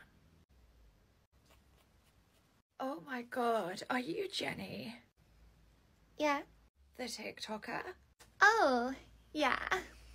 Oh my god, I follow you. Oh, thank you. You have a daughter called Ruby, right? Oh, yes. Yeah, I do. Ah, how was her birthday last month? Oh, it was super great. Thank you. Great. And did she get over that horrendous cold? Yeah, she did. Wow, you really follow me. Never miss a video. Couldn't believe it when I found out Ruby goes here. Oh, so you have a little one here as well? No. Oh, How convenient that this nursery is right on your doorstep. You live up on Charles Street, right? yeah, we live fairly locally. I saw from one of your vlogs when you pulled down the driveway, the one with the red door. Number 7, right? Oh, So do you normally collect around lunchtime every day? it varies, you know? But you drop off at 8 every day, right? According to your videos on TikTok. Yeah. Sometimes. Anyway, I gotta go. Your dog's called Scratchy, isn't he? Yeah. I already knew that. Do you know people normally use their pets as the password for their online banking? Collecting their child from nursery. Thank you for sharing your whole life online. Do you know, I know so much about you. People might even mistake me for a family member. Might even be able to get away with collecting Ruby. It's nice to meet you. What, no autograph? I've just arrived. I'm outside. I still can't believe you were going to trade our day off. I would have watched the girls. Well, for future reference, I'm happy to help. Kids love me. Okay, get you back down here. I'll see you in a minute. Love you. Oh! Sorry. Oh no, it's fine. It was me. My mind was somewhere else. Oh, occupational hazard. Being a mum, our minds are never present. We're always thinking of the bajillion things we've got to get done when we get home. Oh, I don't have kids. Oh. Is that a problem? I didn't say it was. Your scoff told me enough. Sorry, I sometimes find it quite hard to relate to your crowd. Oh, I have a crowd? Who are the members? You and every other child-free person on the planet. Oh, that wasn't the crowd I was hoping for. But I'll still bite. Why don't you get along with my crowd? It's just always the way with you type of people. You make being child-free your entire personality. If saying I don't have kids makes that my entire personality, how else do you propose I tell you I'm not a parent? That right there, see that mindset. How do I tell people I'm not a parent? Why is it so important for you to make the whole world aware of the fact that you don't have kids? You were implying I was a mother. I was just setting you straight. Yes, but it was the way you were so eager to tell me, okay? The amount of people who are now child-free by choice. I just don't get why you're so proud of that. Are you proud of having kids? What kind of question is that? Yes! And that's great for you.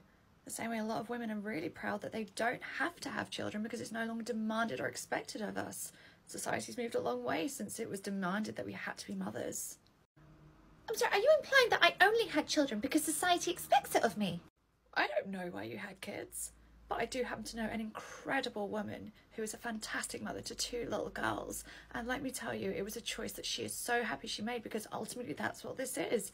It's a choice that we're allowed to be proud of either way. I agree people can make their own decisions, just like I made the decision to be a mother, but why is it always the child-free by choice ones that shout the loudest?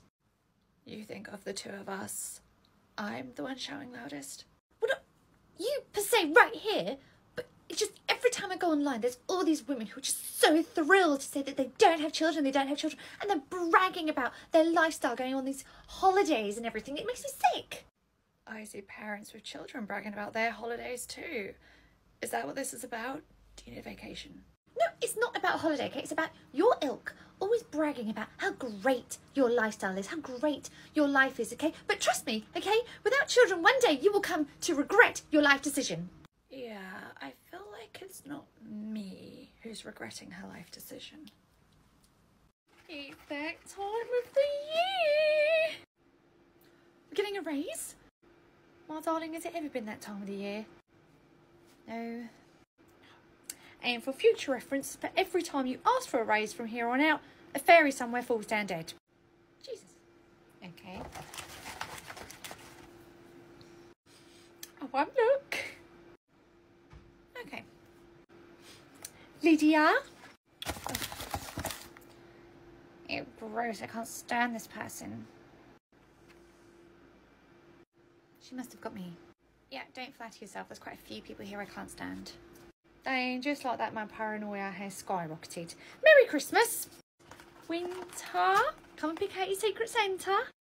I have a baby on the way. Do I really have to partake in these ridiculous shenanigans? It's a £5 budget. Fine. They can expect fine things from Poundland. You've seen the prices at Poundland. You should be so lucky. This country's gone to the dogs. Social? Ah, great. Rather than spend £5 on something I want, I get £5 of trash that I need to regift. That's the spirit. Carly, my love. I might have to borrow some money. I'm a little bit short.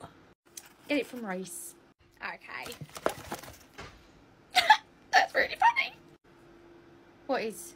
Let's just say Reese is buying his own gift. Chef, time to come and pick out your secret Santa. Oh great, I get to buy something for someone I don't even care about. 'Tis the season. Junior? Oh great, the name's caught on. I don't even know who this person is. You cook for these people every day, how do you not know who they are? Oh, I don't care. I can't understand why these 2 don't get along. Here, my love, secret Santa. Oh, it's all right. I'm old enough to know what the secret is about Santa now. Oh, no, my darling, I'm not talking about the secret about Santa. Secret Santa. You pick out a name and it's somebody here and you get them a present worth about £5. Oh, I've got to buy presents for all those people? Well, no, my love. You only pick out one, okay? Everyone in the nursery is doing it, so somebody's going to pick out your name as well. Wait, so someone's going to get me a present? I never had a present from a friend before.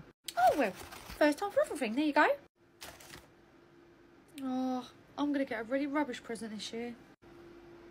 Why'd you say that? Because it's me. I've picked myself. My darling, put it back in and choose again. Uh-oh. What is it? It's a bit awkward because I hit on this person in the past. Yeah, that don't really narrow it down. I think you hit on everyone here, didn't you? I didn't hit on you. No. Aggie, Secret Santa, pick away. Oh, how lovely. Oh, jolly good. What's the budget? £5. Jolly good. And are there any restrictions on what we can and cannot buy? Only restriction, if it's a minor, no alcohol. Oh, they are not. Anyway, must get on to Love Honey. Nothing like that either. I thought you said there were no restrictions. I didn't think I'd have to, okay? In the workplace, nothing of that nature, okay? Well, then what on earth am I supposed to get? Literally anything else. Such as? Socks, Aggie. Just get the person you've got socks. To be honest, I don't feel comfortable dressing somebody's feet. Feels rather intimate. Good God. Oh, Delia, pick out your Secret Santa. Oh, Secret Santa. I've not done one of these for ages.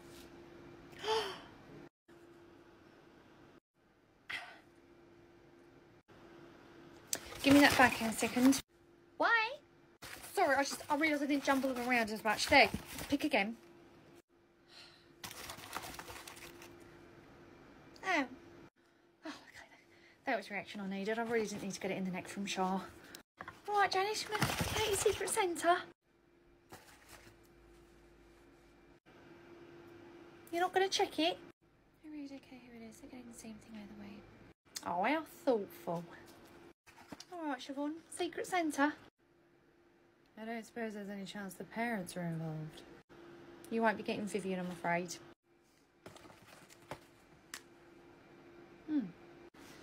Would you believe me if I said that's probably the most positive reaction to a single one I've had? We work in childcare, Marjorie. Of course I believe that. Autumn, Secret Santa. Can I opt out? No, you can't.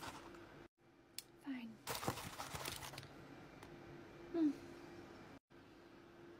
Your facial expressions all look exactly the same. I can't tell if you're elated or really angry. I'm sure you'll be able to tell once you see the gift. Let's not worry him. Darling. Secret Santa. Oh. Are you going to be jealous if I get somebody else something kind of sentimental? I feel like you got winter, didn't you? Don't be jealous of our bromance.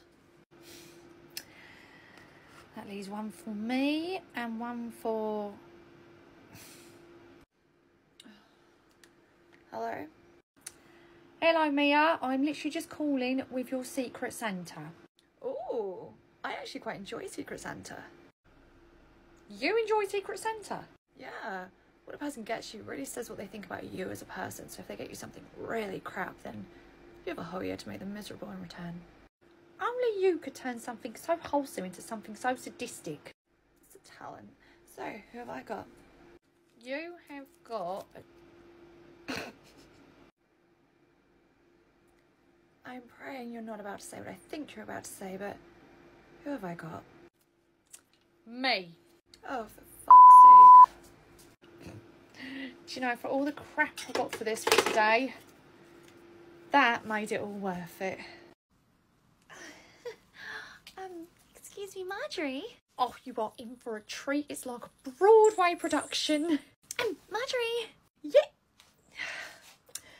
Go take a seat. We'll be starting in about 10 minutes. Yes, Geraldine. I can't seem to find my seat. Oh, was somebody taking it while you got up and walked away? Well, no. I've literally just arrived, but then when I've gone to look at all the seats, I couldn't see my name in any of them. Your name? Yes, I'm guessing it's probably fallen off somewhere because the front row is completely full. What seat was allocated to me?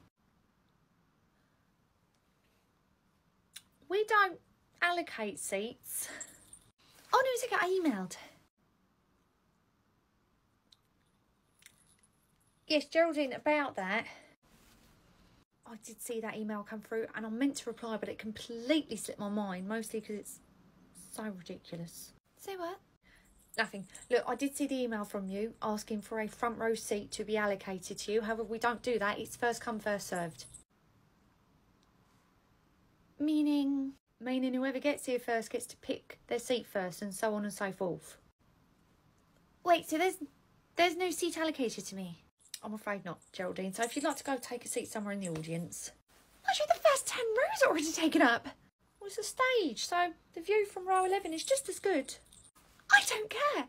When I emailed you to ask you to allocate me seating, you should have emailed back telling me it wasn't a thing. I'm sorry, we didn't think we'd have to because we never emailed in the first place ever saying that it was a thing, okay? So if you wouldn't mind sitting down, okay, we're about to start in about 5 minutes.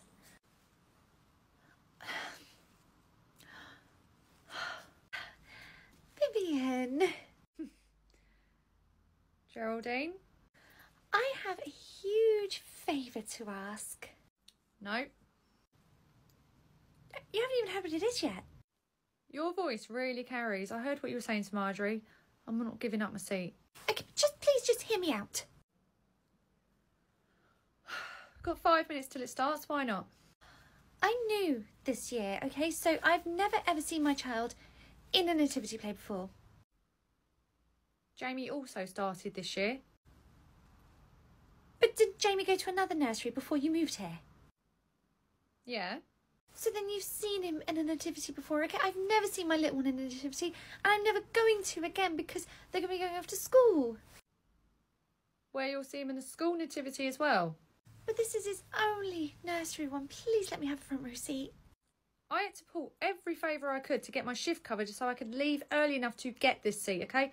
I'm not giving it up after I fought so hard for it. That's really selfish.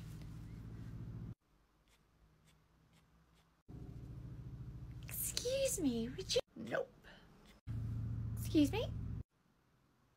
No, you're not having my front row seat. But you don't even have children here, okay? Why on earth would you need a front row seat to watch the kids?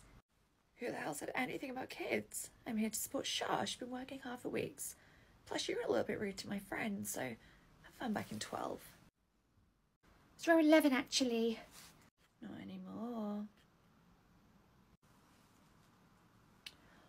Oh, for goodness sake, and a family of 15 had just turned up who are going to take up the whole of row 12. I'll be in 13 before I know it. Marjorie, we have a little bit of a problem. Right, I've already told Geraldine I will send out a recording of this, okay? I couldn't do anything about where she had to sit for it. Oh, no, it's not that. Plus, Mia already kind of gave her what for. Focus! Right, sorry. Yes, we have a problem. You said that. What is it? Okay, so the children are all currently meeting Santa and telling him what they want for Christmas. Right. Except they're not really getting a chance to tell Santa anything. What do you mean? So a lot of the parents are kind of speaking over their children and telling Santa what they think their child needs for Christmas. Okay, imagine they're just trying to manage their expectations. Do you remember that kid last year who asked for King Kong and how angry he was when he only got the DVD because he had started building a pen for him? Oh, and I totally get that, except a lot of the parents are now using Santa as some kind of therapy session. Eh? We have a little situation with one of our guests here. Why, what's happened now? One of the grannies just took a flask out of her coat and started chugging like there's no tomorrow. Somebody's brought alcohol to a children's nativity! No, don't worry, I confiscated it. She still got like half a flask left, so she didn't have the whole lot. Oh, thank you, social. Right, do you want to go get it and bring it to me and I'll deal with it? It's okay, you got a lot to deal with. I'll get rid of it afterwards when everyone's gone, you know. I'll dispose of it properly. You'll dispose of it afterwards. I wonder how. It's aged whiskey, okay? It'd be a crime to throw that down the toilet, okay? At least this way it's going to a good home, okay? Me and Claude are going to have a lovely night tonight. Right, well that sort of puts out one fire. Right, what we need to do is get these kids moving through ASAP, okay? Go in. What do you want from Santa? Here's your gift. Photo next. What do you want? Here's your gift. Photo next. Got it? Got it. We got another little problem.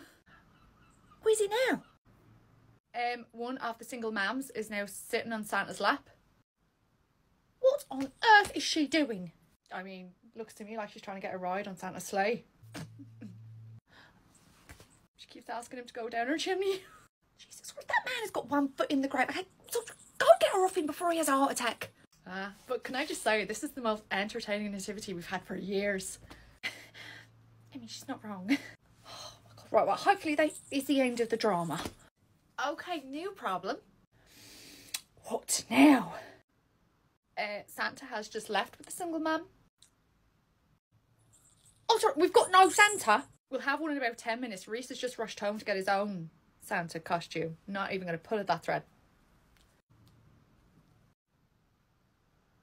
Don't ask. It's okay. The original Santa's back. That was fast. What happened? Oh, Vivian and Mia dragged him back and put him in the chair because it was Jamie's turn. Honestly, this is the best year I've ever had. Trauma-dumping parents, a drunk granny and an adulterating Santa. I'd say that's a very successful nativity. Our best one yet.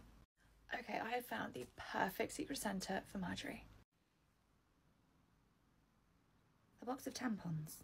Yeah, it's practical, it's under budget, it says I don't care about you. Are you new here? You can't give Marjorie tampons as a Secret Santa present. Why not? Tampons are actually really expensive considering they're a necessity. Plus, it's something she'll actually use. Yeah, but isn't Christmas meant to be about getting something for someone that they want rather than something they need? Sure, it's a £5 budget. I doubt anyone is getting anything that they want, okay? Plus, these could be a godsend one day if she's ever, like, caught short. Why not just get her some, like, lovely fluffy socks? Socks? Yeah. The woman lives with Reese. That man has more fluffy socks than you could shake a stick at. Really? Reese is a fluffy sock kind of guy? Yeah, it's one of the few benefits of actually being with him. My feet were always toasty. Oh, well, either way, you want the gift to say, Merry Christmas, you know, like chocolates and wine say that. Tampons very much say, Merry Christmas. I'm definitely getting the tampons now. What? You alright, Charlotte? Oh, hello. You out doing your Christmas shopping as well? Yes, trying to find something for my Secret Santa at work. Oh, they do one of those at our work too. Oh, really? What did you get your Secret Santa? Because I'm really struggling with mine. Oh, I actually chose to opt out of Secret Santa at my work. Oh, you are so lucky. We weren't even allowed to. Really? What's your budget? It's only £5, but still, it's one extra thing I have to think of and buy. Oh, you know, that was the same budget as ours. So how come you opted out of yours? Not a fan of anyone at work? Oh, no, I actually really like everyone at work. Oh, I just couldn't afford it. Oh. Anyway, I best get on. Enjoy the rest of your Christmas shopping. I'll see you later. Bye-bye. Okay, bye. Okay, goods secured. That woman can look forward to a relatively stress-free period. Who was that? Do you remember I told you that Marjorie and Reese bought that pre-lit tree for that parent? Those martyrs. Was that her? Yeah, she actually just told me that she opted out of the work Christmas Santa because she couldn't afford it. Oh, did her work set a budget where you might actually get something decent? They had the same budget as us. I'll be right back. Okay, how much does that come to? Oh, sorry, there's been a mistake. This gift card isn't mine. The redhead got it. I'm sorry, she's put how much on it? Right, have you picked out your Secret Santa yet? What? I saw what you did.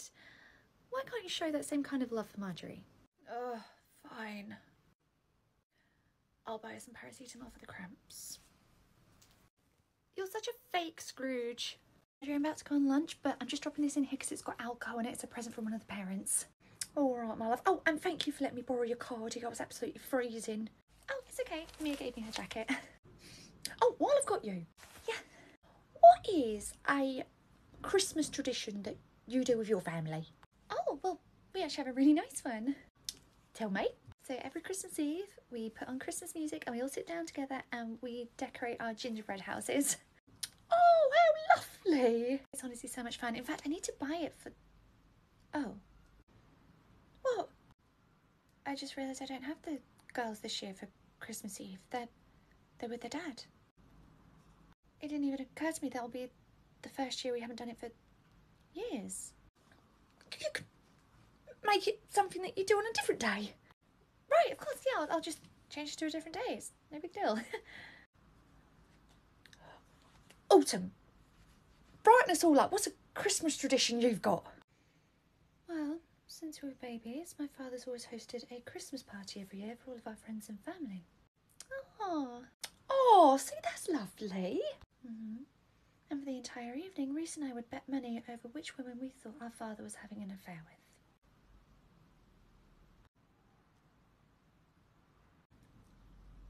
That weren't really as festive as I thought it was going to be. Well, then why don't you tell us one of your festive traditions? Oh, well, you know, I've got a really good one. So, me and my dad, when we were really, really young, we used to half the tree and we'd have a competition as to who could decorate theirs the best. Really, it just became who could get most on the tree. You couldn't even see it by the time we were done. Oh, that's really lovely. It really was. And why did that stop? My dad died. Oh. Yeah, after that, it was... I weren't allowed to actually touch the tree because it had to be one of those white trees with like 3 baubles on it. So, yeah, that tradition ended very quickly. Sorry, Marjorie. Janice! What? What is a Christmas tradition that you've got that might brighten all of our spirits? I like to light a candle and dance on my late husband's grave every year. I mean, he only died last year. I mean, it's not really a tradition if you've only done it once, right? Oh, I enjoy doing it that much. I'm going to be doing it every year. It's a tradition in the making. Oh my God, is there nobody with a tradition that might actually make us all a bit happy? I have one. Yeah, Delia, what's yours? So every Christmas, me and my family all sit around the table together. Uh-huh. And then everyone's given a bit of pen and paper and we all have to write out a wish for one person around that table and we all hope for the worst thing that can possibly happen to them. I really don't see what Mia saw in you. Delia, how is that a positive tradition? Oh my God, that sounds awful. No, it's actually really good. My family have rotten luck, so anytime we wish for something to happen, it never does. So by hoping for everyone's downfall, they end up having a really prosperous year. I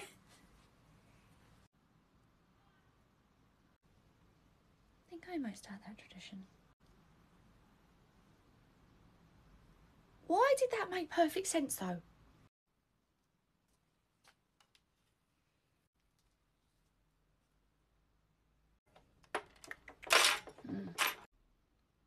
Hello, Mia. Oh. Hey, Janice. Don't very often see you at work. Are you sure you're in the right place? Oh, okay, put the clothes away. I come in peace.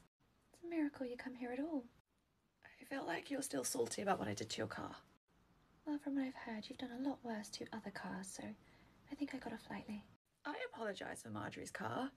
Speaking of which, where is that fun vacuum? She's in her office. Oh, well, don't tell her I'm here. Why are you rooting around in here? I was looking for Secret Santas. I really want to trade mine. And who do you want? Reese. Obviously Shah. You're not getting her anything for Christmas anyway? Of course, but she works way too hard to be getting some £5 present that she's probably going to trade away anyway. I want to treat her. How sentimental. I know. Makes you sick, doesn't it? Literally. Anyway, so what do you say you and I trade? You can do, but I have no idea who I've even got. But you still be up for a trade though, right? Sure. I don't care who it is. They're going to get the same thing either way. Great. Well, give me yours then. Anything I could do to get rid of Marjorie? You have Marjorie. Did I not mention that? I'm not trading. Oh, come on. I don't want Marjorie. And you think I do? Yeah, it'd be a great way for you two to, build bridges. Become BFFs. No. Oh, come on. You didn't even know who you had to begin with, so why would you care now if it's Marjorie? Good point. Let's see who I do have.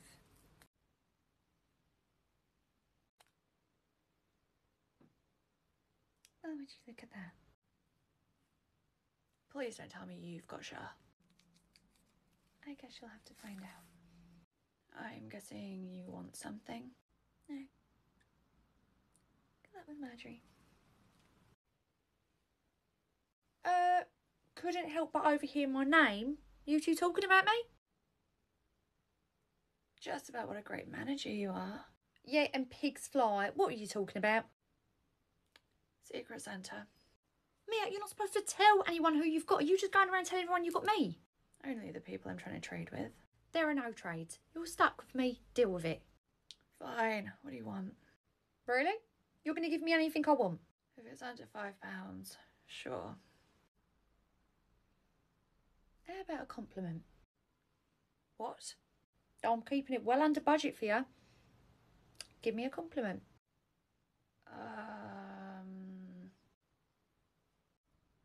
Your husband has really good taste in women. See, that won't so hard. Hang on. You're right. That was easy. So close. Oh, darling, this really is such a lovely place. You're in for a treat. The food here is incredible. You been here before? Oh my God, you've been here with Mia, haven't you? Yeah, but it was like 15 years ago and I was thinking about the steak the entire time. Fine, well, as long as that's the only piece of meat your mind is on tonight, then it's okay. Actually, I'm only thinking about you tonight. You look so beautiful. Mia. It's Marjorie, actually. No, Mia and Shara have just turned up. Act like we're having a really lovely romantic evening. I thought we were having a romantic evening. Right, just look the other way, okay? I don't want them to see us and then think they can join us, okay? Thank you. Mia, what's your music? Don't worry, they don't want to see us any more than we want to see them. What makes you say that? Marjorie's pretending to read her menu. How do you know she's pretending? It's upside down. Actually, I don't think she's pretending. That's the face she pulls when she's really concentrating. That's her concentration face. Lucky Reese. Darling, is this all in French or something? I can't make heads or tails of what any of this says. Actually, you are lucky you're cute. Darling, do you mind if we go somewhere else? I'm really feeling under pressure to make it look like we're having a lovely time. Again, I thought we were having a lovely time. Yes, I'm having the most romantic evening of my life, okay? But is it okay if we just move this magic somewhere else? I don't think we'll get a reservation anywhere else now. Should we just grab cheeky Nando's, go home, put on our sweats and watch Mean Girls? I love you so much. Right, let's go. Make sure they don't see us. Okay. Do you reckon they saw us? No, they were in far too much of a hurry out the door to even notice us. And based on that big dopey grin on Reese's face, I think we can both guess what they were rushing home for. Mean Girls.